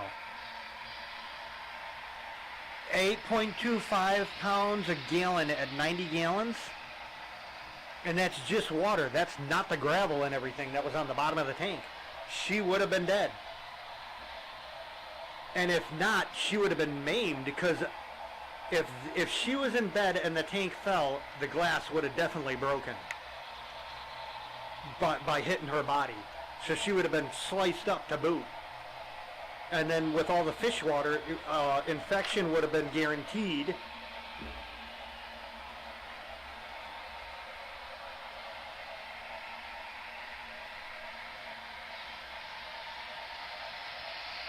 Yeah, I mean, that 90 gallon tank ain't no joke. Oh, what was a 90 gallon? 36? No, that would have been a 48 foot long or 48-inch long tank, and like 18 inches tall, we wouldn't be talking. Let's just say this. If you would have been sleeping, if that would have happened a half hour later, we would not be talking right now. And honestly, would anyone even know?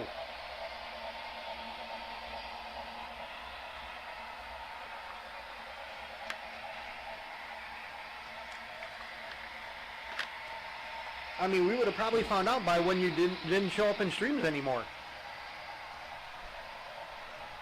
Because at the time, you were living alone, if I remember.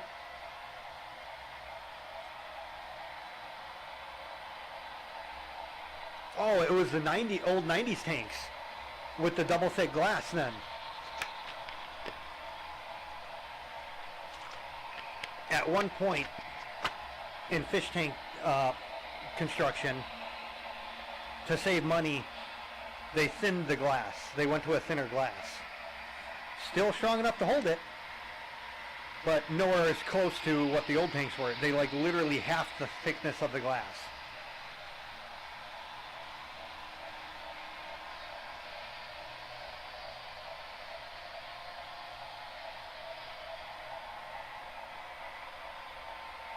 Yeah, it would have been, and then there would have been no one around you, even if we did find out.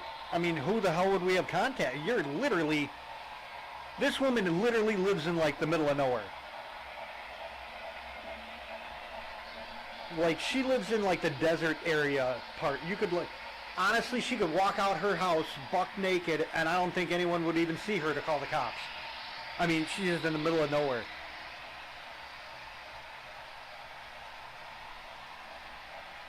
Oh, the tank did survive. And that shocks me. Just the weight of that tank falling, I would have thought it would have cracked somewhere. Dude, I shattered the bottom, I cracked the bottom of the tank by moving it on the cement, just sliding it, and I picked it up like a quarter inch, you know, just how thick my finger was. And when I let it go and it dropped onto the concrete, it just shattered, the bottom just cracked right in half. I'm like, well, okay.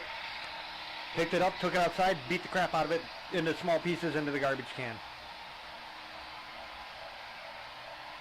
No, they don't. Oh, wait, was that an all glass or was that an Oceanic? Because Oceanic was Cadillac. They had even thicker glass, and it was leaded.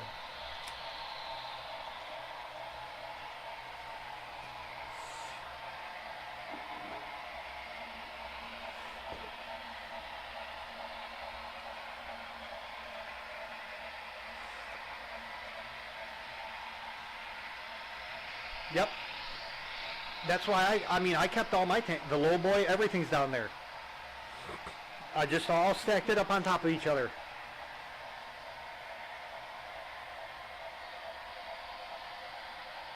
Because all those are old tanks. I bought the fish room from the one guy.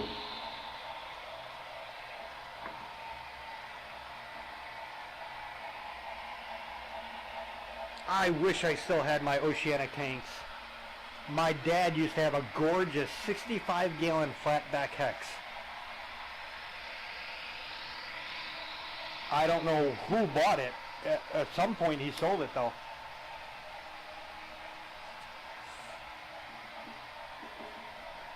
I used to have a 20 long Oceanic granite color frame. That was a gorgeous tank.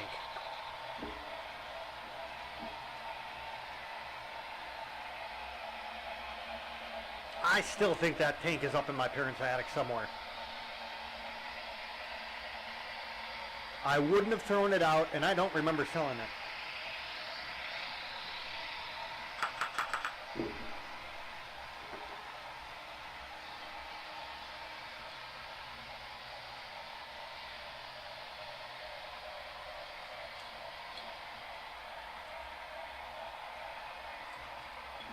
Remember all those times I complained that fish were too expensive? Well, doing this HO, I'm definitely not saying that anymore.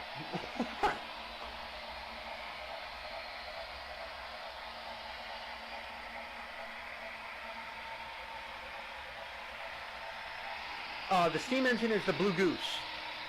That's the Santa Fe Blue Goose. Only one was ever made. There was a class of locomotives. There was 6 engines in its class. 3460, which is this one. It got the streamlining and the special paint job. And then 3461, 62, 63, 64, and 65. The rest of them were the common black locomotives. It ran from Chicago to La something or other in California.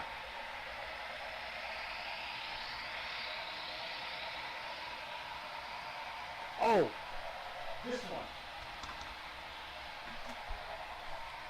That's an old 1964 AHM BL2. It does run, but it's DC. And the wheels are messed up.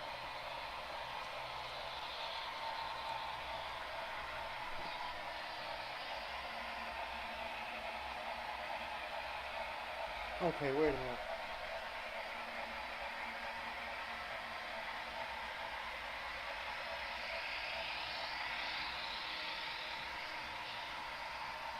Light and dark blue car.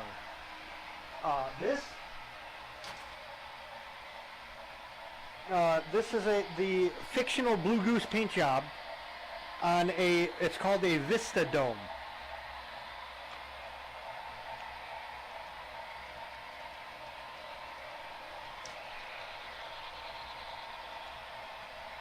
There's only 2 cars I'm missing for the set. One of them hasn't even been made yet. And it was actually real. The diner car, which would complete the set that I have now. And then I found out just this year that they actually did, in fact, make a car painted like the Blue Goose in real life. It was car 1100. And it was some kind of special pneumatic car to where when it was going around corners, it would stay level.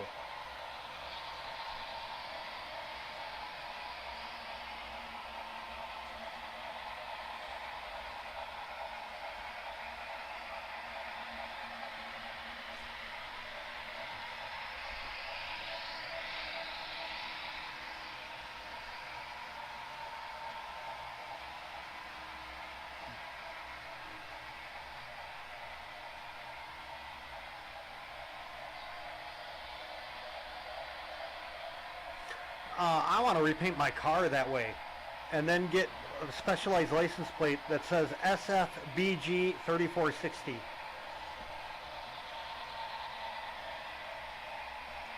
I'd have no problem driving around in a 2-tone Grand Marquis. I would paint the stripe on there, the silver stripe and everything. Because my car actually, they did actually do 2-tone on my car. On some paint jobs. It just so happens the one I have is a full white one. Have fun, Johnny.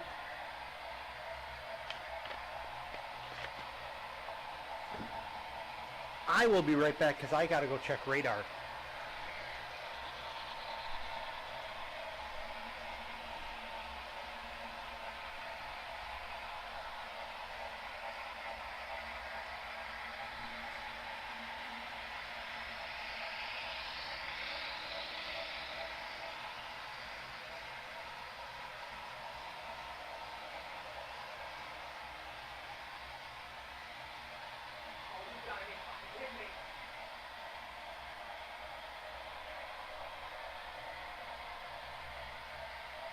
I don't like it. I don't like it. I don't like it. So one, it seems like we missed all the rain and strong storms and stuff. And now on the radar, the snow is starting to pop up.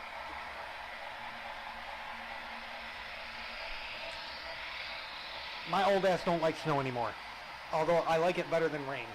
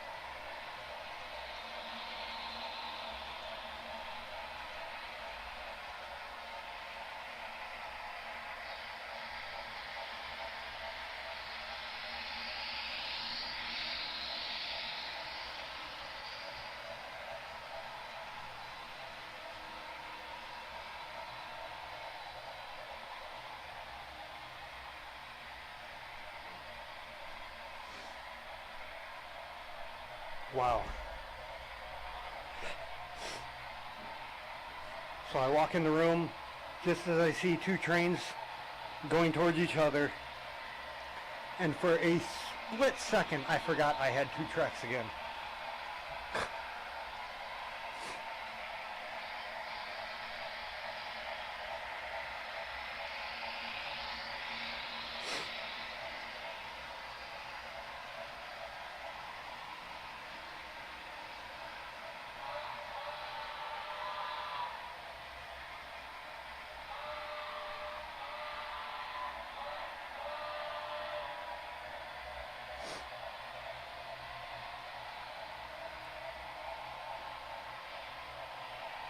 See, what I need is a second controller so I can do dueling horns, like dueling banjos. They just don't put enough Mountain Dew in a 2-liter bottle.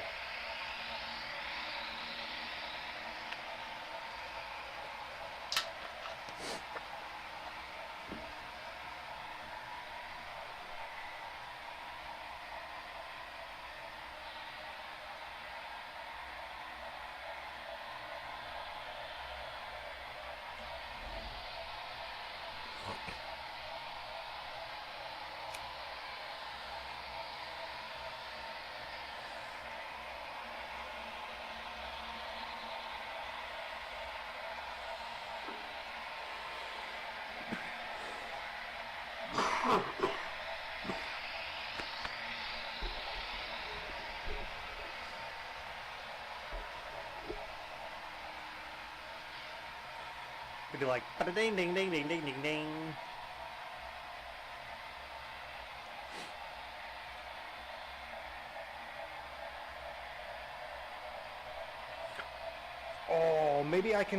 maybe I can hire that violin chick that does the crazy violin playing to just sit back there and play the violin while I run trains.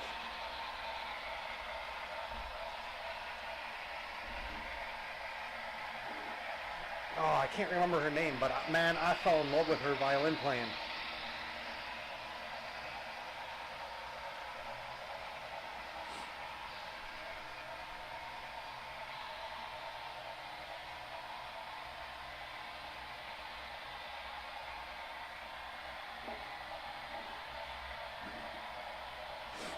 I was actually told, oh, you only like her because she jumps around. I'm like, dude, honestly, I was washing dishes in the other room when I heard the song. I just had my YouTube playing songs, and all of a sudden this violin came on, and I'm like, damn, she really playing the hell out of that. This person's really playing the hell out of this violin. I had to stop, dry my hands off, go into the other room by the computer, and I had to look.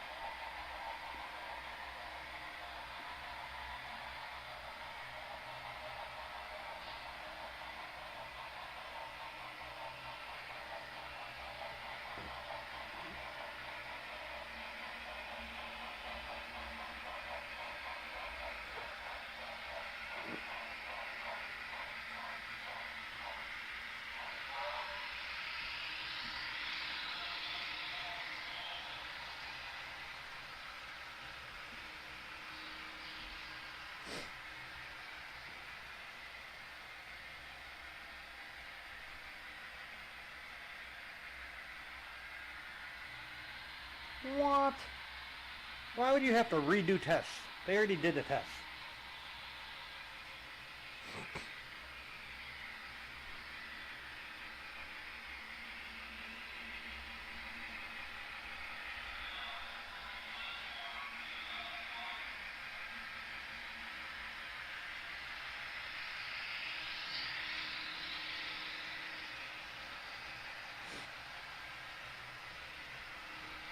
We're just stopping to get passenger changings.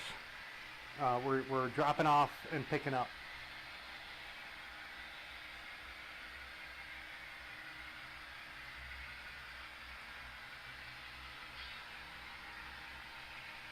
Posey's stuck on the stairs because of her back.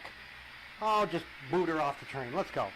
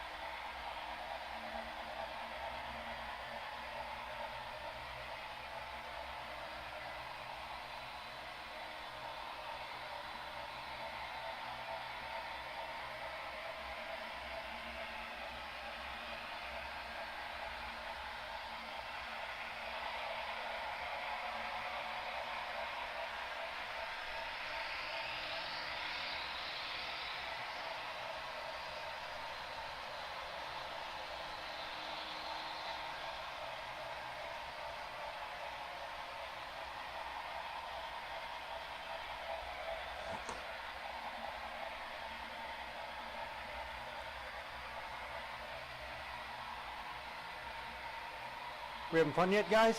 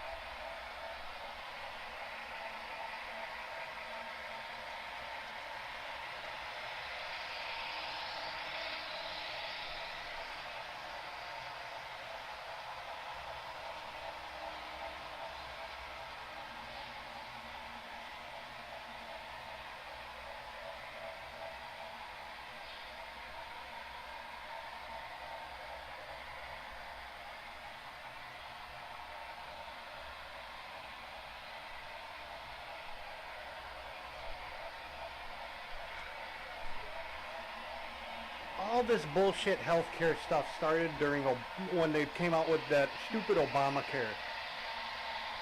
And they, oh, you can keep your current provider if you want to. Yeah, right. That's where our medical started going downhill.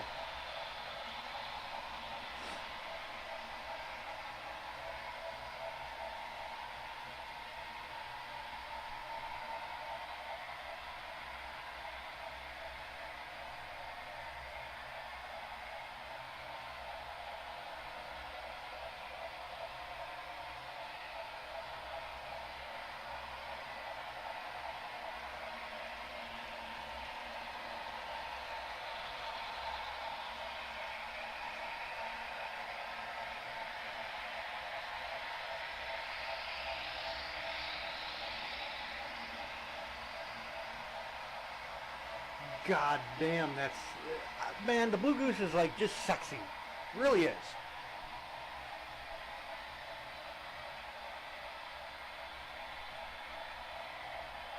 Why they ever scrapped this locomotive is beyond me. Honestly, hands down, it's the best steam locomotive paint-wise. The closest other thing you have is the Daylight.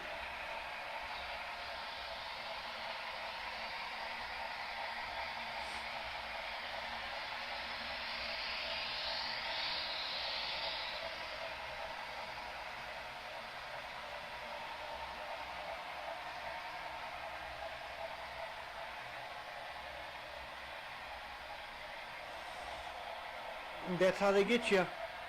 By you thinking you can change something. Once you get something, government-wise, once you get something, you don't even mess with it. Because they always screw you.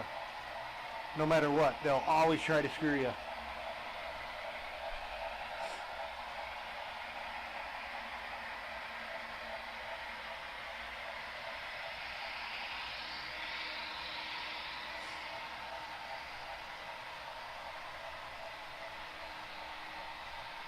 I've loved this, like I said, I love this locomotive since the day I saw it.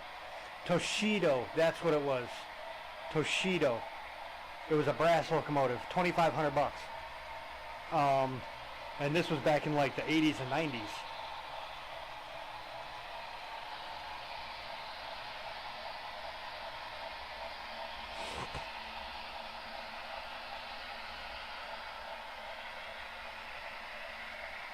And now those Hoshidas are going for like 200 bucks. Because this BLI one blows them away.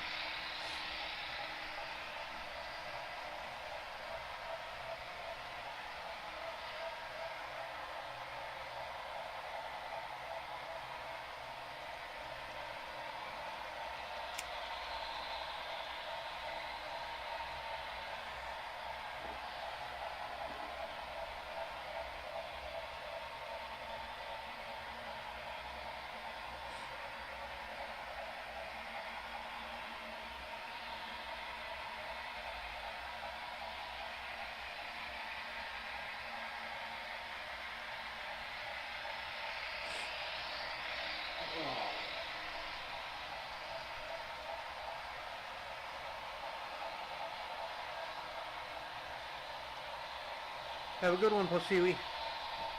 Good to talk to you again.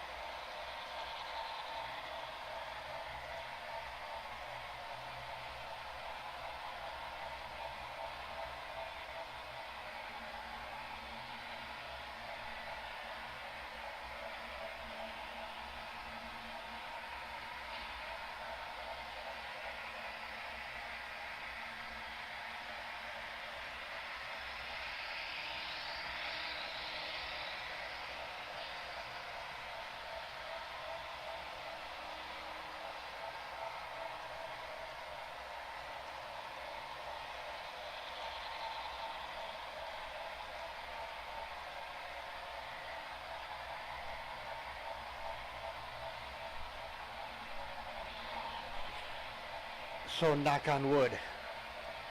It's been a 5-hour stream. I have not dropped a single frame of video on a 5-hour stream.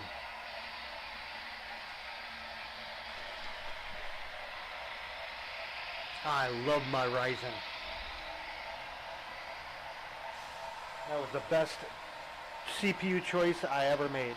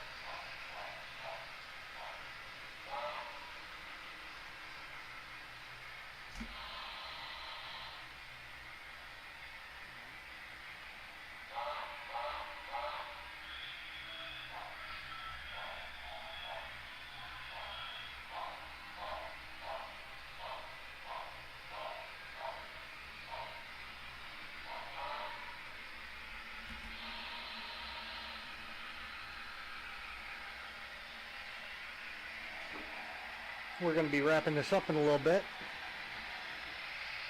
so I can go and eat.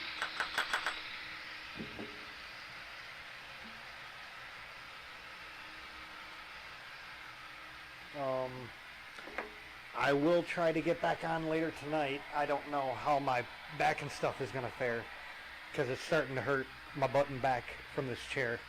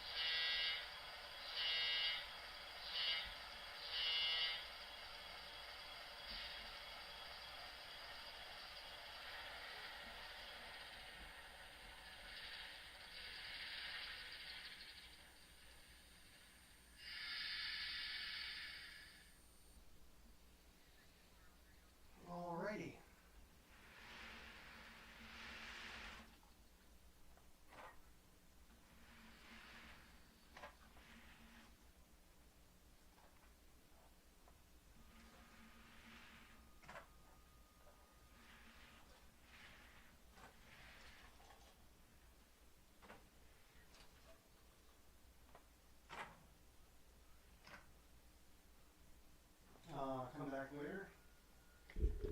Hopefully I'll do another stream later tonight. I'm not sure. But I'm going to go and eat because I'm hungry. So y'all have fun.